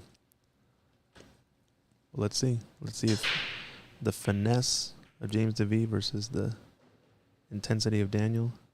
Oof. That was a wild break. Yeah, I think your Red Triple G is kind of like he's a little frustrated, but he's trying to build his confidence from Epic's play, epic shots.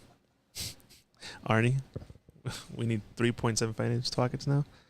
Yeah. Those are underway. I think we'll graduate to 4-inch pockets first, and then we'll talk. All right. So James Davey opting to do a push out. This is a match, ladies and gentlemen. 7-5. James Davey pushing out to a tough 2-ball. Oh, he missed a 6. I think he needed that, but is the 8 going to come to his rescue? I think that's a good save. James looking to kick at this. Off the top rail. Oh, he shortened it up just a little too much, I think. Saw his body kind of twitch while he shot that too. I wonder if just let his line a little bit astray. All right, well, Daniel now has a chance to make a comeback here, because if he can clear these balls, he gets within 1, and he gets the next break. Based on how he's been breaking and running today, I don't know. He's got a chance. He's got to avoid this 6-ball. Got to avoid the 6-ball. Oh, man, that was close.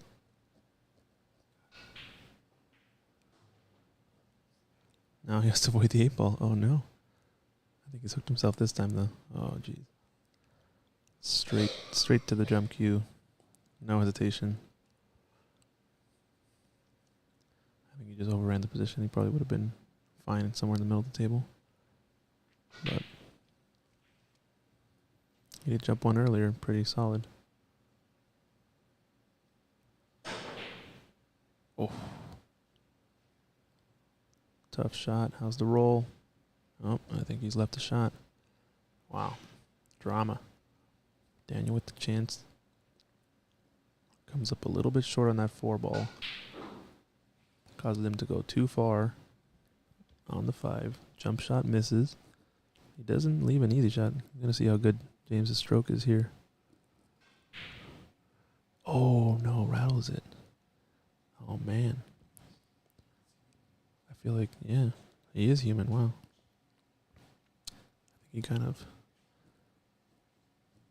pushed his body a little bit forward. I don't know. It seemed a little weird. He was trying to get a lot of spin on that ball. I mean, he technically got there, but just missed the shot.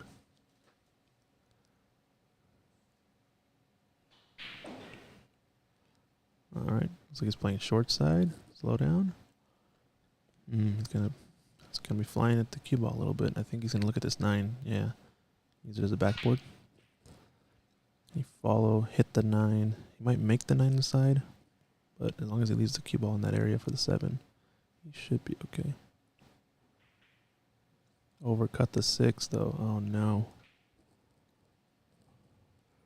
It was a shot that he might have taken a little bit too quickly. It was very ginger, that shot. Very touchy.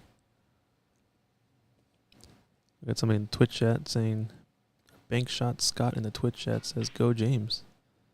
Yep, James is up 2-0, but Daniel's trying to make a comeback. I think he's starting to feel the pressure a bit. Now it's time to bring that Extendomatic super extension. I always wondered what the point was of having like a 12-inch extension, but now I realize when you're as tall as James is, it kind of makes sense. Now his cue looks like a normal cue compared to a normal person in terms of size. Oh, how's the speed? Yeah, he said it out loud. His cue ball rolled out. I think he was trying to hold the cue ball closer to the bottom rail.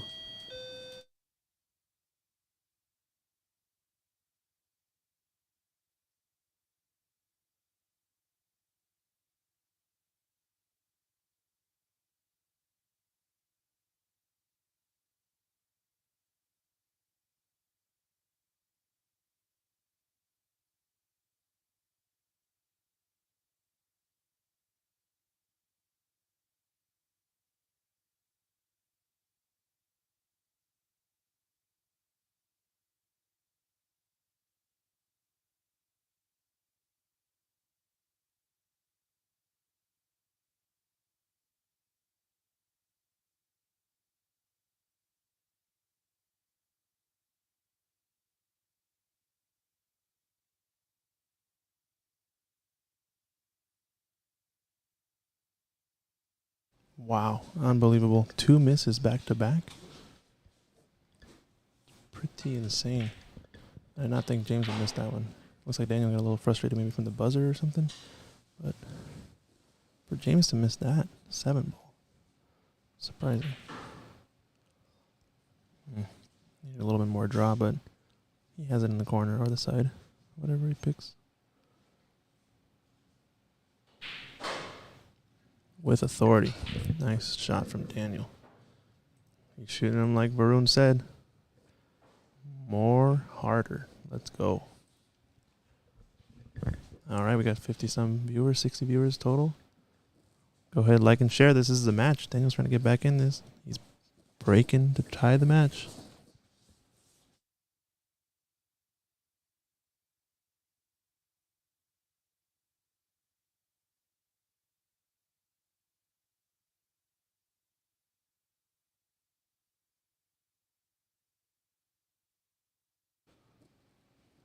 We got a match. Yeah, he does. I guess he does listen, Varun, huh? Let's see. What kind of layout does he get here? Not too bad.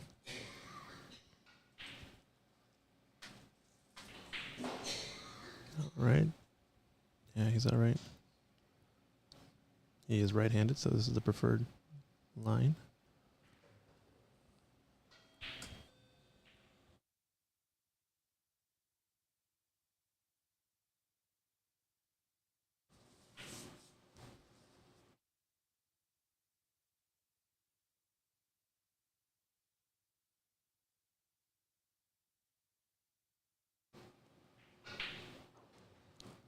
Ooh, held it nicely for the 5 in the side. Excellent shooting right now. I feel like there's a bit of a momentum shift, it seems. At least the way, James has been coming back to the table. Almost feels like he feels rushed in a way. I think Daniel picking up the pace has actually done pretty well for him. Nice shot there.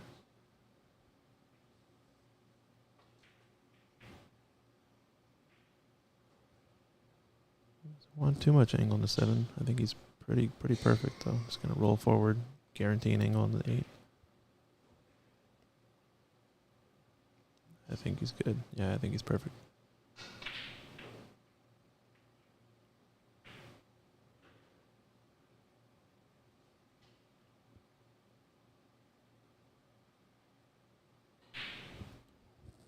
Wow, ladies and gentlemen, I cannot believe we just missed that 9-ball. Oh my gosh, we have drama.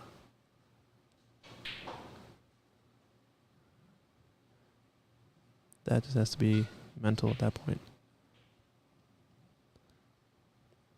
Coming back to tie it up on a break and run and misses the 9? Oh my gosh.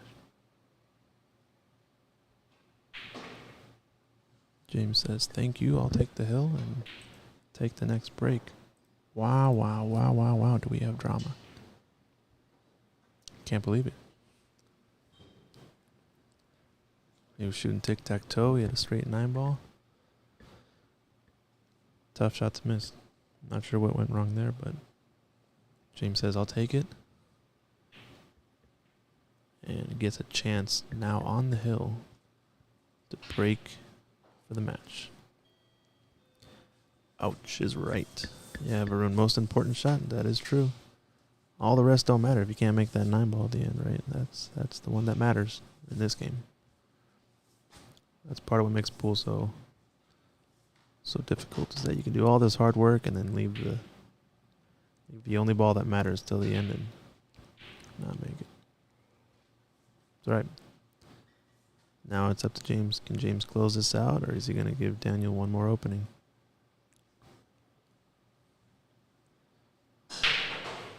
Granted, a mistake and a break and run from Daniel can mean tied up. And let me guess, it doesn't quite work out, does it? You don't ever seem to get a nice, easy layout when you're on the hill, do you? Especially in a tight match. It always seems to get a little funky. Helps bring extra drama into the mix, huh?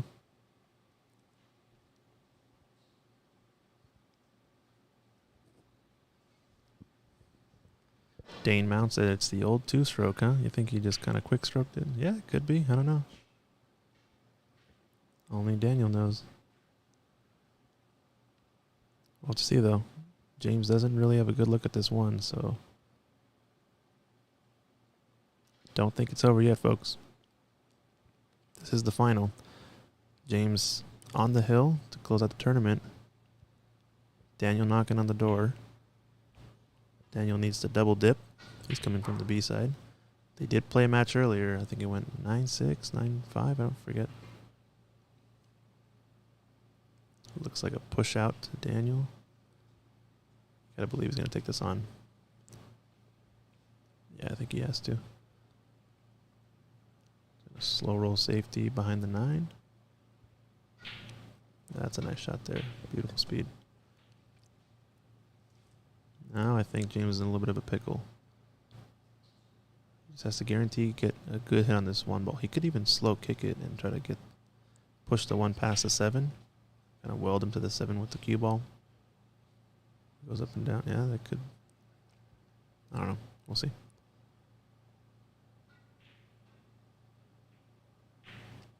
Ooh, how do you hit it? Oh, off the 4. Oh my gosh, but he hooks himself on the 4. Wow. So the ball that gave him the chance to make the 1 also leads to him getting snookered. Wow. Talk about drama. Somehow you feel like James is just on at that point, just about to finish, and some little thing goes wrong and doesn't quite get it.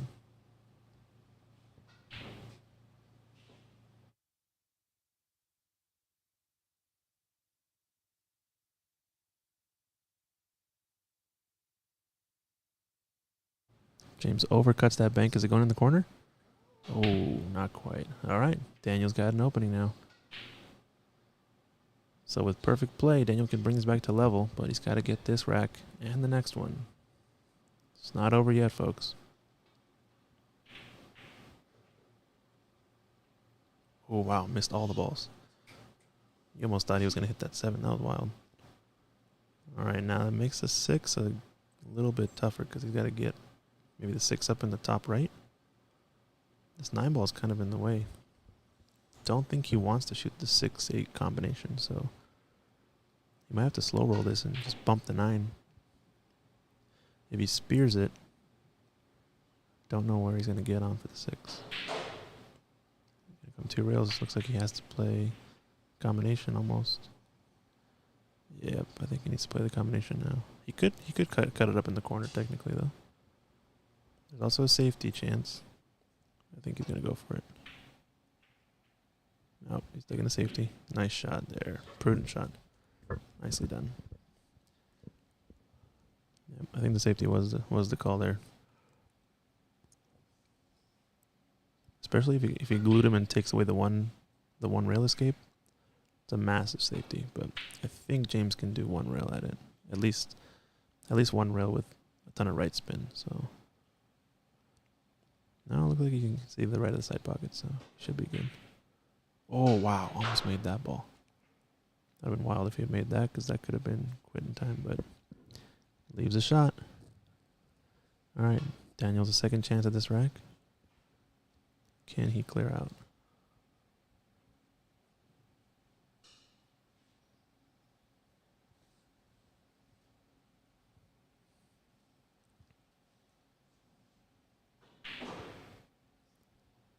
How's his speed? Don't get too far. I think he's okay. He would have liked to be a little bit straighter, but better than being hooked behind the 8.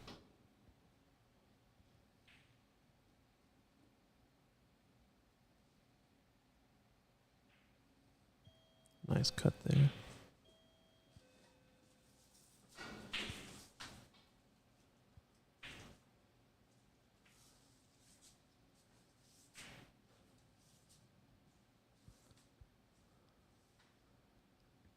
All right. This is the shot that matters.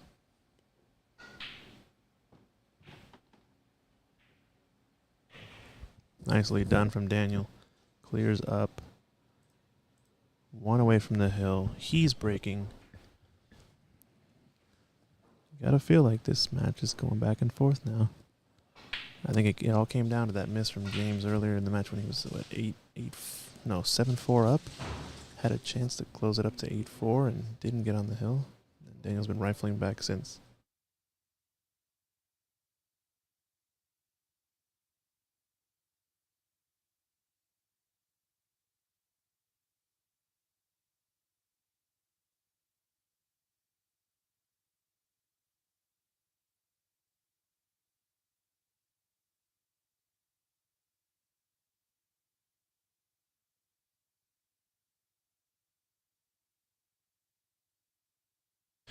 What a match indeed. Lee Baldwin in the chat. Big Flames James. Sounds like a nickname from Mr. Bankshot Scott on the Twitch stream. Should be an exciting one for sure. Daniel needs this rack. Must-win situation. Yeah, it's a good point, Dave. If you hadn't missed that 9-ball, you'd better believe that he probably would be 8-7 up instead of 8-7 down right now. So it's starting to turn into a nail biter. You can see all the folks in the room starting to smile, starting to get a little jittery. Things are getting intense. Gosh, James, why do you take so long to go to the bathroom? No, I'm just kidding. He's fine. Now we're all anxiously waiting. Is he going to get to Hill? I think this match deserves to be on Hill, that's for sure.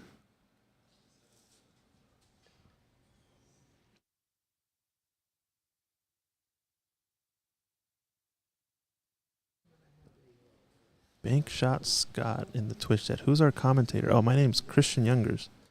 I'm a part owner here at Ox Billiards. Thanks for the great job. Thanks. Triple G says, I just want to see a second match. Yeah, that'd be good.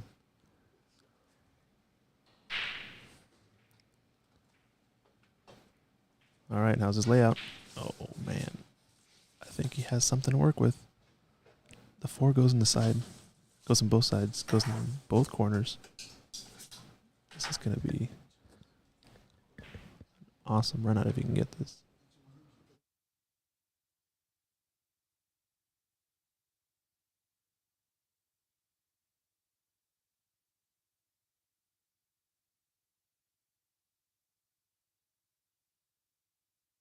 Classic behind the back cueing from Daniel.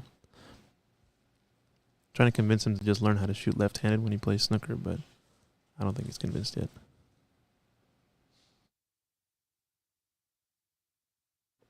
Yeah, go for it. You want to host us, Archid? I'm down.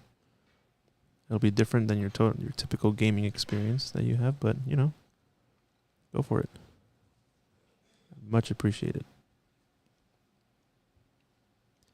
All right, now this is kind of one of those stun run-through shots again. He's going to kind of go a little bit forward, not too far. Wants to get a stop shot on the 4. Don't think he's going to do anything crazy other than kind of roll forward a bit. Yep, he's gone a little too far. Nope, I think he's okay. Yeah, he should be fine. Just roll it up. Oh, went up and down the table. I guess he had a lot more angle than it looked like.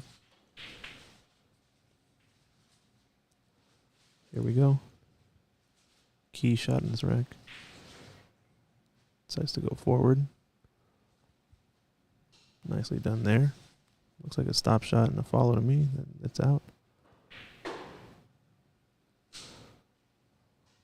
think he's got a little angle. He might stun. Shoot the 9 in the same pocket. Depends. Yeah, it looks right about right. Focus on this ball. And ladies and gentlemen, we are hill. 8-8 in a race to 9. There's the fist bump. Hill. James Davey to break. Alternate break. This is what we came to see, folks.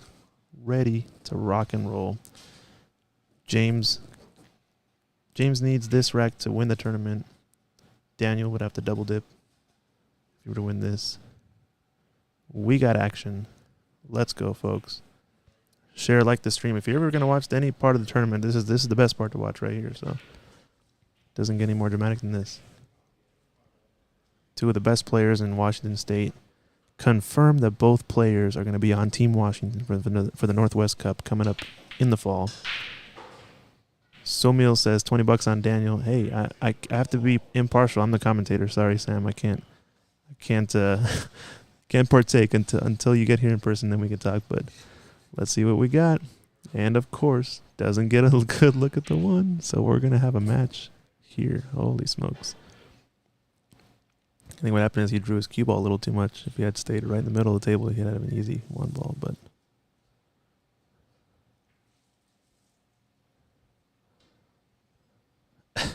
looks like Archit and Scott Leach are making friends and finding out who each other are in the Twitch chat.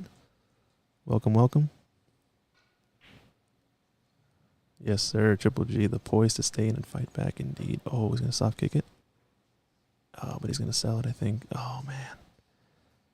He needed a soft kick and hit the underside of the 1. Not technically over yet, but this could be quitting time. If ever a run out you're going to have, James, this is the 1. They're playing for a difference of 500. 500.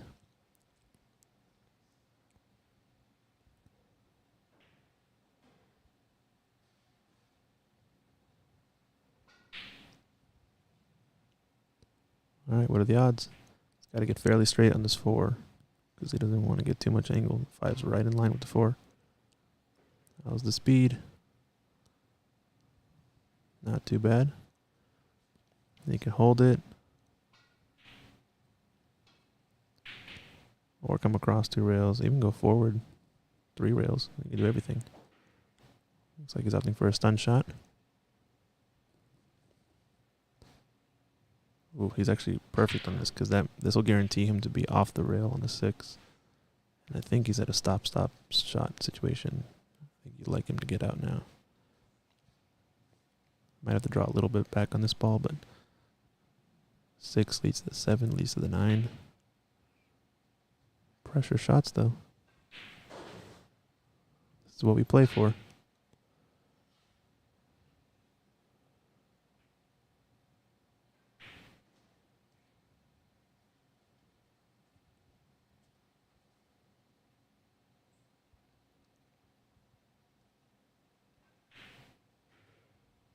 Slight draw. He's on the 9. This is it. This is for the tournament. And James Davey closes out the match. Nicely done. we have our winner, James Davey. Congratulations. Wins the 1,000. Congrats to Daniel, second place. What a fight did he put in to get to that stage. Bringing it hill. Awesome job to both players. Congratulations. And awesome tournament. You have to think, though, that 9-ball came back to bite him, I guess, for Daniel. Trying to push it to the second set, but unfortunately didn't quite get it done. Either way, thanks to everyone at home for joining in. It was an awesome match.